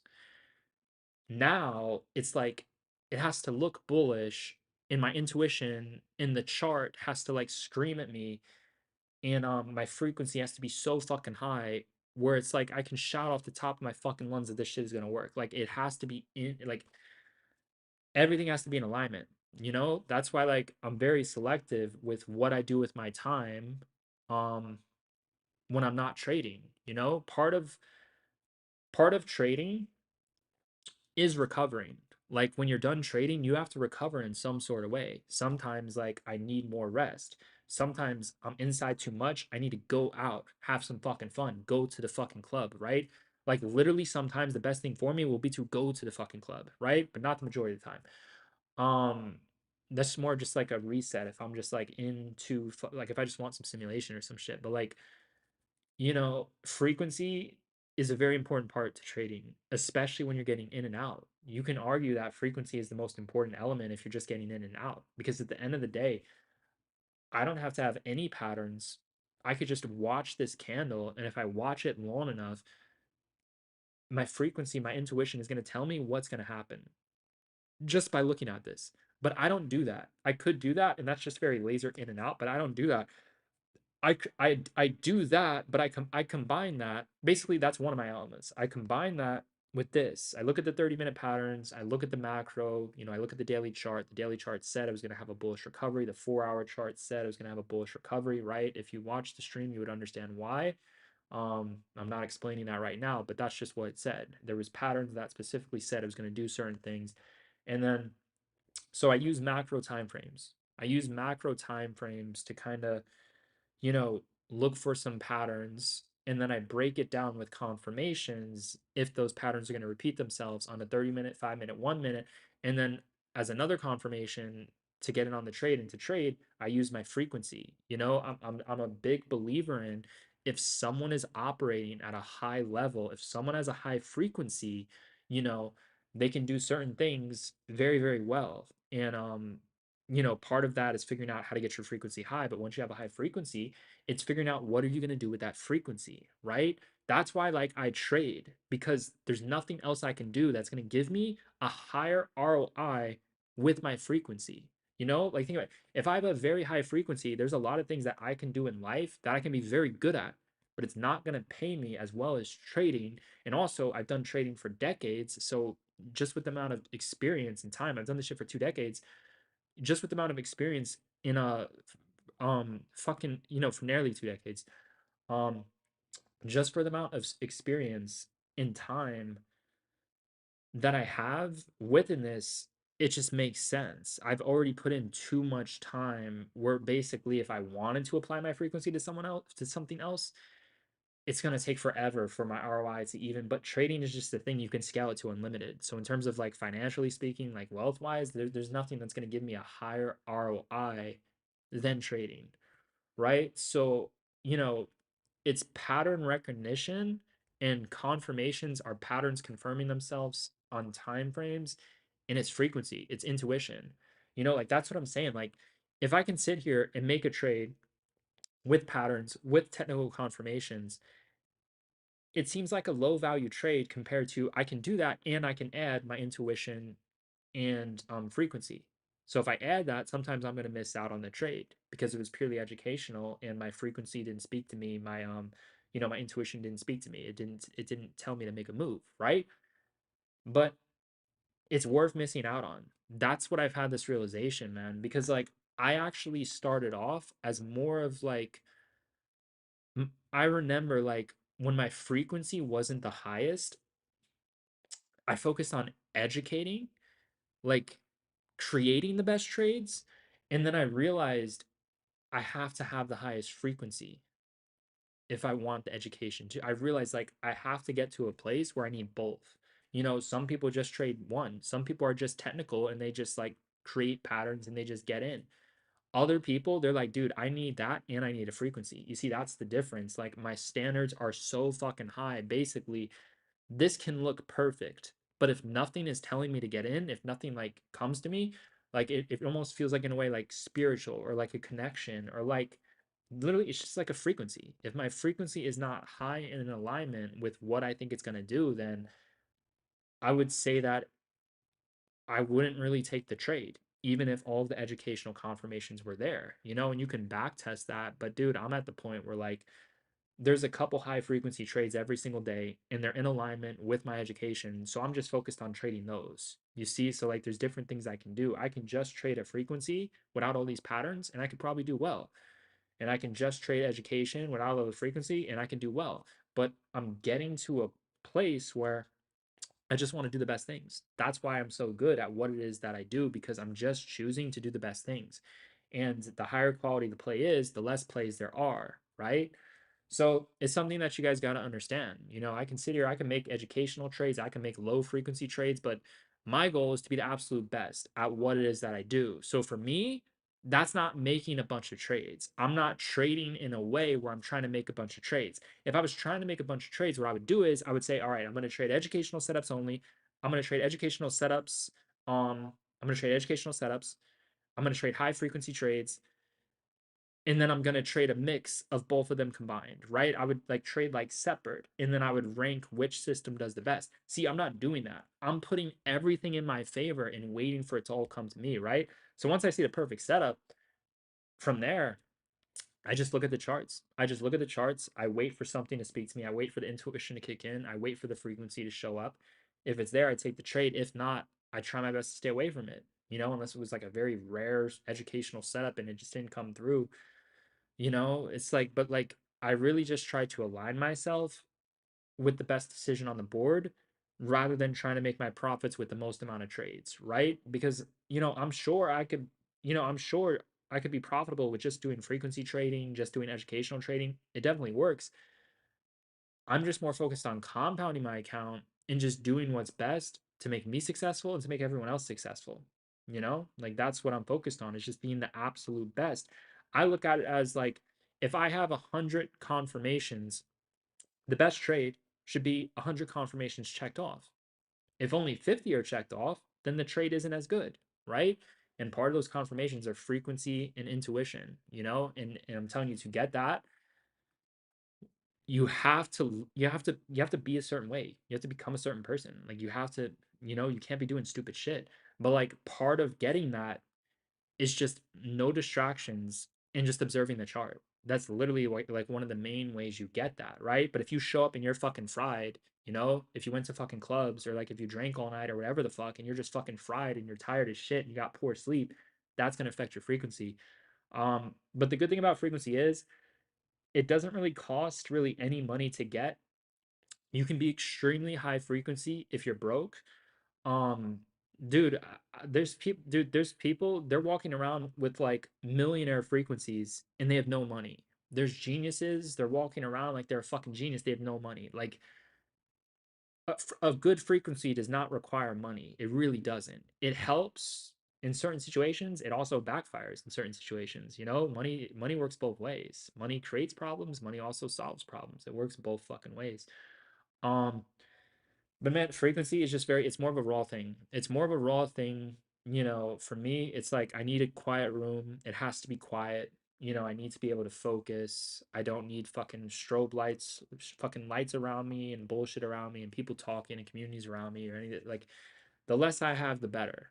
My frequency goes up with less, not with more. Like you give me a bunch of more things in my life, my frequency is dropping. It's not fucking going up. The less I have, the better. That's why I like in terms of like my house, I don't own like a bunch of different things in my house because I just keep it simple. Like it's not all these different things aren't gonna like raise my fucking frequency to the fucking stratosphere. If anything, it's just gonna create distraction and fun, which is something I can leave my house to experience for, right? Like it's just literally living a very simple, healthy life. That's like part of getting high frequency. You could just like type into Chat GPT, how do I get a high frequency? What are the highest frequency things I can do? And just start focusing on that. Literally, part of it is just removing a bunch of dumb shit, you know, removing like social media, all these people that some of you might be talking to, all these connections, all these relationships, all these communities. It's just like the more noise I remove from my life, the better it gets. Nobody has really taken me to the stratosphere if they create noise around me. You know, if we're just doing our own things separately, it's good. But if people start to get in my shit, it's just not the best. Like if people create noise around me, it's not helping me. It's just bringing me back. That's what I'm saying. Like it's like creating a table and being the person who sits at that table. Like trading, that's it. You have a table, you sit at the fucking table and you trade. You don't have people around you. You don't have a fucking you know, distractions and fucking loud music and fucking lights and fucking clubs and fucking all this shit around you. It's like that's not gonna raise your trading frequency. It's really not gonna help with trading. Trading is like it's like a blank sheet. It's like a blank canvas. That's literally what this shit is. Like, you know, look at you guys go on social media, you've probably seen that meme of like how traders a lot of traders are known for like they just have like a bed and like a desk. Like, you know what I mean? You've seen those memes where like these people don't own shit. Some of these people, they're making a fuck ton of money.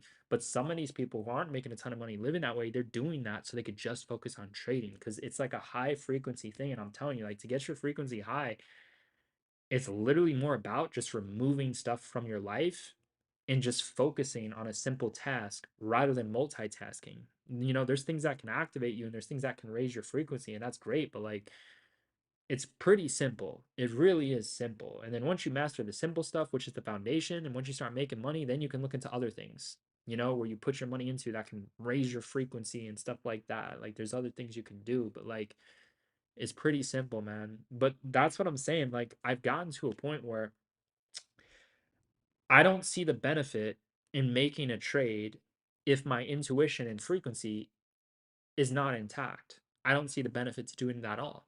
I really don't. It doesn't make any sense for me to do that at all. You know, anyone could sit here and educate and say, oh, this is going to go up or this is going to go down. But to have a high frequency and alignment within the market where the candles are literally speaking, dude, you better get the fuck in. This shit's going to go the fuck up. This is a household name fucking play. You could shout this shit as loud as you fucking want. It's just going to work like 9 out of 10 times. Like, if I don't have that, I don't see the benefit I don't see the benefit of even putting my money in a trade because I could just have that in the education, right? So yeah, man, that took me a long time to fucking figure out because I remember I went through a certain point where I just focused on my education. And then as it started to got better, as my education got better, I realized now I need to raise my frequency. That's the next step. It's like I figured out the education and it's working, but I'm still having L's. I'm still not 100% the best. So what do I do? The answer wasn't get more educated. It was fucking in like the answer was get more educated and create a high frequency. That was the answer, man. So like I had this educational system and it worked and it was great, but to get to the next level, I had to raise my frequency. That was it. It's like that's the thing. Someone can like study and learn a craft forever, and that's all they can focus on. And they can become great at it. They can become very technical, read all the books, put in all the time, watch the market every day, learn from other people. They could do every fucking thing, right? But if they don't have a high frequency, dude, they're missing out on the best fucking thing ever. Like, dude, that's what I'm saying. Like, I can't live a life anymore without having a high frequency because I remember what my frequency was like when I was low and when life was shit and I felt depressed and I felt numb. And now I know what it's like to be on high frequency. That's why, like, I always make sure in terms of my foundation, I need to be operating at a higher frequency because I can't go back. Once people are exposed to certain things, you can't go back. Once you meet a certain person, then you raise your standards to the people who you're going to associate yourself with from there on because people hold their standards up to people who they look up to. People hold their standards up to them fucking selves, and people hold their standards up to people that they like, to people who they like associate with, right? Like if you were hanging around with someone very high level, why would you spend your time with a bunch of like lower level like people not on that free like like it's like a mirror effect. But frequency is everything, man. It's very true. Like if someone didn't have a high frequency, why would I want to be around that person? Like if I'm the whole fucking frequency bringing this person up to the fucking moon, why would I want to be around them? Like I'd have to figure out a reason for me to be in a situation like that. There's reasons where that makes sense and there's nothing wrong with that.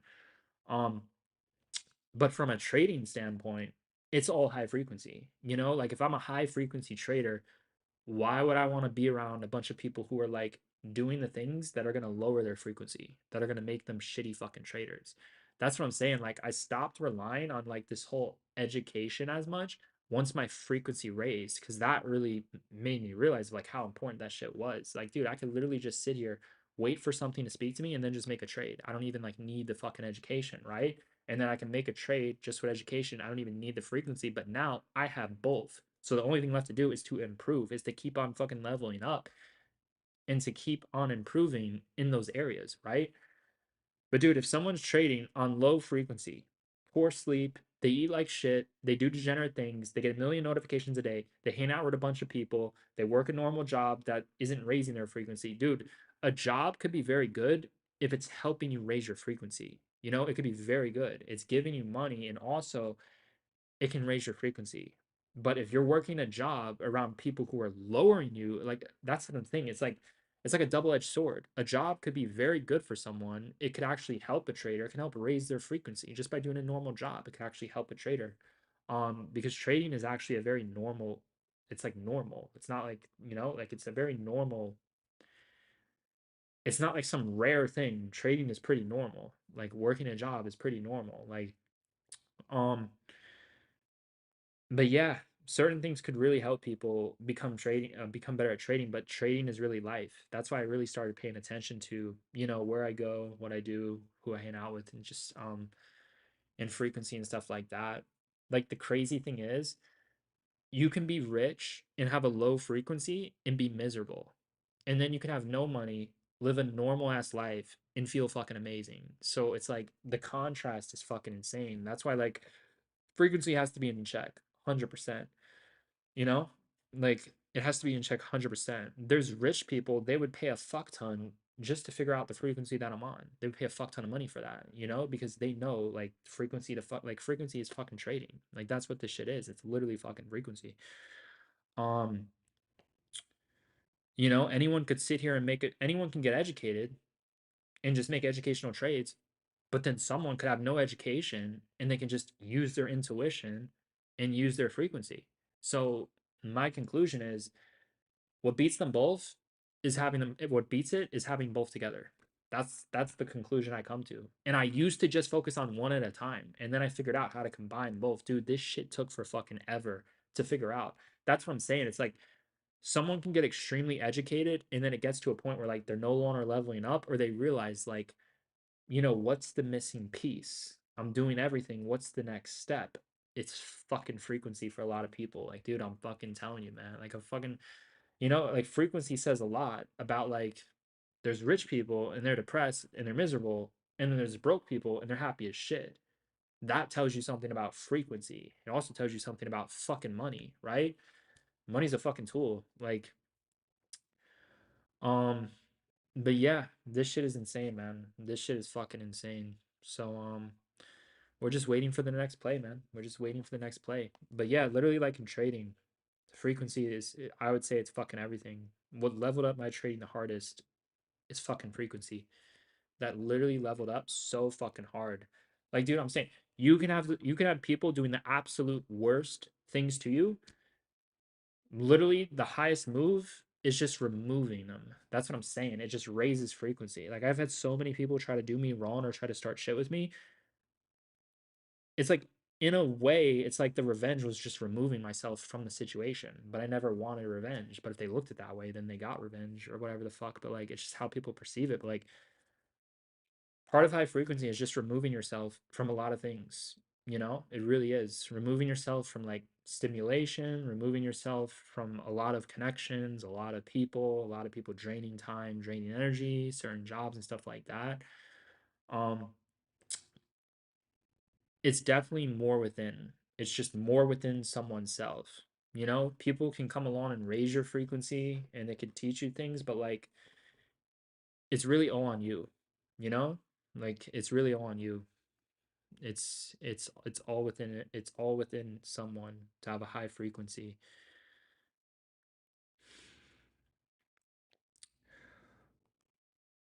But yeah, man, this shit is just tanking right now. So let's see. So see, like this is another thing. A play could happen when momentum shows up. So we were kind of just moving slow. Now we got a nice little momentum move coming in, right? So this is another thing that can like trigger a play when momentum shows up, right? And another thing when you're trading, when momentum shows up, you have to quickly decide if you're going to cut that L or hold it, you know? You got to be quick with it because sometimes out of nowhere, momentum gets crazy, right? I had calls right here. I took a small L right here. If I would have held that shit, dude, I would have been down a fuck ton percentage wise, not dollar wise. Um, but I still would have been down a lot more than I needed to be down just by getting out and then re-entering at a better time entry confirmation like I did and then adding to the winner. You see, that's how it's done. That's why I say, like, dude, if people can't be successful with a 50% win rate, it's not for them. Say the first trade didn't even happen. The first massive win didn't even happen. Say I started the day off red. I get in here, I cut my L quick. I got back in towards the lows. I added to the winners, which doubled the gains, and the win was a lot bigger than the L. That's what I'm saying. Like, I didn't even need the first win to be successful on the day. I could have started red and still been successful because the win was bigger than the L and I added to the winner. It was bigger because I added and it was bigger because of the percentage return. See, so I didn't even need to be green today. I could have been red first. So I accomplished both of the things that I said. I accomplished both. I was green first. Then we had a red trade, and the red trade proved that I didn't need the green trade to go from red to green. So both of the systems worked. It's like fuck. But look, let's see. Let's see if we got anything here. Let's see. Yeah, man, this we're in a bounce zone. So guys, look, we're at a bounce zone. This is a break and retest zone right here. We are in a little bounce zone right here. Last time the market did this, it did bounce 30 minutes about to close. So I'm leaning on the bullish side of things. The market has been bouncing at several dips today as well. It's been a very good day to buy dips. If it doesn't work out, you can cut it quickly, but it has been a very good day to buy those dips. So yeah, we're definitely favoring calls here.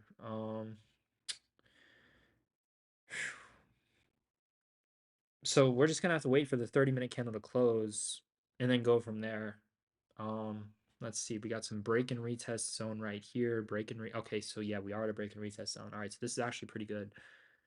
So this is all right.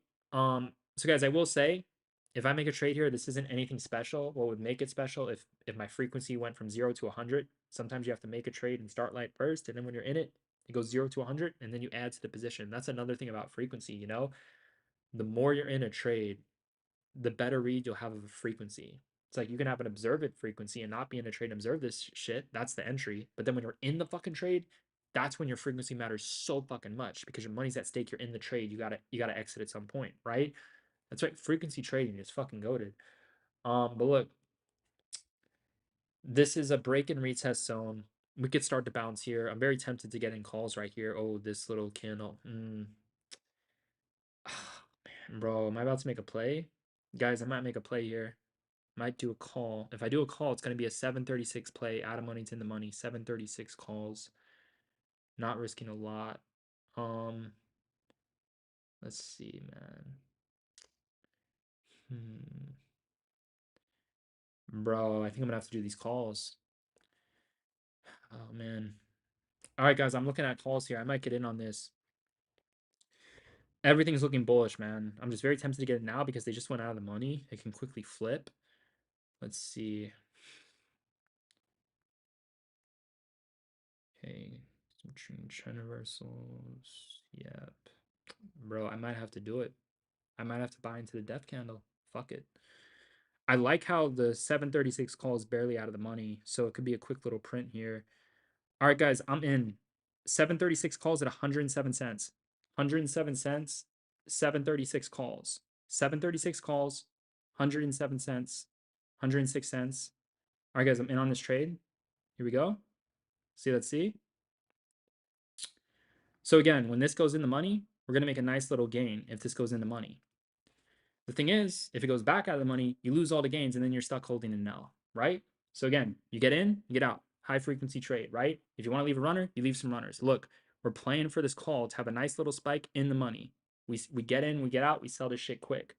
We're at a nice break and retest level right here. As you can see, a big move is going to happen. We don't need to be on the right side of the big move. We just need to get in and get out if the trade goes into money. That's all we need to do. But look, a big move is getting ready to pan out here. As you can see, this is a massive level where a big move is about to be occurring. So the key is we need to spike. We need to begin to spike here. If we start to spike here, we're going to be looking very, very good. Let's see. Let's see how this reacts. All right, so calls are down currently. Let's see. Let's see. Can this bounce?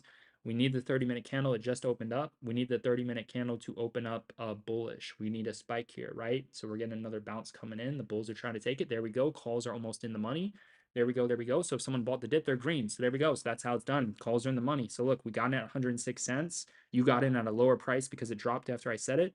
Now our calls are at 113 cents, right? So again, if you go green to red, that's on you. This still counts as win. Just understand that. I'm still in on the trade. I've not gotten out yet. I'm still in on the position. 116 cents. I'm still in on the overall trade. Look, if you hold the next minute, you risk all the profit, right? If you hold the next minute, you risk all the profit. So I'm going to trim some here. I'm trimming some here. I'm trimming some here. I'm out half here. Sold half here. Sold half at 122 cents. Sold half at 122 cents. I'm cutting the rest. Fuck it. I don't care. I'm out. If you want to leave a runner, you leave a runner. I'm out. Sold the rest at 117 cents. There. High frequency trading. You see? This is what the fuck I'm talking about, dude. You need to understand. Traders, they're like light switches. The light is off. We're on stream, observing, taking questions. The light is fucking on. We're trading. You see? This is what I'm talking about. All right? So look, there you go. This is what I do, dude. And I get hated for this. You know how many people hate me for this? Because I'm that guy. I show up out of fucking nowhere. Look at this. This shit dropped from 738 to 730 fucking 5. I show up out of blue fucking moon, buy calls at the low of that massive drop. The calls were out of the money. Now look, they're in the fucking money. You see? That's high frequency trading. You get in, you get out. Now this is the blueprint with options. You buy them, what I just did. You get in towards the lows, you bottom ticket, and you buy it when it's barely out of the money. You see? 736 calls were 20 cents out of the money. When we went long, SPY was 10, 20 cents below that price of the strike. You buy it out of the money, you sell that in the money. That's how you make a fuck ton of profit in big percentage gains on small moves. By buying something barely out of the money and then selling it in the money. The same way people buy a trade extremely far out of the money, hold it forever, and then sell it in the money. Same fucking way, different fucking time spans, different fucking holding spans, right? Different fucking styles, in and out versus hold for fucking ever, right? Don't make a fuck ton of profit as it's going in my direction because it's so fucking far out of the money still, right? Different fucking styles. Dude, I like to get in and out. This is what I love to do. That's what I love to do. So what you just saw, that's my bread and butter, dude. That's what I do. I wait for a trade to go barely out of the money. I buy it, it spikes in the money, then it goes right back out of the money or it keeps on going up. I don't give a fuck. I bake. All I fucking do is that. And look, The later you do this into the day, the more the contracts are going to be decayed and they're going to be cheaper. So these small little fucking moves are going to be massive fucking spikes percentage wise. They're going to be fucking massive. Sometimes 50% a minute, sometimes 100% a minute, right? So the key to making the biggest percentage gains when you're getting in and out is you need to buy barely out of the money and then you sell in the money. Also, power hour trading. Power hour trading makes you the quickest periods gains in the shortest period of time, right? Now, what sucks about power hour is you enter a trade, it goes straight to zero.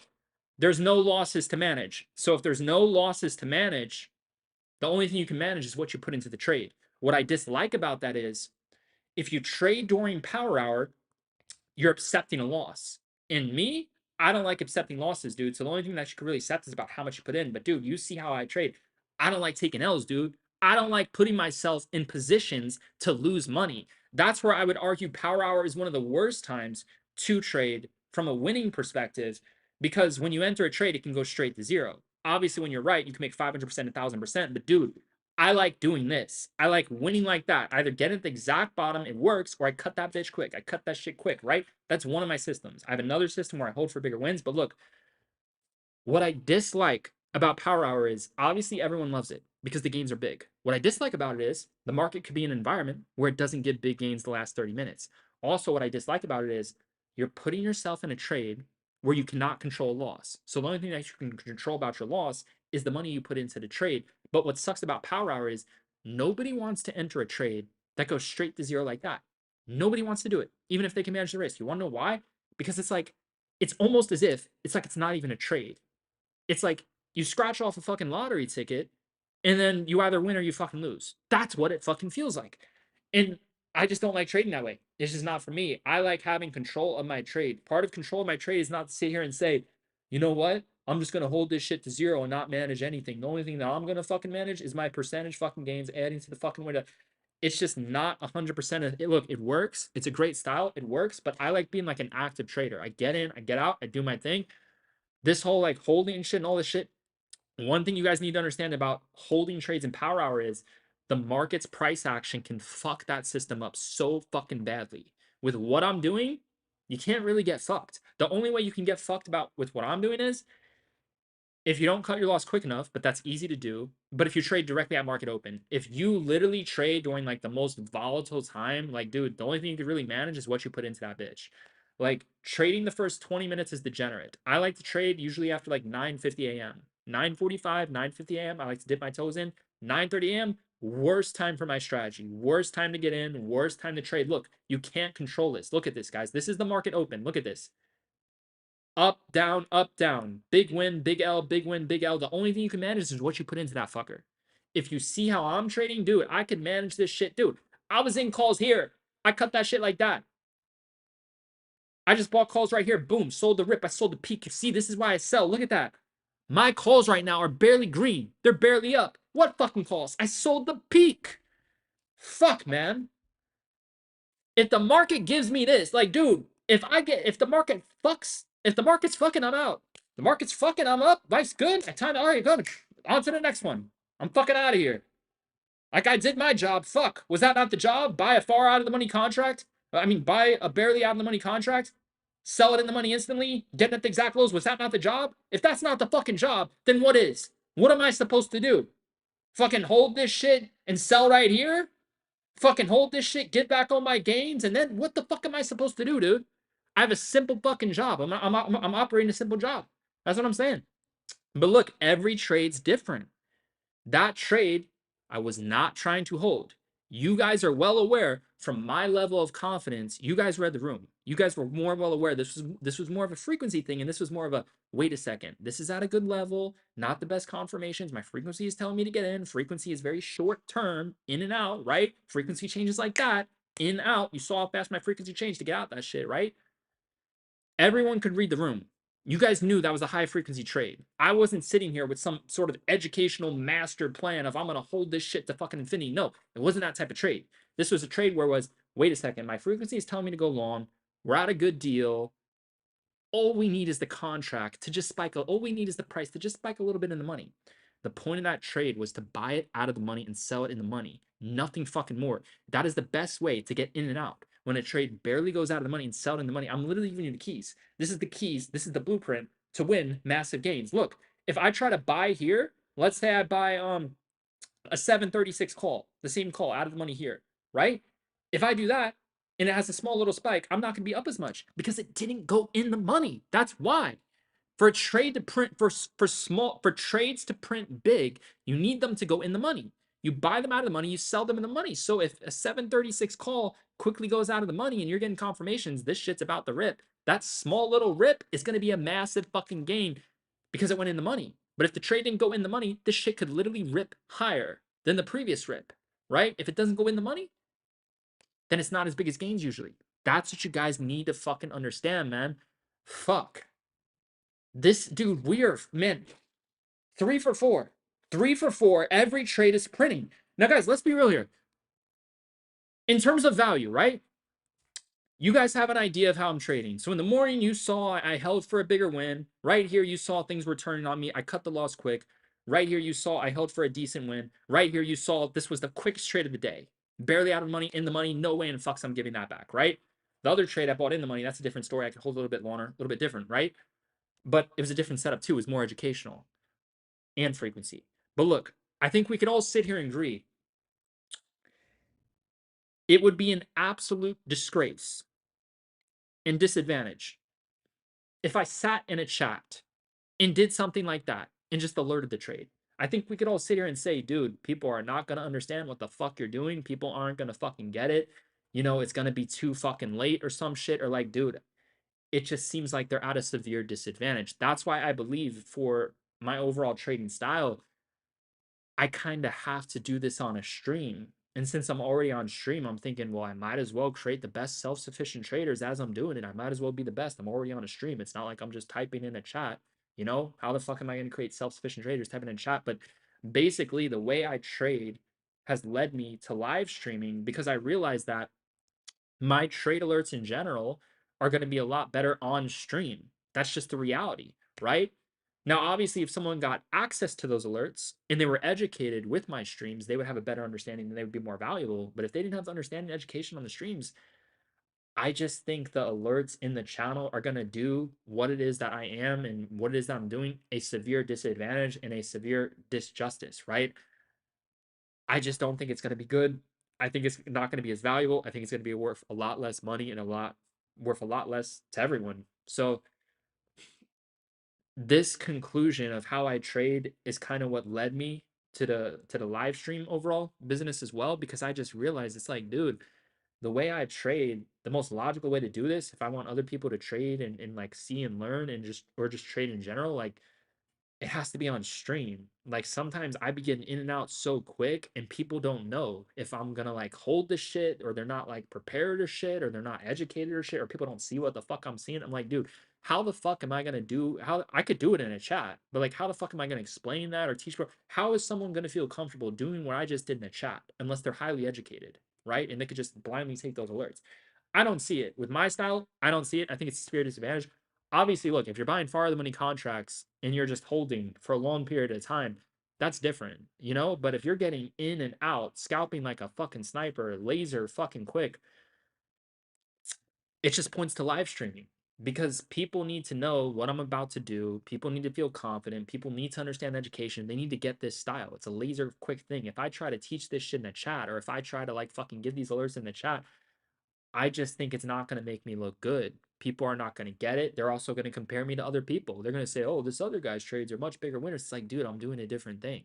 It's a different trading style. You decide how you want to fucking trade. I fuck in and out. I don't sit there all day and fuck. At some point, you have to pull out. You can't just fuck anything at all day. At some point, you have to sell. This is what I do. Look, if I didn't sell this move, right? 106 cents to 120 cents. If I didn't sell that, look, I'd be red. You know how many times I'd be red? You know how many times if you go far out of the money on an option trade, you're still not green and you're still down, but it's still going in your favor.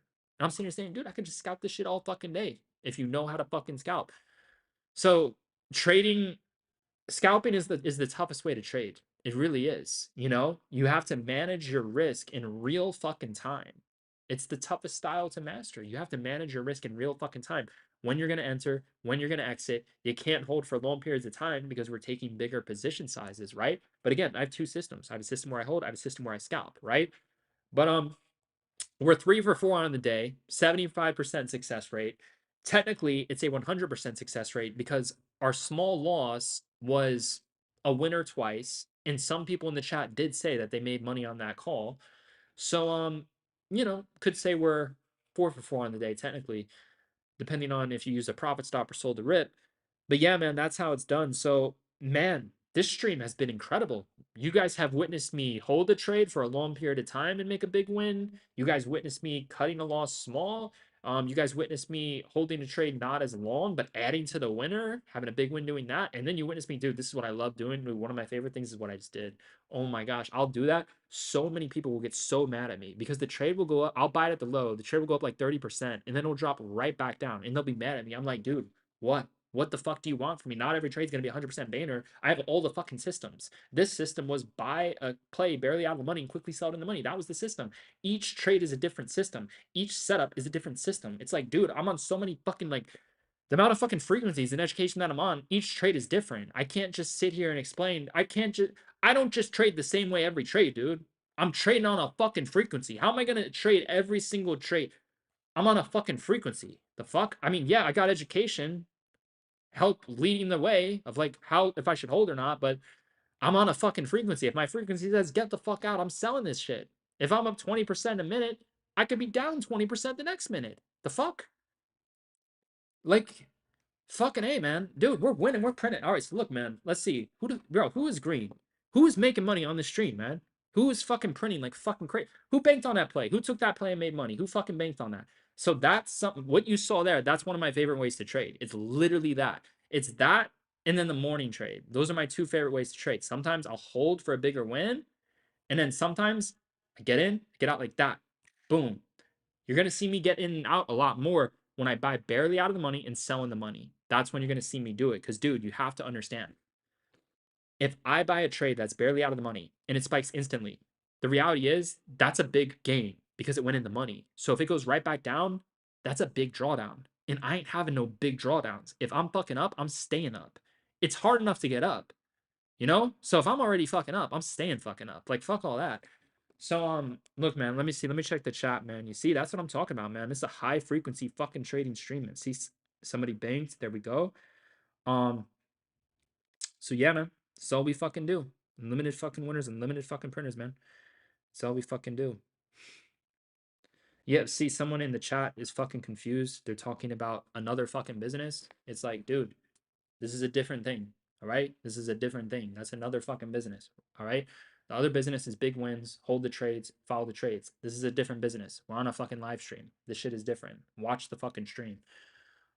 Team Roar is a different service, right? You follow the trades. It's a far out of the money trade alert system. This is completely fucking different. This is every fucking system on your fucking screen, edge of fucking cation, self fucking sufficient, get in on the fucking trades in and out on stream. This is completely fucking different.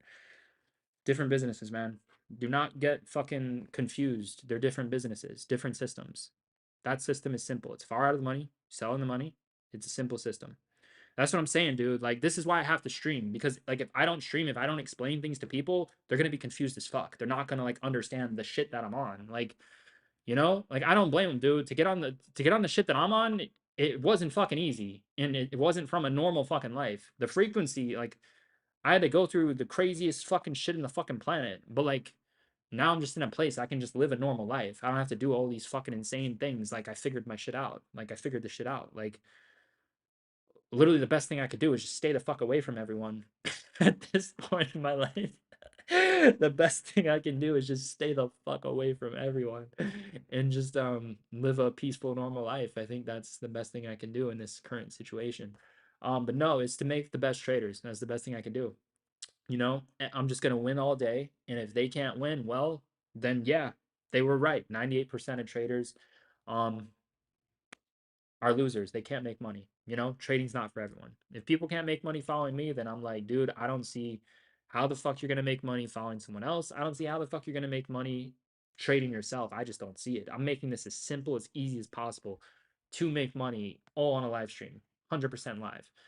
Um, And that's what I'm saying. On Zoom, there's no delays. YouTube has like a small little delay. I've heard it could be like 5, 10 seconds or a little bit more.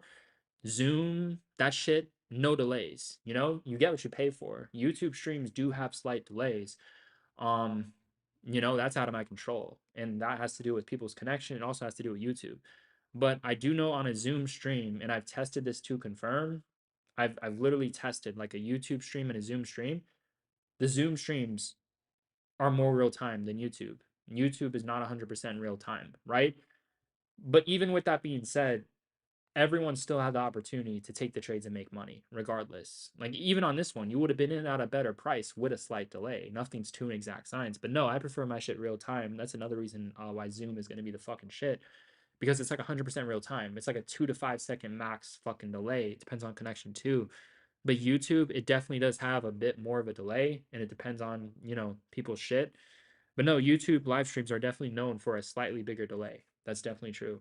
That's why paid live stream platforms are just far more superior, because it's more real time and I'm scalping, so that's very important. Um, but yeah, man, there's just nothing to do but just wait to win. My life has just become waiting to win. All I do is win, and I just keep waiting to keep winning. It's about it. Like, it's about it. I gave people 3 fucking massive W's. If they're red, they can go fuck off and lose money, man. That's what I'm saying. Like that's what I'm saying. There's two types of people in the world. There's people want to learn, join the group, level up and make money, and then people who don't. They want to do it all themselves or learn from someone else. All the power to people's decisions. It's all within. Um, if someone ever somehow got to the shit that I'm on, it's definitely gonna take them a long period of time without my guidance. There's just no way in fucks. It's like, dude, I'm talking about if you want to know my level up, everyone has different level ups, everyone has different glow ups. It's like, dude,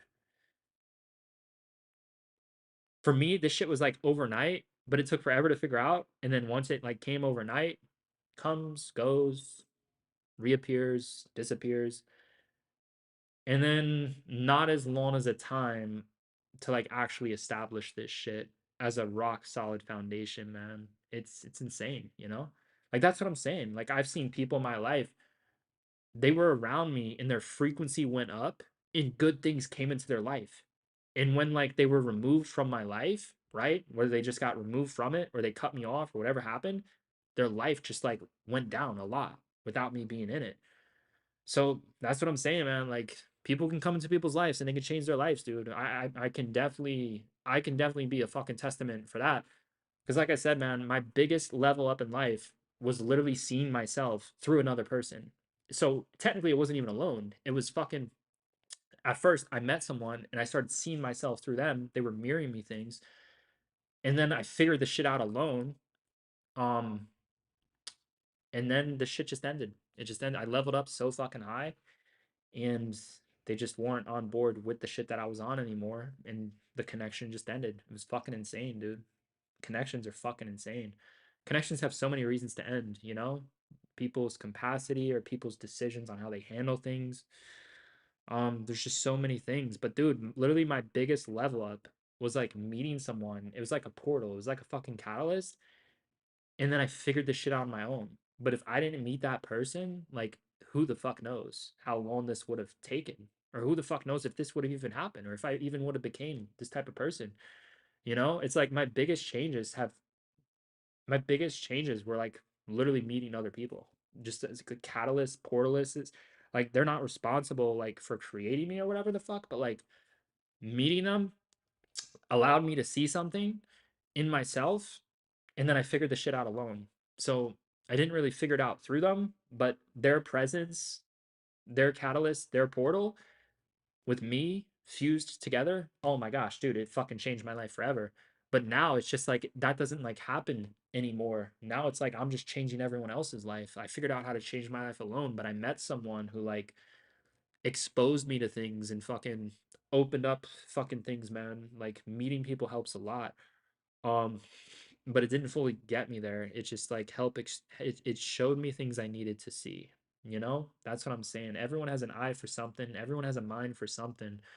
um put two and two together, something happens. It's like a potion, it's like a fusion, it's like a portal. it's like a catalyst. That's really what it's like. That's what I'm saying. Like a lot of people have come into my life as catalyst. That's how I see it. It's like catalyst, it's like portals. We both helped each other in some way. Um, you know, things weren't perfect. And yeah, but in some way, there was a massive level up with that experience. But yeah, now it's just alone. I don't have anyone anymore fucking like leveling me up or anything like that. It's just literally it's just all just fucking me, man. It's all just fucking me. I figured some shit out and fucking yeah, it's just insane. It really is. That's what I'm saying. Like at some point, the people who helped me, it would actually destroy me if I stayed with them, which is fucking crazy. Like it really is crazy to think like to like think about that. Like some people just come into our lives as like portals or connections or to show us something. But if we actually stayed with that person, we'd start to realize that this is no longer bringing me up. It's just bringing me down. Like this is going the wrong way. I need to like take this shit into my own fucking hands alone now. Like that's literally like my fucking life. So yeah, man, there's just nothing to really do right now. All we could do is sit and fucking wait, man. But that's what I'm saying. I've seen firsthand, but it's just crazy because like I've seen so many times where I was like a catalyst in a portal to other people and I helped change their life. Maybe they got hurt in the process somehow, but like I literally changed their life. And then I also have experienced of like how people have done the same for me. I've had people how like they just didn't handle me the best, or maybe they had bad intents, maybe they tried to hurt me, whatever the fuck. But I just leveled up so much from like that experience. So it is what it is. But it gets to a point where like certain things just have to be removed. It's just no more access. So like I just look at the portals, catalysts, and stuff like that. Some of my biggest glow ups were when the worst things happened to me. That's just life. Like some of the worst things I've been through were the biggest fucking glow ups. It surely wasn't being fucking comfortable. But once you figure out, look, once people go through bad shit and they figure out how to get on the good like when they figure their shit out, then it's like you really don't need to be in like bad shit or fires anymore. Like that's what I'm saying. Like me being around people, it's not it's really not helping me at this point anymore. For what I'm trying to do at least with this trading shit. Um, but yeah, this let's see, 1 minute, 5 minutes. But dude, guys, I'm telling you, trading's life. This shit is literally life. Like, dude, if I didn't meet that person that I'm talking about, I would not be on the level that I'm on right now. There's no fucking way. Like, I don't. I mean, who? That's another thing. If it never happened, who knows what would have fucking happened, right? That's another fucking thing. But it happened for a reason. So it is what it is, man. Things happen for a reason, and I leveled up a fuck ton. So I can't complain or anything. Let's see. Yeah, there's just nothing to do, man. You know?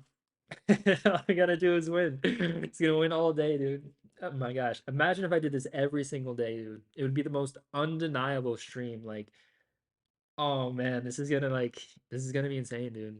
If I did this shit every day. Like I'm just done, man. I'm just done. I'm done with people. I'm just all in on my craft. Part of my craft is leveling people up. I'm just done. People on the outside, all this shit, I'm done. Fuck it all. Like I'm just gonna stay in my house and trade and just level up 24 fucking 7. That's all I'm gonna do. Dude, who are these fucking people, man? This is crazy. What the fuck is going on? Like I just don't know how this is happening.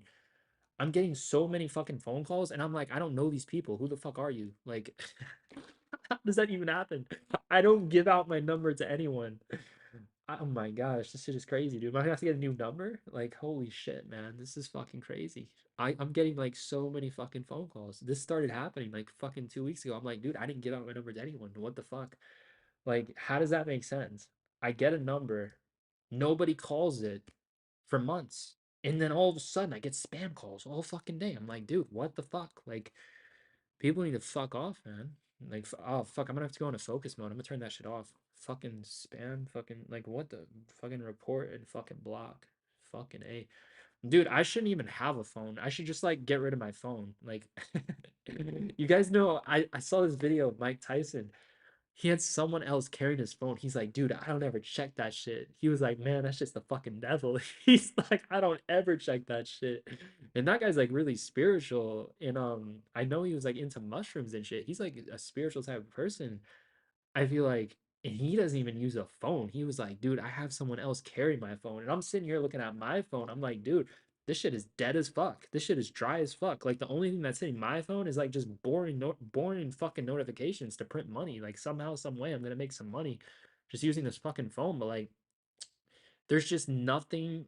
There's just no ROI in this shit. The only ROI is like to create content or some shit. Like this phone is a waste. It's really a disgrace of like how many people like I just don't get it, you know? Like I really don't get like I'll see someone taking a walk on a sidewalk and they're on their phone and I'm thinking to myself like what could they possibly be doing on their phone while they're walking? I just don't get it. It's like it's almost as if the phone is walking them. Like you know how people walk their dogs? It's like they're walking the dog. The dog isn't walking itself, but I feel like if someone's taking a walk and they're on their phone, like what the fuck is that person doing? You know, I just don't understand. Like what could they possibly be doing on their phone? I just don't get it, you know? Like but yeah, man, this shit is insane. I'm just waiting for the next play. I really am. I'm just waiting for the next play.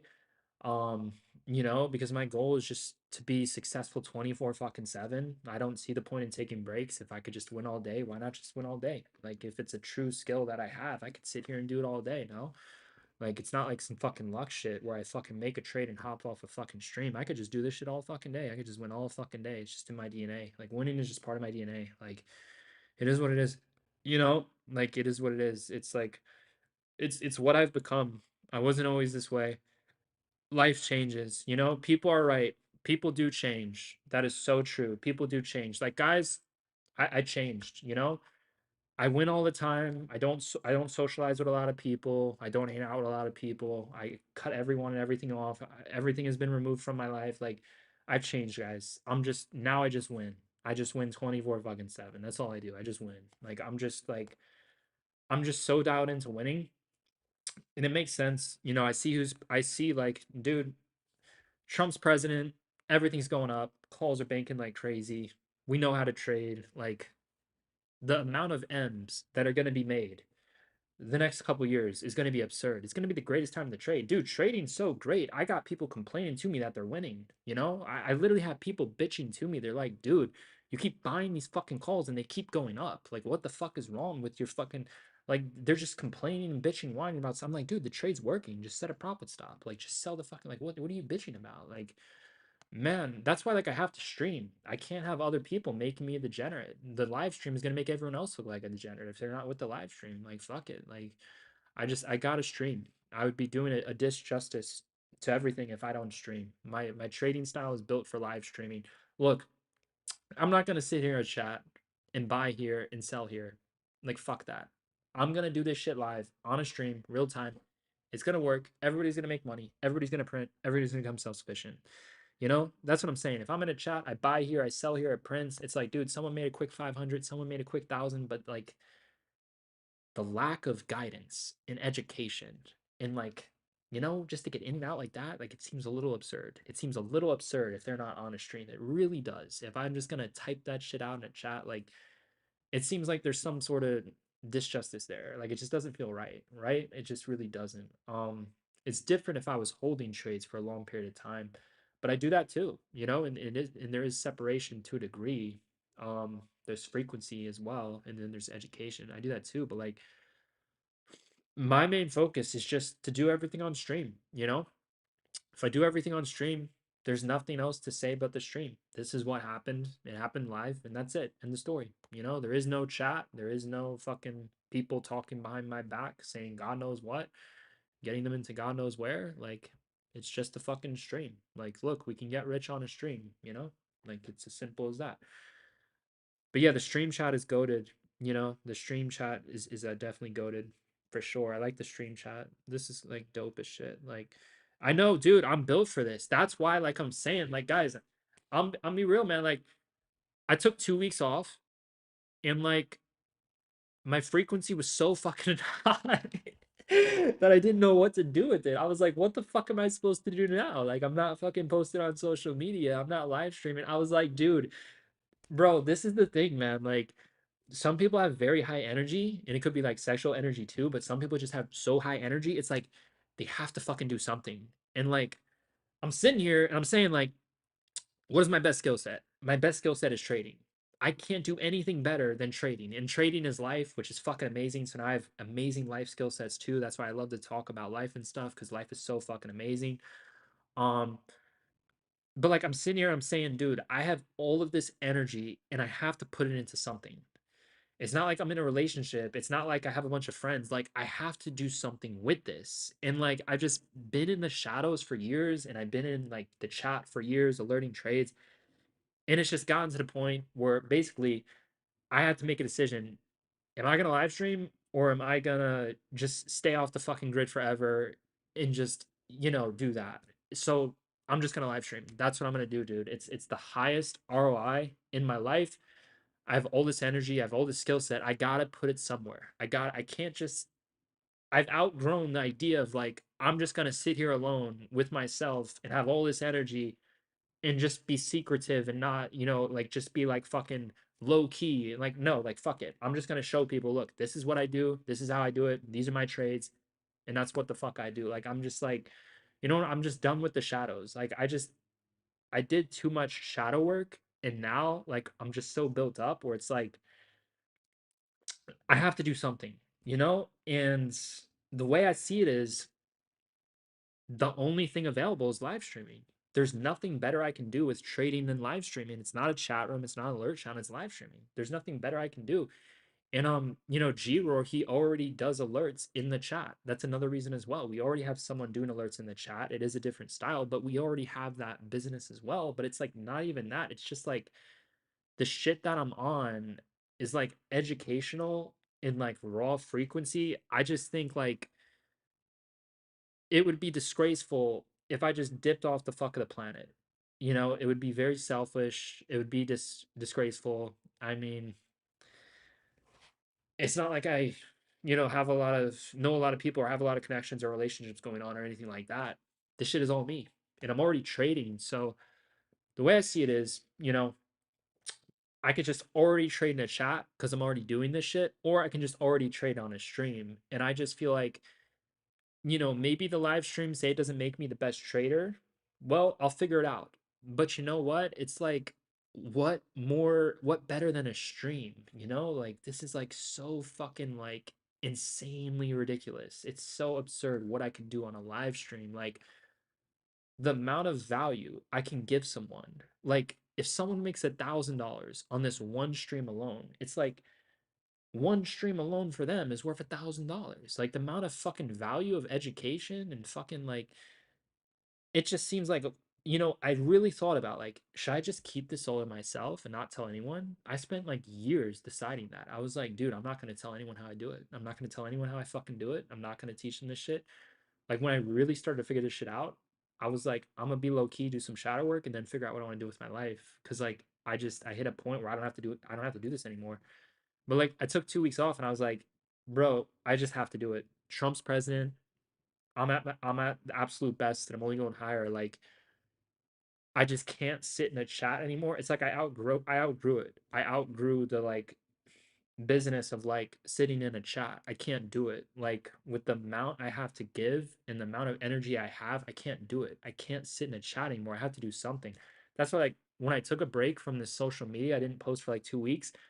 I was like, damn, I really need to fucking like do something. So like I looked at it as like I'm already trading. I'm already trading in a chat.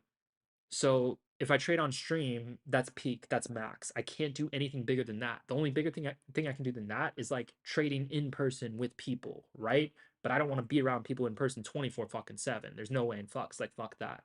Um so like basically I've come to the conclusion that the next best step that I can make with my business and with my life is to trade on stream because I have all this energy, I have all this knowledge, I have all this education, and it's all going to go to fucking waste if I don't trade on stream. Like, can you imagine? Like, imagine if this live stream didn't exist and I sat in a chat and I bought here and I sold here. I feel like I'd be selling myself short. I feel like I'd be holding back and like keeping all this to myself. I did that for years, but like now I'm just done. I'm absolutely fucking done, dude. It's like my frequency is too high, my intelligence on another level. Like I can't hold back anymore. Now I'm just like, fuck it. I'm just gonna create the absolute best. Like that's the path that I'm on now. at first I did want to gatekeep it. I really did. You know, at first I gatekeeped that shit as well, but I was still figuring it out. You know, I didn't want to talk about shit that I didn't 100% figure out, but also I did want to gatekeep to a degree. But that was just more of like time, you know, because my mission has always been to create self-sufficient traders and to educate them. But when I really leveled up, I did start to question, like, dude, should I be telling people this? Like, should I be showing them this shit? Right? Trust I have my reasons for not showing certain things. Like, I don't show my broker because, dude, the last time I showed my broker, I got raided. This shit was crazy. I could have literally did a lawsuit on the broker. They posted all this shit about me and then they deleted the fucking tweet. Like, the shit was crazy, dude. Like, I'm good. I'm good, dude. I'm absolutely good. Like I don't show any fucking thing. The amount of weird fucking people that have showed up in my fucking life who've done like nothing but fucking wrong, I'm good. I'm absolutely good. There's certain things that I will definitely never be showing for sure. You know, this online shit at the end of the day, it's weird, dude. Just look at all the shit in fucking Discord. Like all people want to do is take my business, start their own business, get my clients into their clients, right? Fucking degenerates. Like, you know, people are shit. Um, but no, the best part about trading is selectivity. You know, I'm just very selective in what I do, in who I associate with, and what platforms I'm on. Like that's what I'm saying. Like you guys ain't gonna see me on fucking Twitter, X. You ain't gonna see me on Instagram. You ain't gonna see me on fucking what's the other one? TikTok or whatever the fuck. You know? It's just like you really ain't gonna see me there. Maybe at some point I'll have some content there, but I ain't gonna be replying to no direct messages, dude. I have no interest in like using DMs, communities. I have no fucking interest, dude. I'm good. Like I'm telling you, when people get around me, man, it's best for them to be high frequency or to be a good person. That's what I would say. Either be very high frequency or be a good person, you know? Because shit changes very fucking fast. Like the amount of people that have been removed to my life, like you guys don't understand. Like I can meet someone, they get removed from my life within a split second. It's like done. It's over. Even if there's a connection or like whatever the fuck, it's like done. Dude, I've known people for over a decade. Boom, it's done. One instance, it's over. Known people for a couple days. Boom, done. Over. Like it's people lose access to me at the speed of fucking light because I know that I have some divine shit and I'm highly protected in what it is that I do. And that's another reason why I'm selective and move differently because most people just aren't like it's just not going to work. Most people are just not going to work for me. I usually don't have any interest in most people at all. I usually don't. You know, most people I'd be like, "Oh man, I'm just not interested in even making a conversation with that person." Um, you know, it is what it dudes. Some of the people who treated me best in my life are strangers. You know, that's why like I just look at this shit as more of a like collective. That's really what it kind of is, rather than all this like friendships and relationships and all this. Like I could just have an amazing life, just fucking, just literally meeting like strangers or whatever the fuck in just a small circle. But no, it's just like I'm just good alone. Being alone has always pointed back to the highest ROI in my life. That's 100% for sure. But like I said, man, there's been people who've come into my life, they've showed me things about myself, and that catalyst literally sparked the biggest level up, man. It's crazy, man. And if you want to know, like in terms of people, dude, it really like, man, it's fucking like it's just different, man. It's just absolutely fucking different. Like shit is different on like who you meet, like on like who you can meet in this world. It's different. But it's like the thing is once you meet those people and then you start to become the absolute best version of you, and then you look around in the room, you're like, dude, nobody's like me. Like nobody's just like I wouldn't really want to talk to most people unless I just wanted to. Like whatever the fuck. Like but like in terms of people on this level, it's hard to find, dude. It's hard to find. I've found some people on my frequency. I did. And one thing about like high frequency people, high level people, they usually don't give you the time of day, no matter who you are. A lot of them are just, they keep to themselves. They hang out with people, but not a lot. Like they just more of like lone wolves, more of like by themselves type of people. A lot of high frequency people don't spend their time all day with other people. You know, typically the highest move is just to be with them fucking selves. That's usually how it goes, you know? That's the thing. Like a lot of high level people, they don't spend time with a lot of people. They don't because they just know it's like, you know, it just is what it is. Bro, we got another trade setting up. This is fucking insane. All right, guys, I got to lock in. So, see, look. So, you'll notice I get more locked in when a move happens. You see right here, nothing's happening, nothing's happening, nothing's happening, nothing's happening, right? Gradually going down, could get fucked out of nowhere. Gradually going down, could get fucked out of nowhere. Oh, someone just got fucked, right? So I like to show up when someone gets fucked. Someone just got trapped. The bulls just got trapped. We're at some oversold levels. So look, I'm getting ready to make a potential trade. So you see, I like to make my trades when sometimes when the momentum is there, right? If someone's already getting fucked, it's easy to not get fucked, right?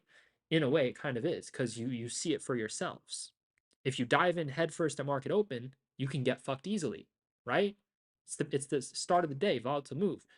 But if you wait, right, for the volatile move to kick in, now you know, oh shit, it's getting volatile, right? What level is this going to consolidate at and start to pop? What level should I be looking for confirmations? What confirmations do I look for, right? You know, this is what I'm saying, you know? So look, we gotta wait. I'm not doing anything right now. The shit's just crashing. There's nothing for me to do right now. I gotta chill. Oh, 734 calls just went out of the money. All right, so that's good. That's good. 734 calls went out of the money, so that could quickly go back into money. So look, I gotta lock in, guys. I gotta lock in. I'm locked in again. I gotta lock the fuck in. Look, this 734 call could go right back to the money. So I gotta lock in here. Let's see. We're at a break and retest level, right?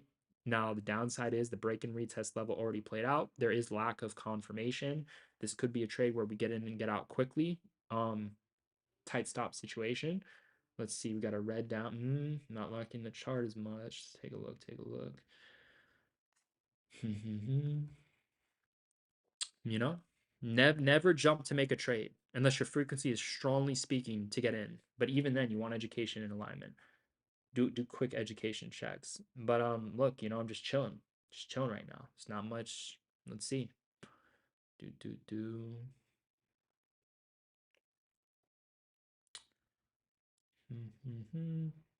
Yeah, so I'm just chilling right now. It's not, dude, it's not calling me like the last one. You guys got to understand, man. When I bought a call here, barely out of the money, the charts were speaking to me. Right now, we're at a lower price. Calls are barely out of the money, but look, the shit's not speaking to me. You see? That's why I'm not jumping right now. It's a frequency, man. That's why literally part of my education has to teach people how to raise their frequency. I'm telling you, like, dude, my frequency has gotten so high, I didn't even want to be around like most people. Or I would never like it's just so fucking high. It's dude, there's no way in fuck someone else can give this free. Like, there's no way. Like, I'm so dialed in on high fucking frequency. Like, dude, the charts are speaking to me themselves. I don't even have to sit here and try to do that whole education thing, but I do that to my advantage, right? And to get a better understanding if I should hold on or not. But like, my frequency speaks for itself. Right now, it's telling me to stay the fuck out, right? You got to adapt. Every trade, you got to adapt to the next trade, right? That's why frequency is important. If my frequency is telling me not to do something, I don't do anything, right? I don't fucking do anything. I'm sitting at a certain table. I have to operate a certain way, right? If I just go to someone else's table, there's typically no ROI in me. Just wasting my time, there's no fucking benefit for fucking me. Like, fuck, this shit's just lowering me, if anything. Like, fucking, let's see. Do we got anything here? Let's see. So obviously we got some wicks. We got some heavy support. We got some wicks coming in, right? As you guys can see, I'm not working with too much right now, but that could change like that. I just need to see something, feel something that could change like that. You guys can also see why I don't read the chat when I'm trading, because I don't want other people's shit commingled with my shit. I don't want a bunch of people, whatever the fuck they're saying. I don't want that shit in my shit. That's another thing. If you guys want to be the best traders, do not look at what other people are saying. Literally, don't go looking at what other people are fucking saying. Like, dude, I'm not looking at the chat when I'm trading because I don't want a bunch of other people commingled into you know what I mean? I don't want to read their opinions on what the fuck they think. I'm trading what I think. Like, that's what I'm saying. Like to become self-sufficient, it's not going to come from observing other people unless you just look at a certain way. If you look at it as a tool, like, oh, are they reacting emotionally? Oh, everyone's panicking. But I could do that with the candles. I don't need to see how people will react to do that. Um, but look, man, this is a crazy level. Oh my gosh. Okay, so guys, we should definitely bounce here. This level is absurd. This is an absurd fucking level right here. This right here is fucking absurd. We should bounce there. 733.30 should bounce for sure. Um, but let's see, man. At some point we're definitely gonna spike. We should definitely have a nice little spike. Um, let's see. Take a look at the daily. Daily's a little fucked up right now. Ooh, daily could be setting up for a swing trade. Yeah, daily. The daily chart's definitely setting up for a nice trade to swing or to just trade futures.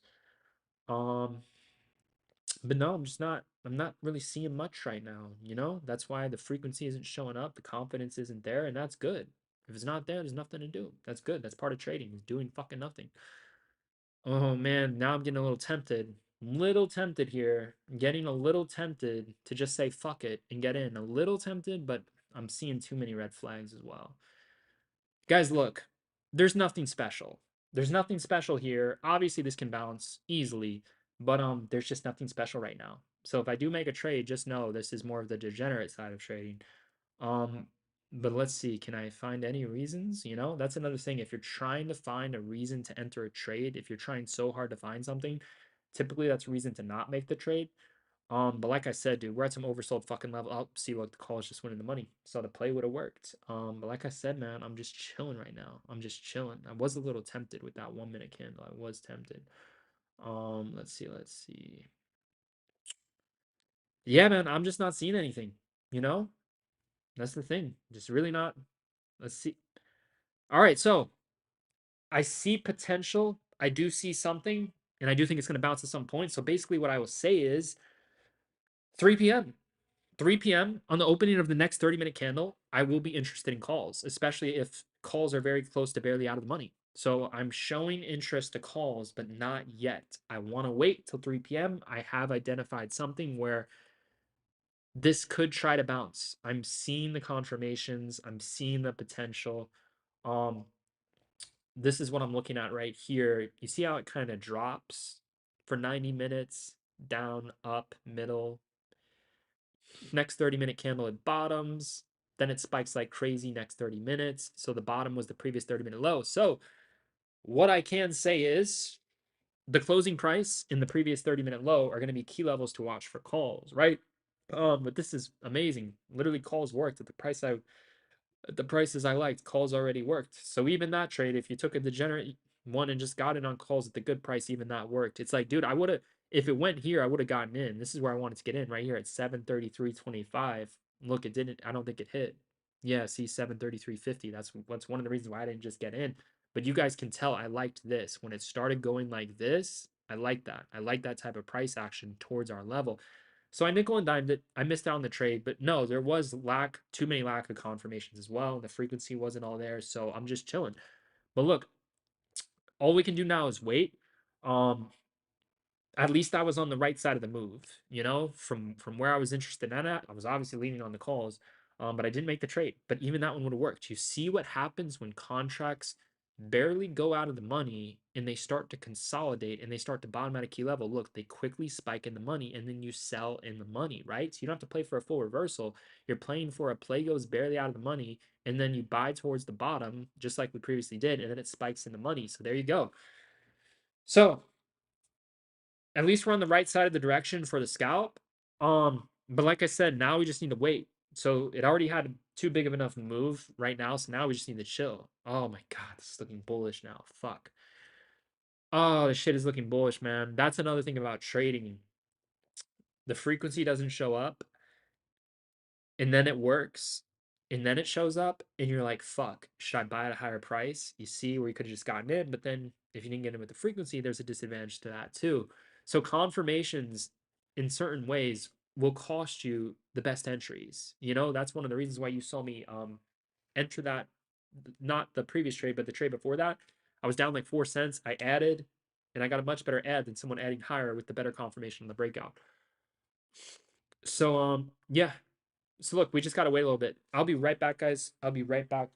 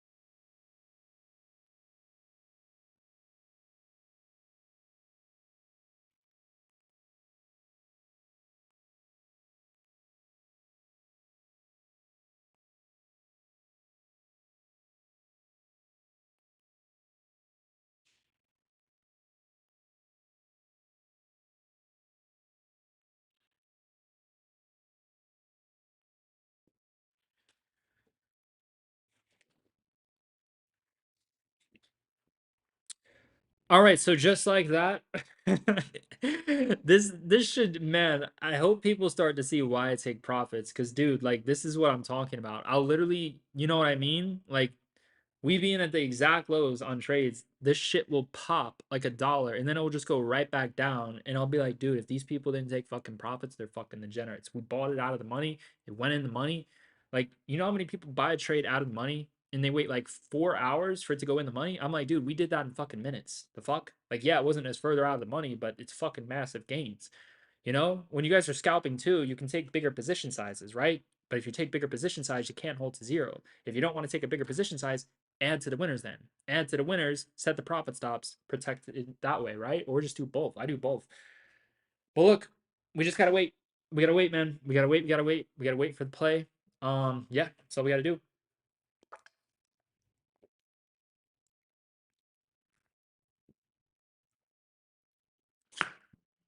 We gotta wait for some sort of play here. Oh my gosh. Bro, I literally I might retire from Power Hour. Like dude, I can't even like I look back at 2026 and I'm like, dude, I barely traded Power Hour. I was like rarely trading Power Hour, and I get why, because everything just happens so fucking fast. I don't see like the advantage. I just don't see the advantage to fucking Power Hour. You enter a trade, it goes straight to zero. It doesn't even come back to life. It's like what you put in. It just feels like a lottery ticket, you know? I don't like the whole lottery ticket. I just don't like the idea of entering a position knowing that it can go straight to zero. You know? I know I can like control the risk by what I put into the trade, but I just don't like the idea of trading that way. Just looking at how I already trade. I just don't see the advantage of doing that. If anything, it seems like I'm guaranteeing myself to lose, you know? I just don't like trading in a way where I'm guaranteed to have a loss. If I enter a trade and it instantly goes to zero, no time left, it's like I guaranteed myself a loss. But if I entered a trade and cut it quick, I could just have a small little L. It's like the loss didn't even touch me. It's like I didn't even have a loss. It's just a scratch. Obviously, I can size in, you know, the same amount of the trade of the small loss. I could size in that amount to the other trade with the big win, the lotto ticket. But dude, at this point, I just want wins. I've had the realizations. If I had systems where all I do is win, why not just do that and compound the account? Why even bother? Why even touch something that I can just lose like that? You know, I don't like the whole like lottery. I don't like the lotto. I just don't like it. I don't like the whole lotto idea. I don't see it, dude. I just never like if I know how to win, why would I put myself in a situation to instantly lose? I just don't get that. Like yeah, I can instantly stop out and cut a loss quick and then switch sides and wait for the next best trade, but like to instantly lose and go to zero, I feel like I'm like scratching off a fucking ticket. I feel I don't like trading in a way where the trade is already predetermined. I don't like that. I don't even look at it as trading to a degree. If something's already predetermined, I'm like, what's the edge? My edge is in trading in real time. That's my edge. Getting in, getting out, not predetermined fucking position size. Fucking like, bro, look, calls are eating up, man.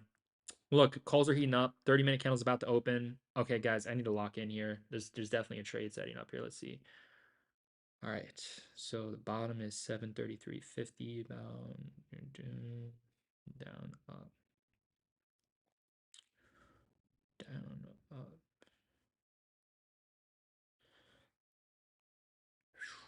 Okay, there's definitely a play here, guys. So there's definitely a play here. For the most part, this should be the final play. Yeah, this is. I like how this looks. I like how it looks on a 30-minute. I like what I'm seeing, man. So guys, look, there's a final play. There's a final play. It's gonna be calls.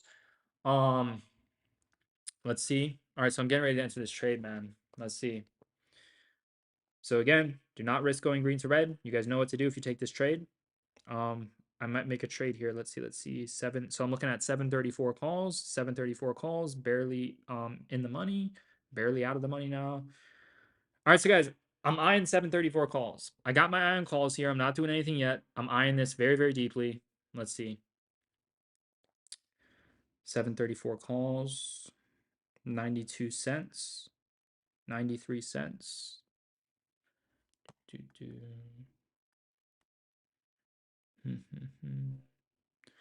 All right, guys, I'm in.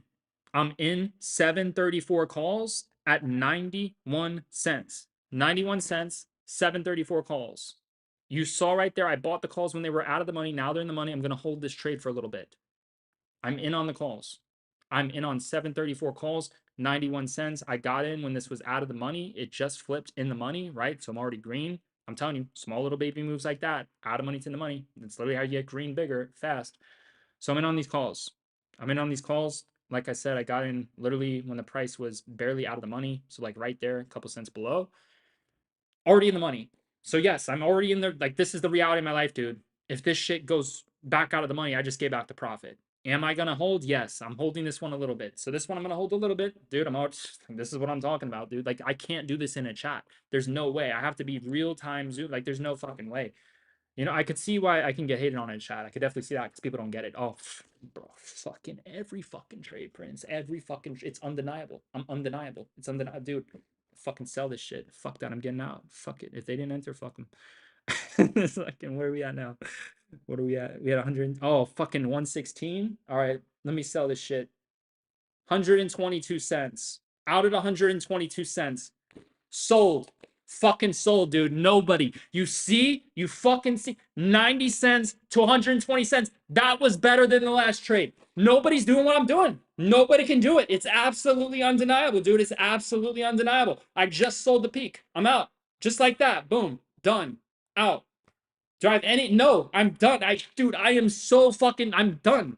I can't top that. That's peak. That's fucking peak, dude. That's fucking 5 fucking wins in a row. That's fucking peak. Did anyone take that play? Did anybody take that play, man? Did anybody take this? I want to see. Did anybody take this play? Did anyone take that play? Worked out twice. Fuck. That shit worked out. You could have got in before when I wasn't in, and then you could have got in when I wasn't, and the shit broke out higher. Fucking shit, dude. Who took the play? 90 cents to 120. Who's fucking green, man? Let's see. I want to see someone. W. Me. Nice scout. There we go. All right, so I'm out too. See? That's what I'm saying, dude. Bro, you can literally trade this shit like a stock. You can buy a stock at $90. You can sell the stock at $120. You can trade options just like stocks. You can literally do it. It's like the ultimate cheat code. It's the ultimate fucking blueprint. Like this is what I'm. There's another way, guys. There's multiple ways to trade options. But look, this shit is bullish as fuck. If you held runners, yeah, leave some runners. It is bullish as fuck. We got the Wumbo, we got the W, we got the Wumbo, we got the W, and this 30-minute pattern is bullish as fuck. This is bullish as fuck, right? You know, I will say the one thing that I do have to work a little bit on, but I don't have to, but you know, I'm gonna try to as well. You know, like I said, I have a system where I scalp, I have a system where I hold, right? I'm more of a scalper. That's just who I am more of as of now. But in terms of the holding system, you know, I'm going to try to improve holding more and stuff like that. And there's ways to do it. You know, I can sell half, I can trim, there's ways to do it, right? Do I think this is a trade where you can hold till 735.40? Absolutely. I think this can go to 735.40 easily, right? But guys, you got to understand, man, like I'm so fucking green. I'm so fucking green, but I get it. Like I get it, but dude, it's like I don't at the end of the day I don't have to do that.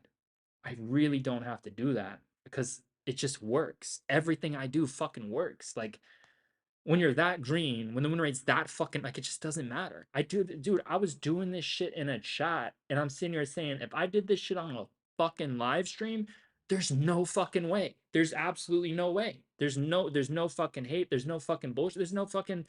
There's no way. It would be the best experience possible. It's the thing I can do the best is the live stream. But like I said, man, one thing, you know, in terms of that I will work on within time is when it is time to hold longer. I'm well aware. I'm well aware. Sometimes I don't hold as long. But look, in the morning, I held that shit very long. I really did. That was the longest holding trade, and I sold the peak. So I did that good. Not every trade is gonna be like that. This one I got in, I got out quick. But dude, 90 fucking cent to 120 like that. But bro, look at this shit. This shit is so the fucking blueprint. I'm the jailbreak. I'm the blueprint. I've cracked the whole code. I fucked the whole system. Every streamer, dude, they're all fucked. They're all fucked. Nobody is gonna be able to face me, dude. I've no interest in going on anyone's podcast, facing anyone else, dude. I'm the best. I'm 100% the best. You know? Look, if I sell too soon, you sell it better. You fucking sell it better, motherfucker.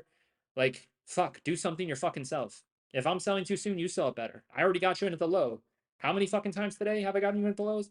That's another thing. But no, I do want to improve on holding, but you guys need to understand nothing is to an exact science. You can hold and get fucked. You can hold and get profit stopped out and get back a ton of gains. Like nothing is to an exact fucking science, 2 degrees. That's what you guys need to understand. Sometimes this isn't gonna happen. Sometimes it's gonna go straight. Look, you saw how many times the shit went back down, right? Now you're seeing when it doesn't go back down, right? We're green every fucking time, regardless. We're green every fucking way. Oh, it hit my profit target. Now it's dropping. So look, man, you guys need to see, but obviously, look, there's ways to know when to hold longer. But obviously, like I said, you sell into rips, right? You can even take a scalping position size and a holding position size. If the trade makes more sense to hold, you could take two position size, right? Scalp one, hold one. I will say though, for this particular trade, I should have held longer. So I need to improve in that because, dude, I should have done that. I should have held this a little bit longer. It's just like sometimes, like, dude, the shit be going up so fast. I'll be so green and I see the profit and I'm like, dude, fuck it. I'm getting out. Like, fuck, I'm taking profit. Fuck this. I'm fucking out. Like fucking, because sometimes too, the shit goes right back down. But no, certain trades need to be held. Certain trades need to be held regardless, not with full size. You take half off, you take 70% off. But look, the main reason why this should have been held is, dude, we're at a break and retest level. I didn't like how it already retested the level, but on the 1 minute chart, it was a lower oversold level that was not touched. It was this 725.20 level right here. Ridiculous level to be buying calls. That's why I marked this out. And it was a 30-minute chart. I showed you guys the pattern. The pattern on the 30-minute chart clearly said, you know, if you have three red down, red down, red up, red down, red up, this is one of the most bullish trend reversal candlestick confirmations here. If it's placed at a bullish level, and 733.50 was a bullish oversold level on the day, down up, red up, this is a bullish trend reversal where the SPY tries to go back up to the high of this 30-minute candle and potentially even test this wick. Even right now, if the pattern continues to repeat itself, you can technically get back in on calls on this dip. But dude, this is probably gonna bounce again. But like, I'm just so done. Like, I'm tapped out, guys. Like, that's my day, man. So look, I do this every day. This isn't something special. This isn't something rare. Well, in terms of what I'm doing, it's rare and special. But in terms of like me doing this, I do this every day. This is my normal. And again, I'm not live streaming every day. So, if I start live streaming 3, 4, 5 times a week with an exclusive paid private group who just has access to me, and then we have a little live chat like this on Zoom, nobody DMs each other, right? No fucking networking, no fucking shady things going on behind the back, whatever the fuck. Like, no scammers, no impersonators. The level up is going to be fucking insane. So like, this is the final destination of fucking leveling up with this whole stock market shit. So that's the next move on the board, man. But yeah, part of my time off, I was working behind the scenes to set this up. It's not fucking easy. It is not running a business. It's not fucking easy. Setting this all fucking up, this has not been easy. But like I said, within time, it's gonna be launched. I'm done with this whole Discord thing. I have no interest in Discords. I'm gonna be doing my own thing, moving to the different platforms, like I said, Zoom streams, and I'll probably have a Telegram private channel, but the core focus is the streams because, dude, I don't I'm sure there's smart people who can get in here and sell here, but it's just too big of a disjustice of like what I'm doing to just alert some shit in a chat. It's different if it's just follow my trades and they're holding longer, but for scalping, I need to be live on stream. That's the way. That's the only fucking way. Like, that's how I have to do this shit. So the number one focus is going to be the stream for sure, but I will have like a private alert channel and people could privately message it too. So they could privately communicate with me, but not with anybody else. And then we'll have like a chat on Zoom where people could chat with each other, but no DMs. So that's, I've just been working on some shit like that. It's taking time, but I have so many things going on that I can't speak of within my life, right? Um, but yeah, man, within time I'm gonna launch it. I've came to the conclusion of what it is that I'm doing from here. Um, It's just gonna take some time to happen. I don't have to do it, but I'm gonna do it. Like it's the biggest ROI for everyone, not just for me, but literally for everyone. I just for the person I am, I just can't sit in a chat all day. And my style is actually against sitting in a chat all day. Like the way I trade, it's actually it makes sense to do it on a live stream. It doesn't make sense to trade how I trade on a chat. Sometimes the shit just be like playing out way too quick and people aren't educated, you know? So it's like people need some guidance too, not just a fucking alert, especially for how I'm trading. This shit is like in and out quick sometimes. Like this is some technical shit. Um but yeah, it's gonna try to bounce here. This is a break and retest level. The 30-minute candle was supposed to green. It could try to bounce here. This could be a play for calls, but dude, I'm done. I'm done. Like, unless my frequency really spoke out to take a trade here, but like, no, it's like, dude, I am done. That was the final trade. I even told you guys before I made it. I literally said, like, I'm not too interested in trading power hour towards the YOLO 3:30 p.m. Kind of done in that perspective, it looks like. Um, but 3 p.m. is a reasonable time, and there's an hour left, and we were at the best level, and the 30-minute chart pattern was in alignment. So, dude, we crushed this shit. Look, it came right back down. You see? Sold too soon. Well, look, it came right back down too, you know? So, nothing's too an exact T, dude. That's what I'm saying. All you can do is create systems. Systems of should I hold this longer? What are the potions to hold a trade longer? What are the potions to scale out of a trade, right? Sell into rips, not dips if we're in calls. If we're on puts, sell into fucking dips, not rips, right? So we killed this, man. We killed this. This should really show you. So look, like what you're seeing when I launch this private group, this should give you an understanding of what you guys would be getting if you're interested in that, right? Obviously, as time goes on, there's going to be less cursing and there's going to be a fuck ton more of education and it's going to be way better than this shit is now. Like you guys need to understand, like I'm not a live streamer. I'm really not. Like I have a gift and I'm putting my gift on live stream, but I'm not like a live streamer. When I'm actually like a live streamer doing this shit every single week, dialed the fuck in, then I'm like a live streamer. So like what you're seeing now, I'm not even considered a live streamer yet. I'm not. Because I don't stream a lot. That's why. But once I consistently stream, I'm only going up. I'm only getting better. Like my shit's gonna be fucking insane once I start consistently streaming. So right now it's like this is what you get in the sense of like, dude, I'm not even like started yet. I'm not even like fucking live streamer yet. And this is what I do, right? So yeah, man, this shit's just gonna get better. We're just gonna keep leveling up. We're gonna keep growing. We're gonna keep making more money, and we're gonna keep on fucking printing non-fucking stop. Anyone who's against printing is not allowed in the group. If you're against printing, if you're just gonna hate, if you're gonna bitch, you're gonna whine, you're gonna complain, dude, you're gonna be removed from the group. Like I'm telling, we're gonna be, you know, we're not allowing that, right? I mean, at least with the group that I'm doing, I don't even have to ban anyone because like there's no bullshit that can happen behind my back. Like if someone talks shit to me, I could just like mute them and like just not allow them to talk in the like the chat. I don't even have to like ban people because there's really no community. So in a way, it's like I don't have to ban people anymore. It's kind of nice. I don't have to like ban people anymore. You know, if people just want to start shit, I'll just like mute them in the fucking chat or just like take away the chat ability if they want to fucking abuse it the wrong way. Like the fuck. Um, but yeah, in this new group, we won't have to ban anyone, which is great. You know, there's no point in banning anyone if it's an educational group. You know, if someone talks shit to me, well, they'll just lose access. I'll be like, you can't DM me anymore. It's fucking over. You want to talk shit? Well, you know, you can get the streams, you can get the trades, but you just lost access to fucking privately chatting with me. If you're gonna talk shit to me privately, it is what it is, dude. Like, if someone says some shit to me in real life, they're gone. Like, that's it. I don't care how long I fucking knew them. I would never fucking talk to them again. You know, life's different when you give up. Like, dude, I've lost so many things. Like, it's fucking insane. It wasn't really a loss, but the things that have been removed from my life, there's no fucks to give, dude. There's no fucks to give, and I have money. So it's like, you know, and I'm me. So there really is no fucks to give.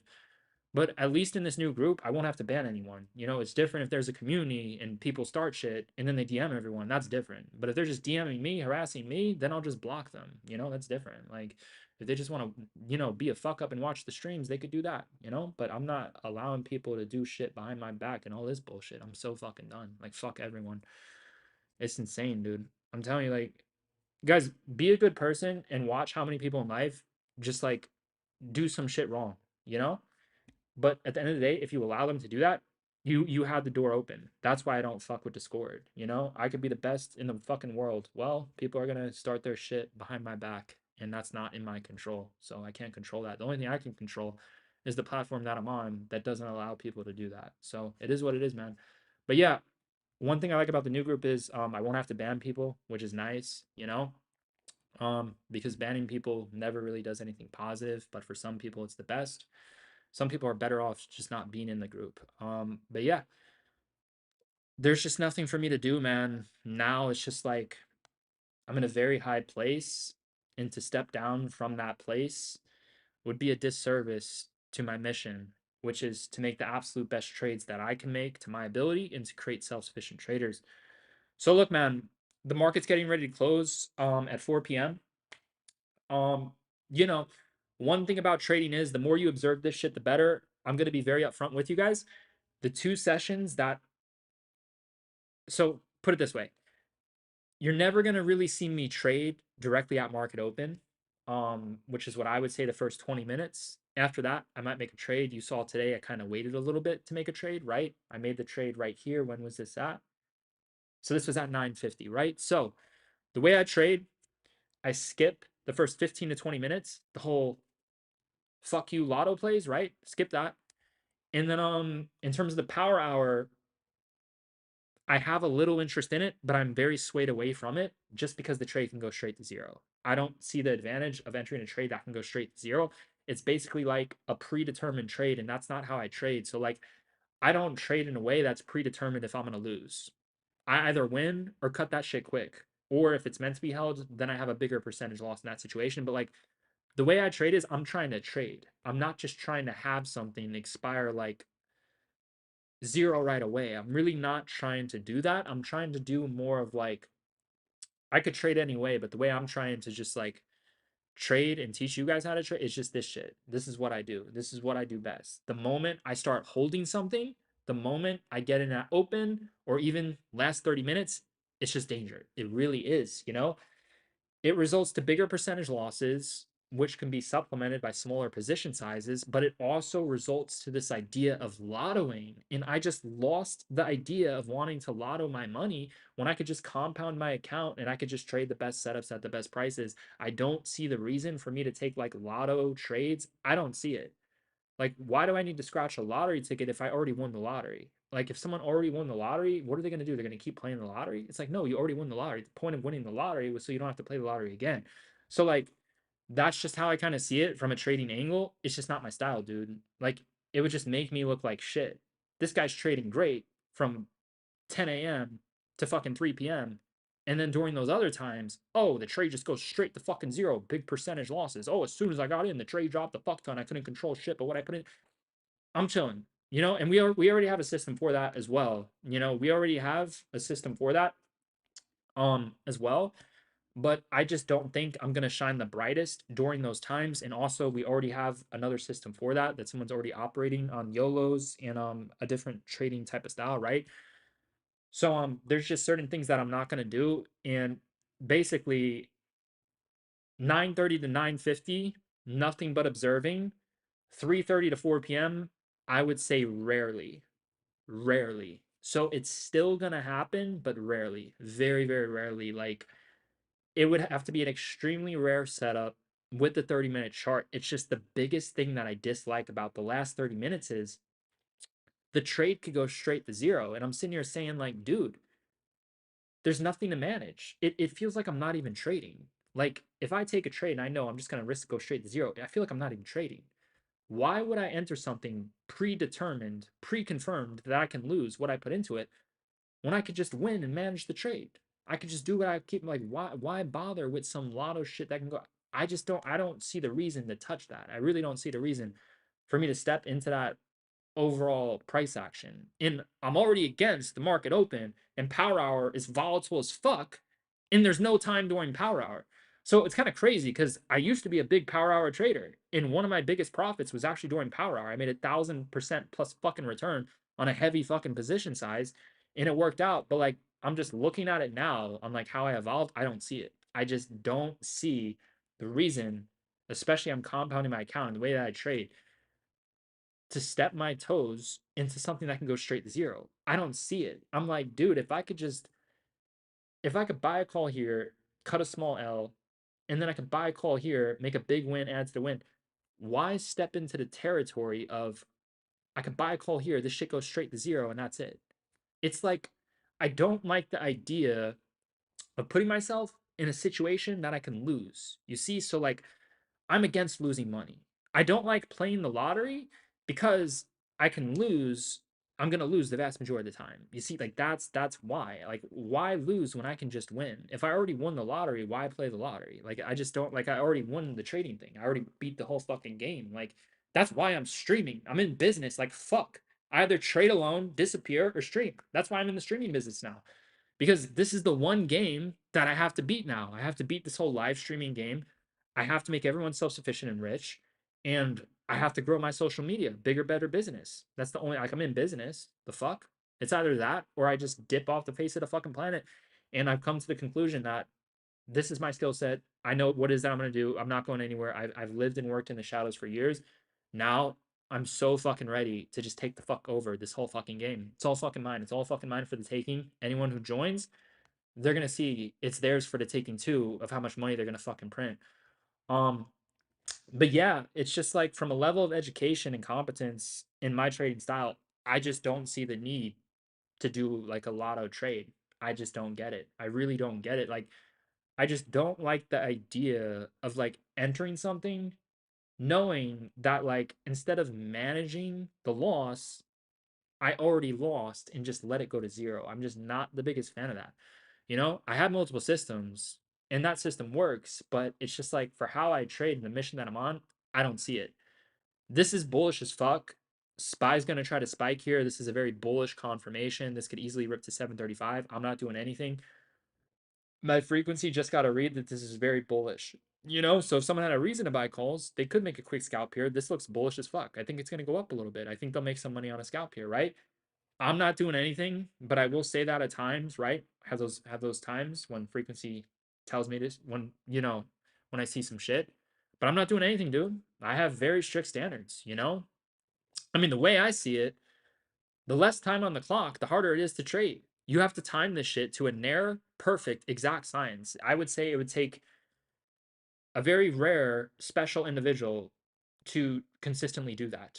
And I would say they're going against the hardest challenge within the market, because the reality of the stock market is if you're buying far out of the money options, they're not always going to go in the money. Some days are going to be days for doing what I'm doing, but the beauty of what I'm doing is those days exist every single day. If you go far out of the money, well, some months the market's going to say it's not time to go far out of the money. If you don't switch up, you're going to have a red month. You're going to get back a lot of profit, right? At least with scalping, you can size in bigger to make up the lack of holding. You can also add to winners and you can control your shit. You can get in and out rather than accepting the trade's just going to go to zero, rather than accepting, the market has to be in alignment with what I'm doing. And if it's not, I'm going to be red. At least when I barely go out of the money or when I scalp, the market's always in alignment that the price is always going to go up or down, and the contract is always going to go barely out of the money to in the money, or in the money to further in the money, right? Look at that. Someone just listened to me. They just made a fucking bag, right? So, like I said, man, the point of these streams, you're going to see how I trade, and then you're going to fucking listen to what the fuck I'm saying, because that's going to make you money too. If someone just bought calls with what the fuck I just said, they just made a fucking bag, right? That doesn't mean I'm going to buy calls every single time. But there could have been someone who was interested in buying the dip, and then they were watching the price action and they fucking heard what the fuck I was saying, and they're saying, dude, fuck it, I'm getting in. Could have been that person. And I'm there for that person too. I'm 100% there for that person. My end goal is not for people to 100% copy every little thing that is I'm doing. My goal is for people to be self-sufficient and to get rich. It's pretty simple. I want them to be self-sufficient. I want them to not need me anymore. At some point, they should either just graduate from this shit and stay if they want to. Um, but the goal is for them to trade for themselves, right? Someone could have been very bullish here and considering calls. Well, if they heard that analysis, they just made a fucking bag. The shit went up $1 in 1 fucking minute, right? But one of the things that I don't like about Power Hour is, if I was on the wrong side of that trade buying puts like a degenerate, it would have just went straight to zero, and the less time on the clock, there's no recovery. So, you know, it's not gambling. I would just say it takes a very rare individual to be consistently successful at that. But what I dislike about it the most is this: the market can put people in situations where if they don't have any time, they're fucked. If they go too far out of the money, they're fucked, right? That's why you see me. I go like 1 point out of the money or barely out of the money or at the money, right? I do what I do for my reasons because I'm always in alignment with what the market is doing, right? So everyone has their different systems and everyone's systems work. It's just the one thing that I don't like about the power hour trading and going extremely far out. The things that I don't like about it is, you know, you're accepting a loss in a way. Your loss is already predetermined. So you managed all your risk before the trade. I don't like that because you're accepting a loss basically, if it is a loss. I don't like losing money. I don't like holding losers like that. But the main thing I don't like is control. Nobody has, it's not to an exact science. You can buy far out of the money option contracts. Like this is what I'm talking about. This is why I don't like it. Is this right here. Look at this. If you bought far out of the money option contracts here on calls, you made money. If you bought it on here on puts, you made money. But look, if you went far out of the money for the rest of the day, look, power hour was shit. The middle of the day was shit. This was scalpers fucking galore. And if you scalped right here, it was still good, right? Obviously, you left a fuck ton of money on the table, but it was still fucking good because you get in, you get out. That's why you manage your risk, right? So it's just different ways of control, you know? If you're getting in and out on a trade, the one thing that you lack control of is volatility. If volatility gets very high and you don't get out, you're going to experience a bigger loss or a bigger win. And that will happen no matter what, right? But if you go far out of the money, you know, it's like in certain situations, you have no shot of winning. It's like in certain situations, what you put in is already gone. And it's like you're not even, you know what I mean? It's like certain environments are not for far out of money. And the market can flip, the market can switch, right? So, like me personally, I would rather manage the risk of volatility in waiting for volatility to show itself rather than going like 10 fucking points out of the money in a shit fucking market. So just understand, far the money, it's a real thing. It works. It's a consistent system. But when the market flips, people give back profits. A lot of people don't make it. If the market goes 1, 2 months without far the money being good, it happens. It does happen. But I just don't like the idea in trading in an environment that's not meant to be traded every single day. To be that selective and to understand that the market could flip and change. I don't like that whole concept just on how I trade personally. I'm just explaining to you guys why I do what it is that I do and how I operate, right?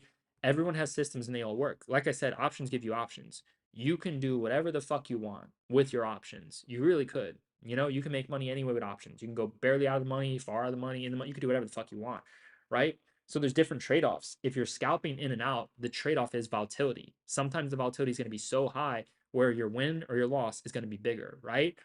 If you go far out of the money, sometimes the trade is never going to go in the money. Sometimes the real trade to make was a scalp. It was never to go far out of the money. Me personally, I'd rather focus on controlling the volatility rather than the other side of the equation. That's just how I trade, right? That's why I've been swaying away from the whole, market open in a power hour. I lack the control of like, this shit could just go against me so fucking quickly. In percentage wise, it makes all my other scalps look a lot smaller than they actually are. That's one reason. But it's not just that. It's just like the lack of control of volatility. When volatility is very high, you have to have a system that allows you to control that for smaller L's, smaller wins, right? Because if I'm making 10, 20, 30% wins, and then I trade power hour 100%, 200% wins, I need to be aware of that. It's a big difference making 20% win and then losing 100%, right? Obviously, you can still be green as fuck doing it, but you need to be aware of that. And you could still be green just trading a power hour session, right? But the market open, completely out of the book. I never see it happening. I don't think I would ever trade the market open at this point. Power hour, I'm still interested in it. Just going to be doing it a lot less, very selective, right? And obviously, power hour is designed for you guys to size in light because when you trade during power hour, the percentage losses are going to be 100%. The percentage wins are going to be 100% to multiple 100% to 1,000%, right? So in a way, some people view that as a lottery ticket, but you need to understand the gains are a lot bigger percentage wise, but the reality is one wrong move against you. You didn't time it right. You get a certain entry. It's like, dude, the trade is clipped like that within seconds. It's clipped. It can even go in your directions. It's fucking done. That's what I dislike about it. And it goes straight to zero. I'm like, dude, I don't want to play a scratch off. Like, I'm good. Like, I'm compounding my account. I'm rich as fuck just scalping. If people put size in their trades, I would like to think that they would be less interested in holding for the biggest wins. You know, if you're holding the biggest of percentage wins, you're probably not putting in. Look, if you're holding trades, right, for the biggest percentage gains and you're allowing them to go to zero, you're obviously not putting in large amounts of money. You're putting in smaller amounts of money to make larger amounts of money, right? With my shit, I'm putting in large amounts of money to get in and out very, very quick. Two different systems. Like I operate more on that type of system, but when it's time to hold a trade, I scale out. That's what I do. When it's more time to hold, I scale out. I don't sell full size. I scalp a size and then I hold a size. That's what the fuck I do. So in a way, it's like two trades in one. But yeah, this is my style. Um, I don't really ever see it changing because it's just like my perspective on it. I just look at the other style as just more of like the way I trade, it feels like I wouldn't even be trading if I traded that way. That's just like how I look at this shit. Like it literally feels like I'm taking a trade where I can lose and like by scalping, I have an edge where I rarely lose, you know? But again, people have edges where they go far out of the money and they rarely lose. But one thing I will say is, you know, if it's not a far out of the money season, they're going to get clapped during that season and they're going to trade less and they're not going to make as much trades. And you know, if you trade less and you win bigger percentage wise, you're sizing in smaller. If you make more trades and you're winning less percentage wise, you size in bigger. So all of a sudden, the percentage gains don't fucking matter anymore. What matters is the fucking system you want to trade. That's what fucking matters, dude. Like the system you want to trade. The other system is like less of a compound to fucking infinity system. With this system, I could just keep on compounding. That's what I love about it. I have like more control to compound my shit. I can get in, I can get out. If someone holds to zero, you know, nobody's going to hold large positions to zero. They're limited to the position they put themselves in. With me, there's no fucking limits because I could just get the fuck out like that at the speed of light.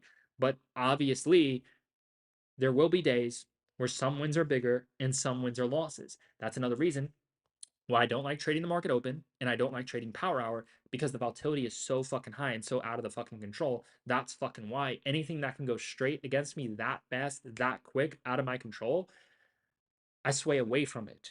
So since I'm scalping with size, I like to wait for the market to reveal itself, and it starts revealing itself 9:50 a.m. to 3 p.m. That window is when I'm gonna make, I would say, 2 to 3 trades. Days like today, I'll make like 5 to 7 to 8, right? So typically I make like 2 to 3 trades a day. Some days I'll make like 5 to 7, 8 trades a day, usually no more than that. And this is what I do, right? So I just want you guys to understand this is what I do. Options give you options. Everyone has their own systems to make money trading options, right? Obviously, if something's working for you, then keep doing that, right? This is working for me, so I don't feel the need to do something fucking else. I have this working for me. Um, you know, you can try to master both and trade both. A lot more complicated, but you can do it. You know, it's going to take a rare mind to do that. But for the way I operate my trading, I just like to operate from a perspective of every single day, the market is going to give me a move I want. But if I go far out of the money, it's not going to go in the money every single day. That's what I dislike about it, right? And nothing's to an exact science. So the thing I don't like about far out of the monies is no matter what you do, you're basically accepting that you're going to lose sometimes. But if you develop an edge with getting in and out, the better you get at getting in and out in your fucking edge, the better you get at not fucking losing. And I don't like losing to win. I like winning to win. That's just how I am. I just like to keep on fucking winning, right? I don't like to, okay, I'm going to have to lose to win. Or I'm going to have to, you know, I'm going to have some L's to win. Or I'm going to experience some L's. Dude, I don't like losing. That's why I get in and I get out. You know? There was a couple trades on stream. This trade was nice. I got calls here. I sold this shit for like almost 30%. If I would have held that shit, look, it would have went to fucking zero. The shit would have went to zero. And now it's coming back to life. Like, you see what I'm saying? Like, everything's different. But the reality of the situation is I'm getting in at the exact lows. So my edge comes from bottom ticking. What I do is I buy at the exact lows. Right here, I bought at the exact lows before the big spike. Right here, I bought almost at the exact lows before a bigger spike, right? What I do is I find right here, I literally bought at the exact lows, right? This is what I do. I bottom tick I bottom fucking tick. I get in towards the exact bottoms, sell for my profits, leave runners. Sometimes I hold for bigger wins. You saw in the morning, I held for a bigger win. The reason why I held for such a big win is because, dude, the 30-minute candle was signaling a bullish close and everything was signaling a bullish run to 739 if we break above 736. It was a bigger ROI opportunity and the market open. Look, one advantage to market towards market open and towards power hour is on the right side of the direction, it's easier to hold, right? Because the shit just goes straight in your favor. But sometimes during power hour, you just get clipped like that. Sometimes in market open, you just get clipped and nothing's to an exact science, right? But when momentum and volatility is already within the side of your favor, it's kind of easy to hold that for a bit and then just move the profit stop up and scale out on the trade, right? So this is what I do. That should make sense, but guys, it's just the two main reasons are I'm creating an edge. And the edge that I'm creating is I need to be in an environment where I can trade my edge every single day, right? So the only thing that's going to fuck with my edge a little bit is volatility, which means I need to focus on controlling that volatility. And then, at times I'm going to work on holding and stuff like that when it makes sense to hold longer for those bigger wins. But the problem with a far out of the money option is the reality is it's a fairy tale land where sometimes the market isn't going to give us far out of the money trades. And if you trade a far out of the money trade in an environment where it's not set up for that, you're going to lose money. But if I always go barely out of the money, or if I always go in the money, I can sit here and I can always make money. So it's more of my mistake, my fault, right? Rather than, oh, the fucking market didn't give us a day to go far out of the money options. Now I don't need a system for that. I don't have to worry about that. That stress is gone. So, like, the way I like to operate is clarity. The way I like my trading is I like to operate in a way where when I make a trade, my edge is there, and everyone has different edge. Some people have an edge where their system is to go far out of the money. That's their edge, and they understand with that edge, it's going to cost them consistency because they're going to have red days at times. The market isn't always going to be good for far out of the money at times, and during those times, they will give back some profits, right? During those seasons, they're not going to trade as much, right? If you learn how to scalp, you can size big, you can scale your sizes to infinity because they're not going to zero, and you can get in, you can get out. Obviously, the disadvantage to scalping is the volatility. If volatility goes against you quick, you have to cut it quick unless you're holding the trade for further down if you're positioned to do that. If not, you got to get out quick. Sometimes you can't control it. I don't use stop losses. I'm well aware if you get in and out, sometimes the market is going to give you some shit. It's going to give you some good shit. It's going to give you some bad shit. For example, you know, I've had some crazy big wins the past month with all of these news headlines coming out in the dip. I would buy a dip, a news headline would come out, and my calls would go up 100% instantly, one time 1,000% instantly, right? The reality is, if I was in on puts, there would have been no stop out. I would have experienced a big loss, right? So, one thing about scalping you need to understand is sometimes you're going to have bigger wins. Sometimes you're going to have bigger losses, right? Sometimes news can come out. That's just the reality, right? But if you sit here and you wait and you observe, it's a lot less likely to happen. But if you jump right the fuck in, right out the fucking gate or right in a fucking power hour, like, see, dude, look at this. Look, I bought a call. Everything was good. Look at it now. Everyone's getting fucked. Everyone trading 330. Look, they're all fucked. Look at this. Everybody going far out of the money. Everybody going in the money. No matter what option you buy, you're fucked. You see what I'm saying? Like, I like to wait. Part of my edge is just being strategic, which is waiting and not going far out and just being at the money, barely out of the money. Like, see, look, shit was all good here, right? And I waited for it to look a little good. Now shit ain't looking so good. Look, this is fucked. Everybody making a trade on options right now, they're hoping and they're praying that the trade doesn't go to zero. I don't want to be in a situation. I want control. If the market has high momentum, I can get in on the high momentum, get out. If the market is trading like this, I can buy puts at the peak, sell right here. I can buy calls right here. Sell. I can do whatever the fuck I want. I want some sort of control.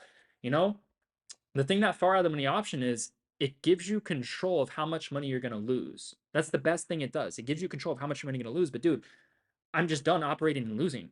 I'm sitting here with an edge and scalping, sitting here saying, dude, why the fuck would I lose money? How the fuck am I going to lose? I have an edge where I buy at a bottom tick of a 1 minute candle. It spikes a couple minutes in my favor, barely out of the money. It's in the money. How the fuck am I going to lose if I have an edge with this shit? So, guys, everyone's edge is different. Some people have an edge of you have a winning season and far money options, you get shit fucking rich, and then a losing season's come, you get back a lot of gains. But that's just how it works. It's a seasonal trading thing, or it's just with that type of system and style, you're going to have to trade less at times and you're going to have to experience some red times. There's no way to prevent it, but you can get better at experiencing that, right? But at least with scalping, the main thing you need to be aware of is volatility. That's like the number one thing you have to be aware of. Position size, you get that down, but it's market volatility. The main thing that can hurt someone getting in and out is high volatility. When volatility is very high, if you have a loss and you didn't cut the loss quickly and you're sized in fully, that's gonna, you know, take back some gains, right? So the thing that can hurt a scalper is volatility. The market environment can shift from low volatility to high volatility, right? The thing that can hurt someone trading farther money options is no matter what the volatility is, you can lose money. That's the reality. With scalping, you either lose more money, make more money. It's the volatility, right? With farther monies, it either works in your favor or goes straight to zero. So, with far the monies, it's you can control the loss to a degree, but you're accepting losses. With scalping, you can have bigger losses and have bigger wins at times, right? But like I said, you just gotta know how to do it too. I mean, if you don't know how to do it, you could use a stop loss, but I don't do that. Like, I'm so fucking against that. Like, you guys saw how quickly I got out of calls right here, right? So look, I will say it's a lot easier to trade when the market is slow. Like if you look at a lot of my trades, the market was very slow right here. It was very easy to cut the loss, right? The market was very slow right here, and then it picked up like crazy, very easy to win. Um, right here. So look, so take a look at this. So the market was very fast, very volatility. So, when it's volatile like this in one direction, you could find a way to get in and out quick on the momentum. You could do that, or you can just wait for it to slow down. You see, that's what I did. I waited for it to slow down. See, it started consolidating for a couple minutes, and then I said, "Wait a second, this is at a good level. 30-minute looks like it's going to pop."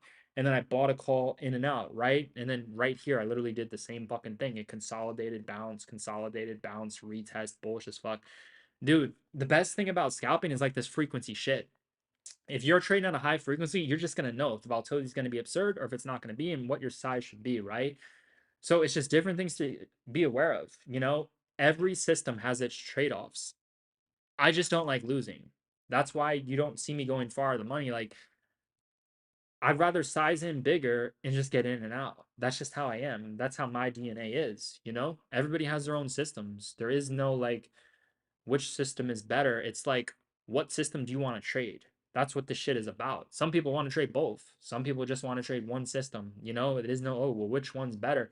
It's like, dude, the goal of trading is not to trade the best system. That's not the goal. The goal of trading is to trade how you want to trade. Everyone's like, some people have debates like, oh, this system is better than that system or whatever. I'm like, dude, trading is a very like personal life skill set. It has to do with, personality, someone's fucking frequency. Like it's a very personal thing, right? I already explained to you guys why I don't feel comfortable doing certain things with far the money, right?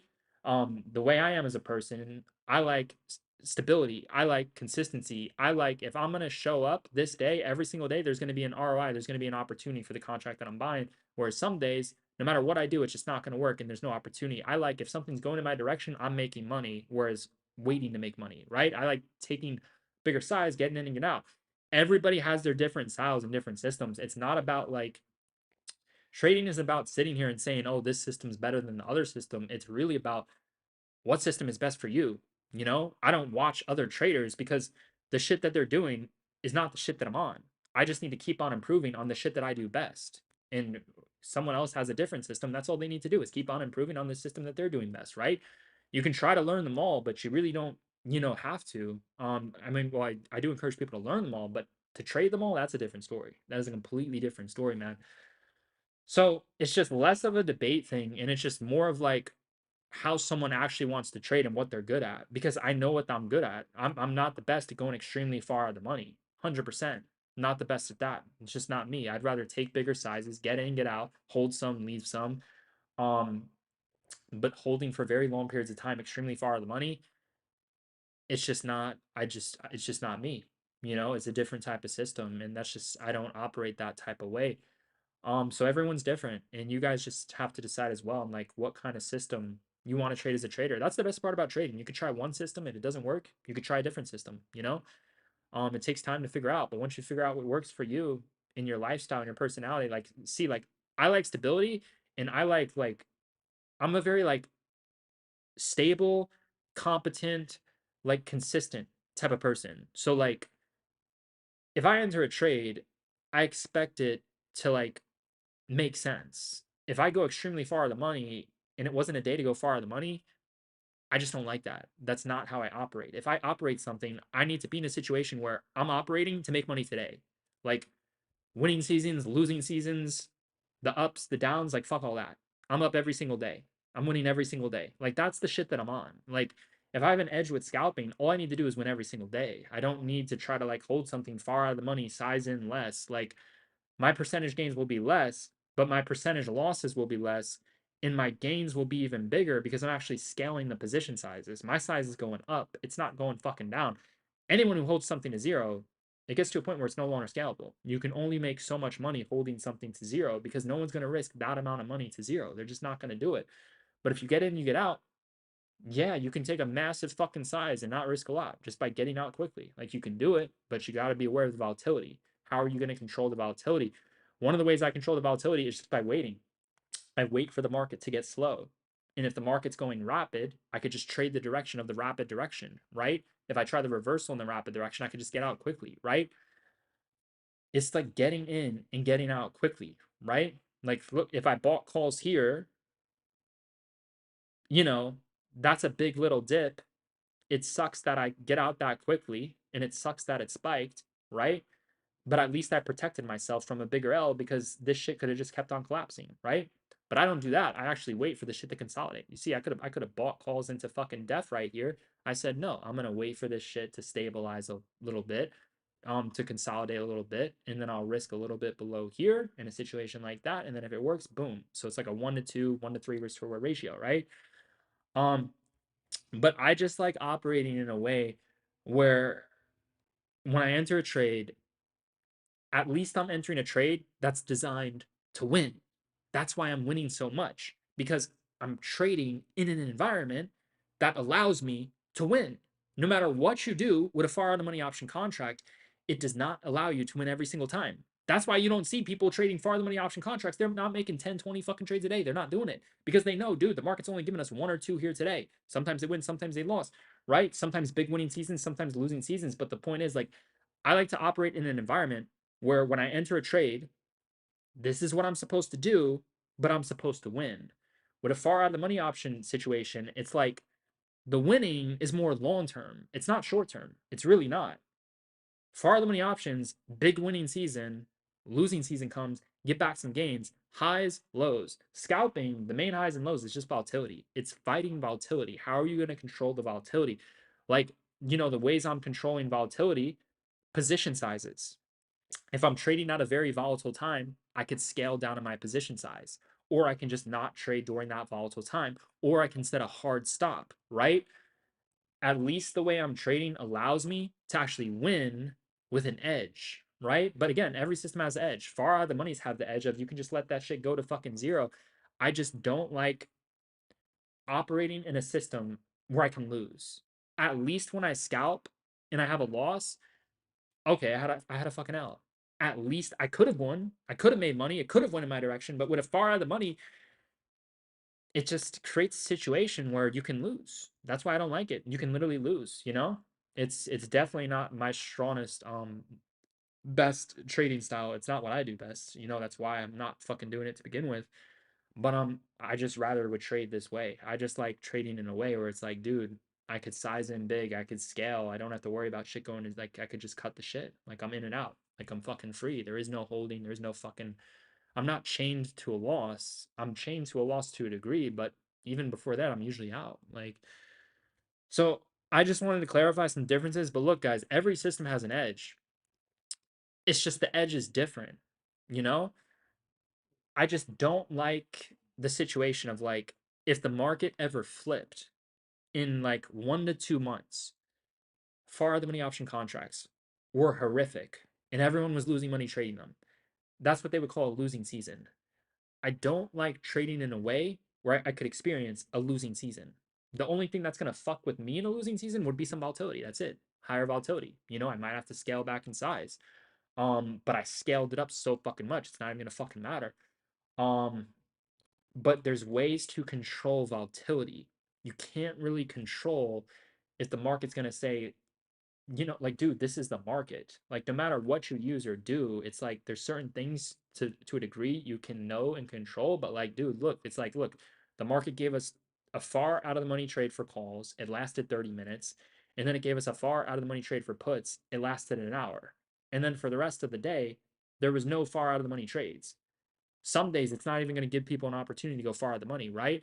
So it's a different system. Each systems have different edge. Like I said, the way I like to trade is I like to operate every single day knowing that what I'm doing is the exact result of what it is I'm doing. Like, there shouldn't be any losing seasons. There shouldn't be a lot of fucking L's. There shouldn't be, dude, the market flipped. I better stop scalping. Like, no, scalping is every single day.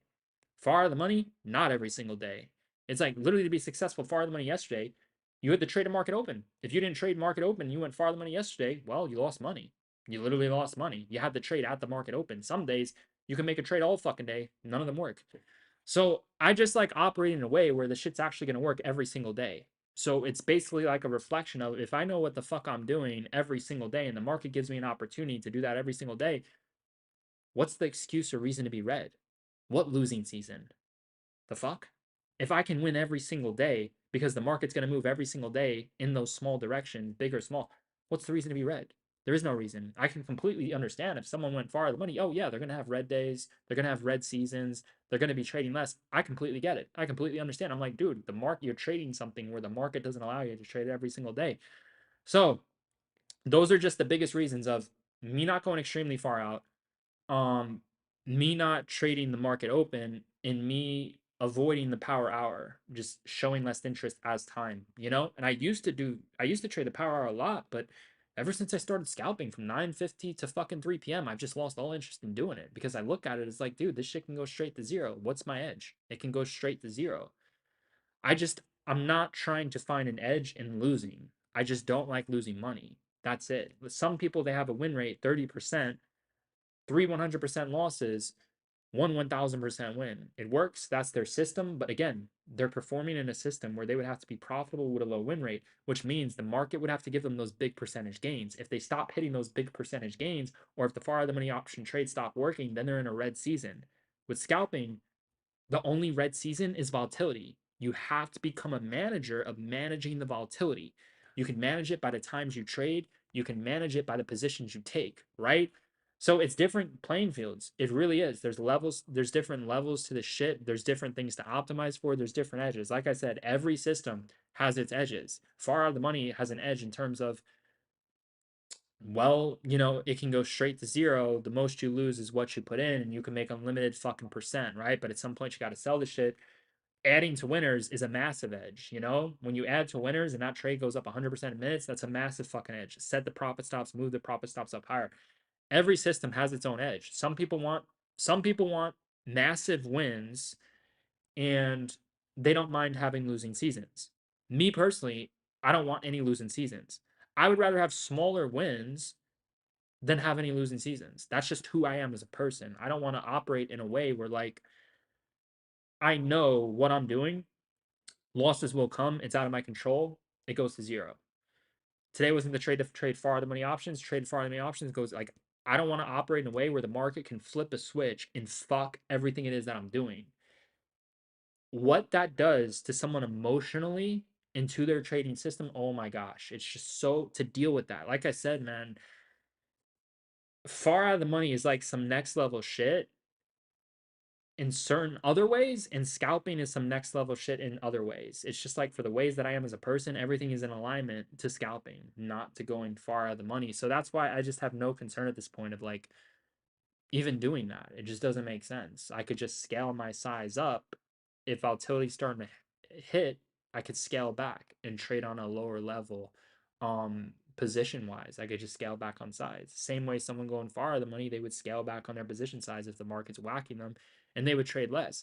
At least with the way I'm trading, I could always trade. I could always trade. I could always trade more. There's always a decent amount of trades, and it's always there every single day, every day. It's predictable, right?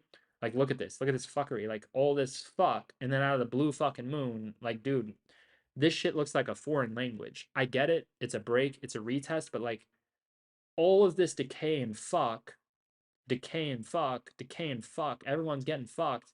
And then now you got the far of the money trade, had to time it perfectly, had to take the right strike. I'm good, dude. Like I figured out some shit where I can just literally I can just do this. Like shit collapsed, buy the dip, shit rips, sell the rip, done. This shit, like, oh my gosh, the fuck. I'm just done putting I'm done putting myself in situations where I can lose.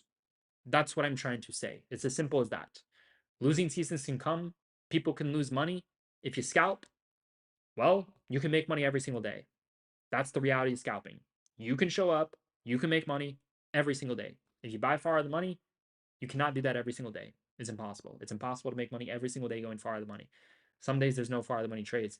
So it's different systems, it's different edges, man. But I just wanted to bring some clarity on like why it is that I do what it is that I do. Just so you guys understand like my type of strategy and trading because it's different. It's absolutely different, you know?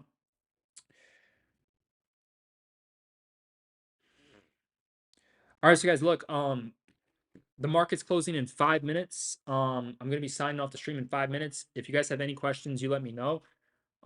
Like I said, within some time, this is gonna be like a private, exclusive group, and the core focus is gonna be live streaming, not text channels and stuff like that.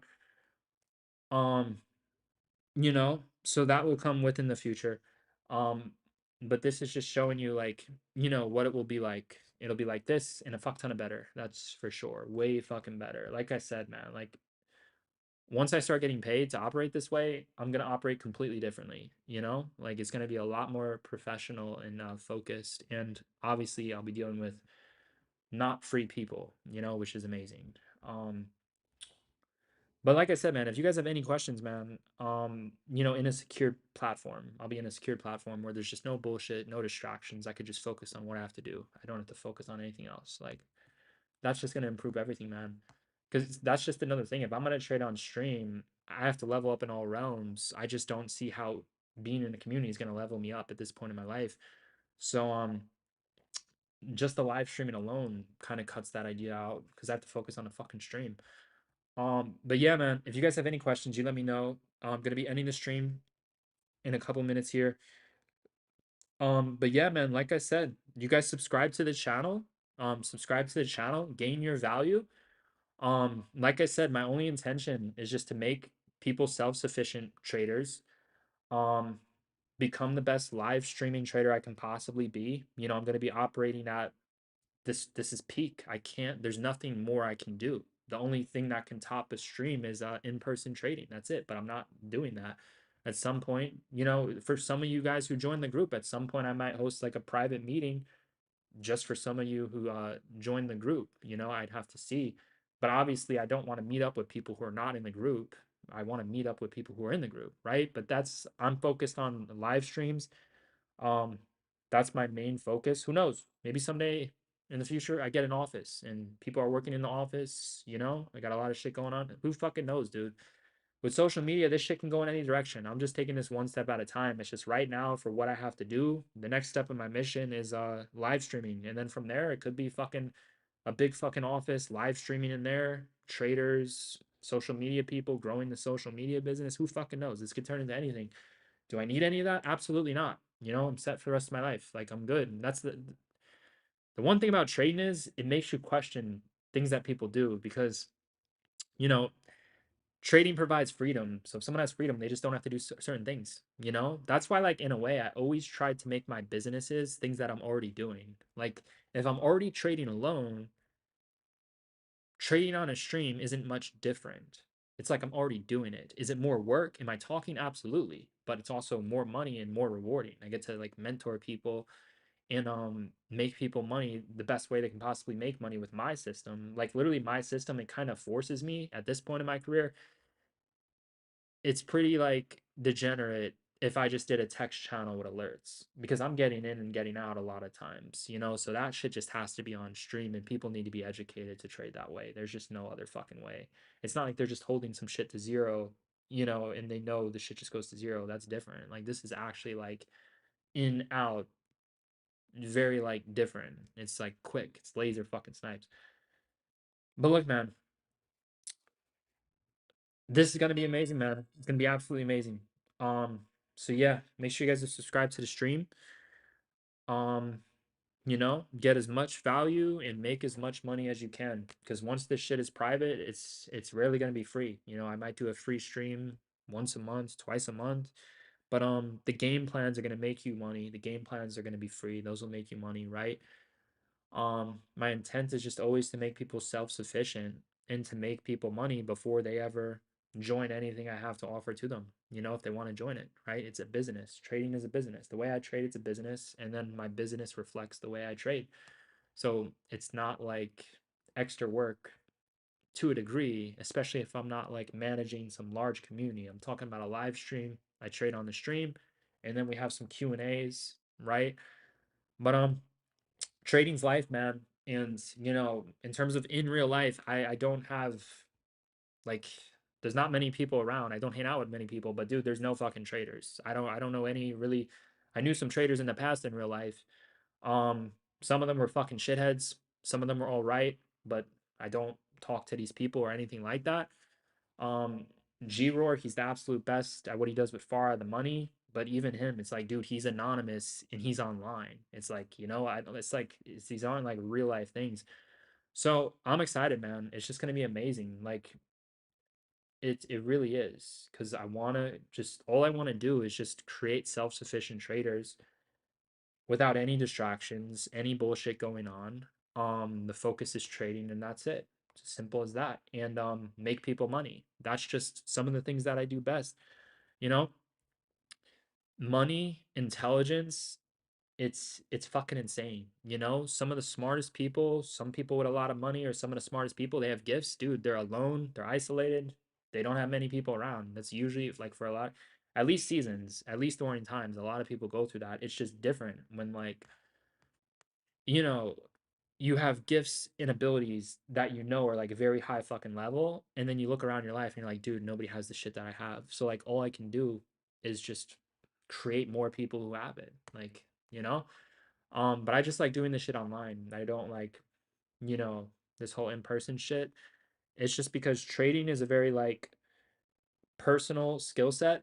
And when other people are around you when you're trading, it's usually just a distraction or it's usually just like it just doesn't help. It usually doesn't. Unless like, you know, someone just wants to learn from another trader, that's different. But like for me, it doesn't make much sense for me to be around people. It's like I feel and I see everything. You know, I don't want to like feel other people's energy and other people's vibes around me. It's like, dude, I read energy like a fucking book. If I go to a certain place, if I walk past someone on a fucking sidewalk, I'm feeling their fucking vibe like 10 fucking X compared to a normal fucking person. And I know what it used to be like to not feel anything, to be fucking numb. Like, dude, even like with myself, to have like no fucking vibes, no fucking feelings, no fucking emotions. I know what that's like, and like to not even experience that with other people. And now I'm on the completely other side of the fucking direction. Now I feel every fucking thing. It's the complete fucking opposite of like who I used to be. So like people do definitely change. That's why like I don't like being around people is because like I see and I feel everything. It's like a lot. It's a lot. If I'm around a lot of people, that's like a lot of things to see. That's a lot of things to feel. That's a lot of stimulation. I feel like I'm connected to all these fucking people. It's not gonna help my trading, dude. Like it's there's no way. That's why like I like to trade alone, but trading in general, it's just a very personal thing. Um, it really is. You know, it's a very lonely personal pursuit.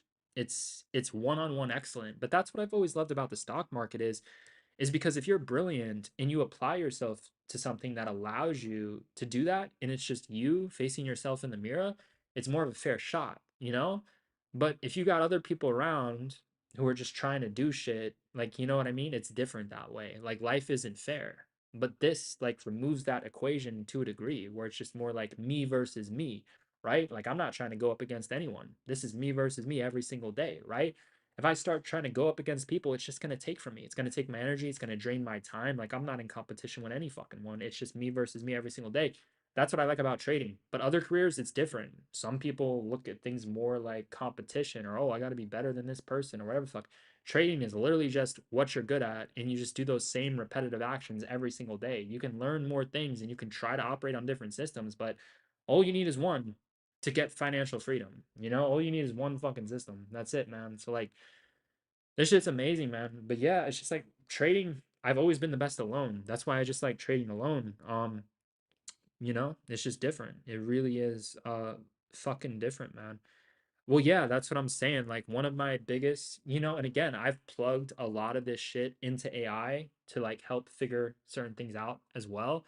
But obviously, one of my gifts is pattern recognition. Like I see things that other people don't see. And it's not just seeing my fucking frequency, dude. It's like it feels this shit. I literally feel this shit. That's why, like, for someone like me with that ability, it's different being around other people. That's what I'm saying. Like a lot of people who are like that, they're usually not around a lot of people. They usually aren't. It's like it's fucking insane. It really is. Like this trading shit feels normal. But going out into the real world, like if you just go to places and you don't know these people, it's completely fucking different. It's like I know like most people they're not like me. Like they don't like see how I see or like feel how I feel or think how I fucking feel. But it's like to a level I used to be like that and then I changed and people change. That's what I'm saying. People do change. That's one of the things about people as well. People change. You never know what the fuck they're going to do, right? If you focus on yourself, you can focus on yourself changing. But once other people get involved as you're evolving and changing, that's where shit gets different. That really gets fucking different because people aren't on the shit that you're on. It's like, it's just so different, man. Like being alone is the biggest advantage in terms of trading in a way, a lot of things in life. But no, it's just like if you're gifted in certain areas, it's just like, man, it really is lonely. Like the shit is lonely to a degree, but it's also like amazing because like most people aren't like a lot of people aren't like that. So like it's amazing and it's lonely. It's hard to find people like that. A lot of people like that, they just choose to be alone or they're just very selective with who they hang out with, but they usually don't hang out with people every single day like that. It's usually not like that. Um, but yeah, man, this shit is just different. It really is. That's why, like, you know, I'm in an interesting place in my life and evolution, and everything is just pointing me back to just like the whole original idea of this whole channel, which is just the self-sufficient traders, live stream, like just focus on that and then just go from there. My life has changed so much in the past 2 years. It's fucking ridiculous, man. And it's absolutely like it's fucking insane on how fast it changed and how many people have been removed from it. But yeah, I'm just being guided in a certain way. And the next move is just to the next thing to do is just to launch my group. It's just gonna be private streams, private education, private trading on stream. It's gonna fulfill me a lot and it's gonna help make my mission more purposeful. It's gonna make me and everyone a fuck ton more money, and I'll actually be doing what I want to do because I figured this shit out, and it took time to figure out. With a million fucking options, that's the thing. It's like I feel like I have the option to do everything, and this has definitely been one of those things where I realize this is the best thing I could possibly do right now. There's nothing fucking else. There's no other fucking people. There's no other like. This is what I need to focus on, and I'm already doing it. I'm just not streaming, but now I'm gonna be streaming a fuck ton more, right? So I'm looking forward to it, guys. Like I like working with people. I like being around people. It's just I'm very selective and careful on how I do things, right? And this whole in-person shit is different. But no, I've always liked helping other people. People have helped me in a way, in a strange way. People have helped me just for who I am by doing certain things wrong. It's like they did something wrong, but for the person that I am, it actually helped me. So, I've had people do that too. And some people are just genuinely good helping people. People have helped, me along the way too. You know, but yeah, I'm gonna leave it at that. Let me see if there's any last questions. Then I'm gonna wrap this up. Yeah, I do have some investments, but it's mainly trading. I mainly just trade. That's my main thing is just trading, scalping. I do have some investments, but like it's mainly just trading. The main thing I do is trade. I don't like to really talk about other things that go on behind the scenes. It's like, dude, this world is fucked up. Everyone's coming to take everything. It's like people they're just more to take than to give. That's just really how a lot of the world is, you know? If someone's successful, and especially for who I am, it just, in my experience, it just creates a lot of people losing access to me, a lot of people being removed from my life. It creates a lot of fucking, just a lot of things that just don't need to be in my life. Like it's just a lot of alone. Like man, it just really that's just how it is. It's just really fucking hard. Like it's just different, man. Being private is the best thing to be. It's not to be like fucking famous. That is not the best thing to fucking be, you know? It's like to be private and to have people who actually care and to not have a lot of people, you know? It's one thing to have one or two good relationships, but to manage fucking 20 of those fucking things, yeah, good fucking luck. Like this shit is like it's fucking insane, man. Like it's absolutely fucking insane, man. But yeah, bro, it's that's what I'm saying. It's the live streams. That's all I'm gonna do is just go live. Like I'm completely I don't even want to type in a chat at this point. That's like I don't even want to fucking do the chat shit at this point. All I want to do is trade on stream because I realize this is the best thing that I can possibly do and become and fucking turn into and level up. And this is like the next level of progression, you know? And I already have someone else doing the chat. We don't need two people in a chat. Someone needs to stream and fucking like educate and fucking trade on a stream. But no, it's just I'm literally destined to do this. It's not even that. I'm destined to fucking do this shit. And it's in alignment with my business because we already have one business doing trade alerts. So we don't need two business doing the same thing. You know, it's different styles. It's not the same thing, but my style literally points me to a stream. It does not point me to a chat. Um, People would definitely make less money and think that I'm just not as good if I just put my shit in a chat. That's just facts. I have to be on a stream. There's no fucking way. Like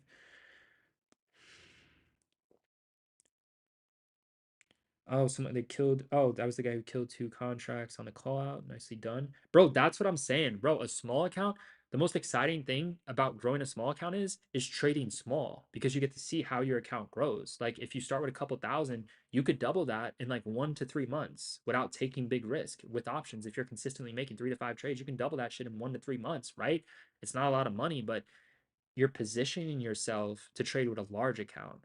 Most people trade a small account, they like position themselves to quickly get to a large account. And then when it's time to trade the large account, they blow up their account. You see, I like the small account because it allows you to see percentages. The more money someone makes, the less likely they might be to see through the cracks, to see through the leaks, to see through the small things that are going on. But if you don't have a lot of money, the only thing to see is small amounts of money, small percentages. And then you start to get the ideas of, oh, wow, 0.30% is a lot. Oh, wow, I can just trade this way, trade small. So, like, small accounts focus on percentage compounded growth. And then when you get to a large account, you scale back and you focus more on the dollar gains rather than the percentage compounded unlimited growth, right? But you got to treat a small account a similar way to how you would treat a large account in terms of like when you're kind of like starting out. Obviously, when you have a large account, you can take different risks, size and bigger, trade more, right? But I like the small account because it gives someone the skill set. It gives someone this dude. It only gets easier when you make more money. If you know how to grow a small account the right way, not full port the shit. So a small account is genius because it allows you to see things that big accounts don't even see. And then you can use what you're seeing there with the big account. And then when you trade the big account, you can use the things that you see only with the big account with the big account. That's what I'm saying. Like that's just facts and reality. If you trade a small account, you're going to see things that people don't see with big accounts. If you trade a big account, you're going to see things that people with small accounts don't see, right? That's just the reality of the situation. So if you do it the right way, you create an edge with both of the systems going through both, right? Um, bro, the stream's over. The 30-minute, I don't know what you're talking about. The 30-minute, the shit's over with, dude. The whole trading's over with. I mean, we're gonna trade futures later on, maybe if there's a trade, there could be. Um, but yeah. But yeah, man. All right, so guys, look, I'm gonna call it, man. So look, I hope you guys enjoyed the stream. So look, man, I've been in the shadows for fucking years, you know, just alerting my trades in the chat. I post the game plans, make people money to help people. But in terms of being consistent with this whole live streaming and this, posting every day, like, dude, I'm going all in. This is the only thing left to do. I took time off and I did a lot of shadow work and I just realized there's nothing better for me to do, especially right now. So I'm really just gonna focus on the streams and the content, and that's what I'm gonna do. And it's gonna level everyone fucking up, including me. I'm only going fucking higher, long term. So yeah, man, I'm looking forward to it. Um, I've always wanted to do this. Within time, I'm gonna do it, but it's like it's gotten to a point. I know exactly what I'm gonna do. The conclusion is there, and I just got to move forward. And it's gonna take some time for what I'm trying to create. But guys, like I said, within time, it's gonna be launched. I'll let you know on a YouTube only. I'm not gonna let you know anywhere else. I will let you know on a YouTube channel, this channel only, when I do launch it. And like I said, it's going to be a special group, and I'm going to be looking forward to it because all I want to do is just trade on stream. That's it. I'm just done with the chat, done with the communities. We could have a little community on the live stream in the live chat. People could chat with each other. We're not doing DMs. Um, in the future, we could do some networking events. We could do some in-person stuff, right? But my focus, I'm just gonna trade on stream.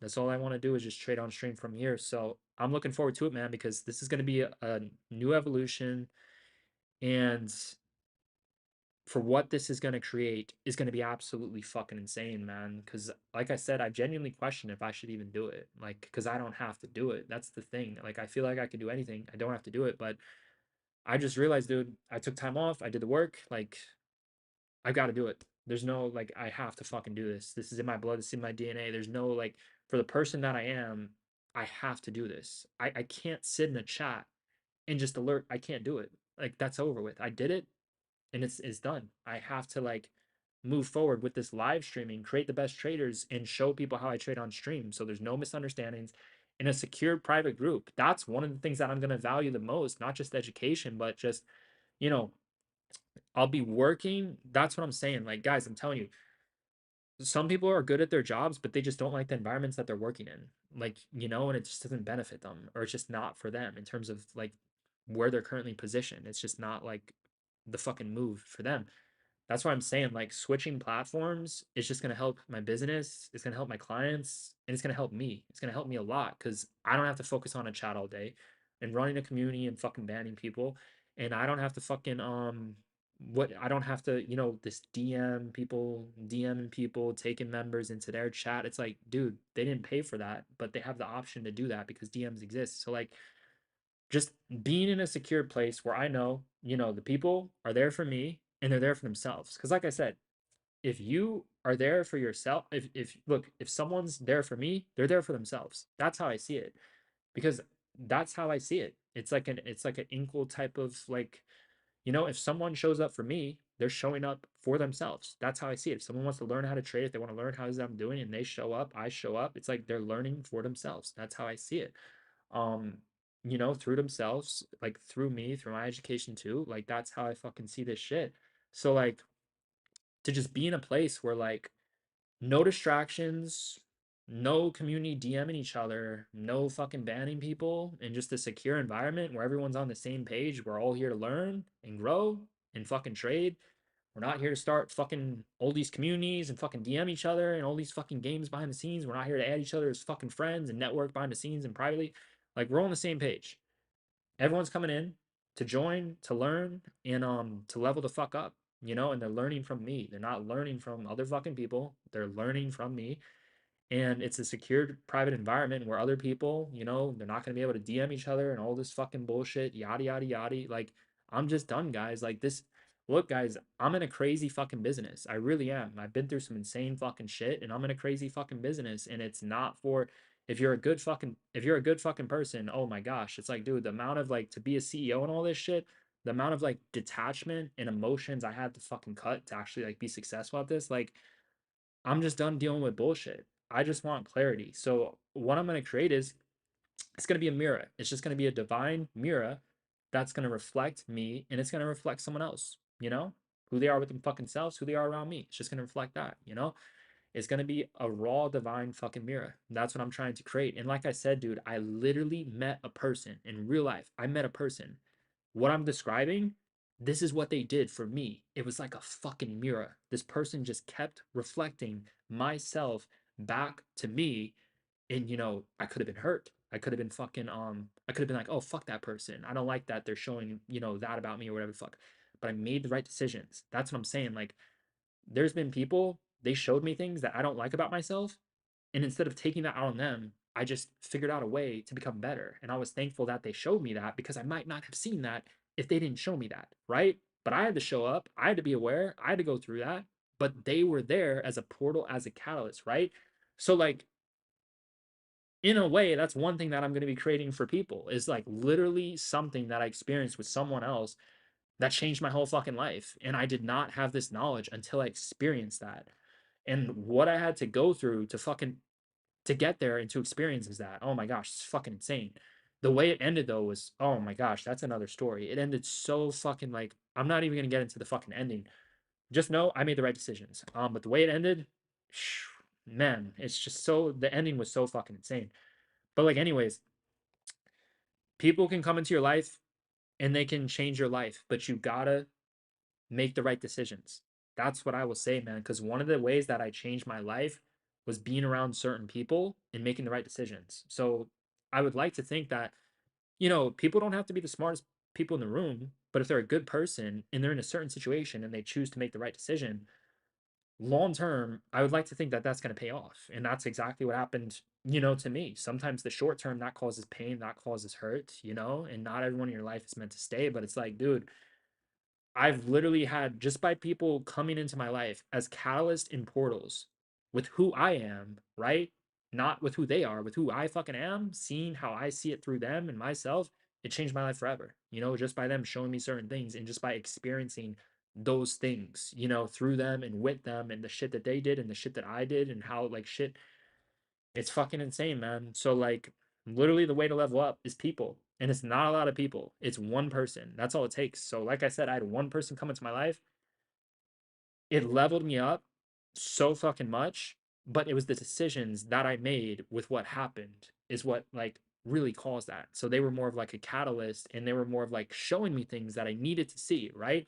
Everyone sees things that they like about themselves and that they might not like about themselves. It really comes to what are you going to do with that information? Are you going to take that on another person and not see them anymore because they showed you that about yourself? Are you going to figure out how to get better? Are you going to change for the better? Are you going to get fucking depressed because they're showing you something you don't like about yourself? Like, dude, everyone makes their own decisions. Everyone's playing on different levels. Everyone's operating on different frequencies, different fucking capacity, right? But this shit showed up and I just recognized this was like rare, this was divine, and it completely changed my life forever because I made the right decisions, right? But that person, their presence and that experience, it's like a catalyst. And now I'm just more on a path of where the fuck I need to go. So life's insane, man. That's what I'm saying. Like my level ups did not happen the way that I fucking expected. And a lot of them happened with making the right decisions when something went wrong. That's when a lot of my level ups had happened. When something went wrong, if someone did something wrong to me or if something was just off, I made the right decisions. That's literally the best times of my life are just being a good person, making the right decisions. And when things go wrong or things are off, make the right decisions. When things are extremely tough, when things are extremely like hateful or whatever, make the right decisions. Don't seek revenge on people. Don't fucking do people wrong. Usually in terms of people who come into contact with me, usually the worst thing that happens is like they just lose access to me. It's like the fumble of the fucking century. They lose access to me. They're removed from my life, and that's it. I can't see them anymore. And they're left with that fucking loss because it's hard to find certain people. It really is, dude. I've lost.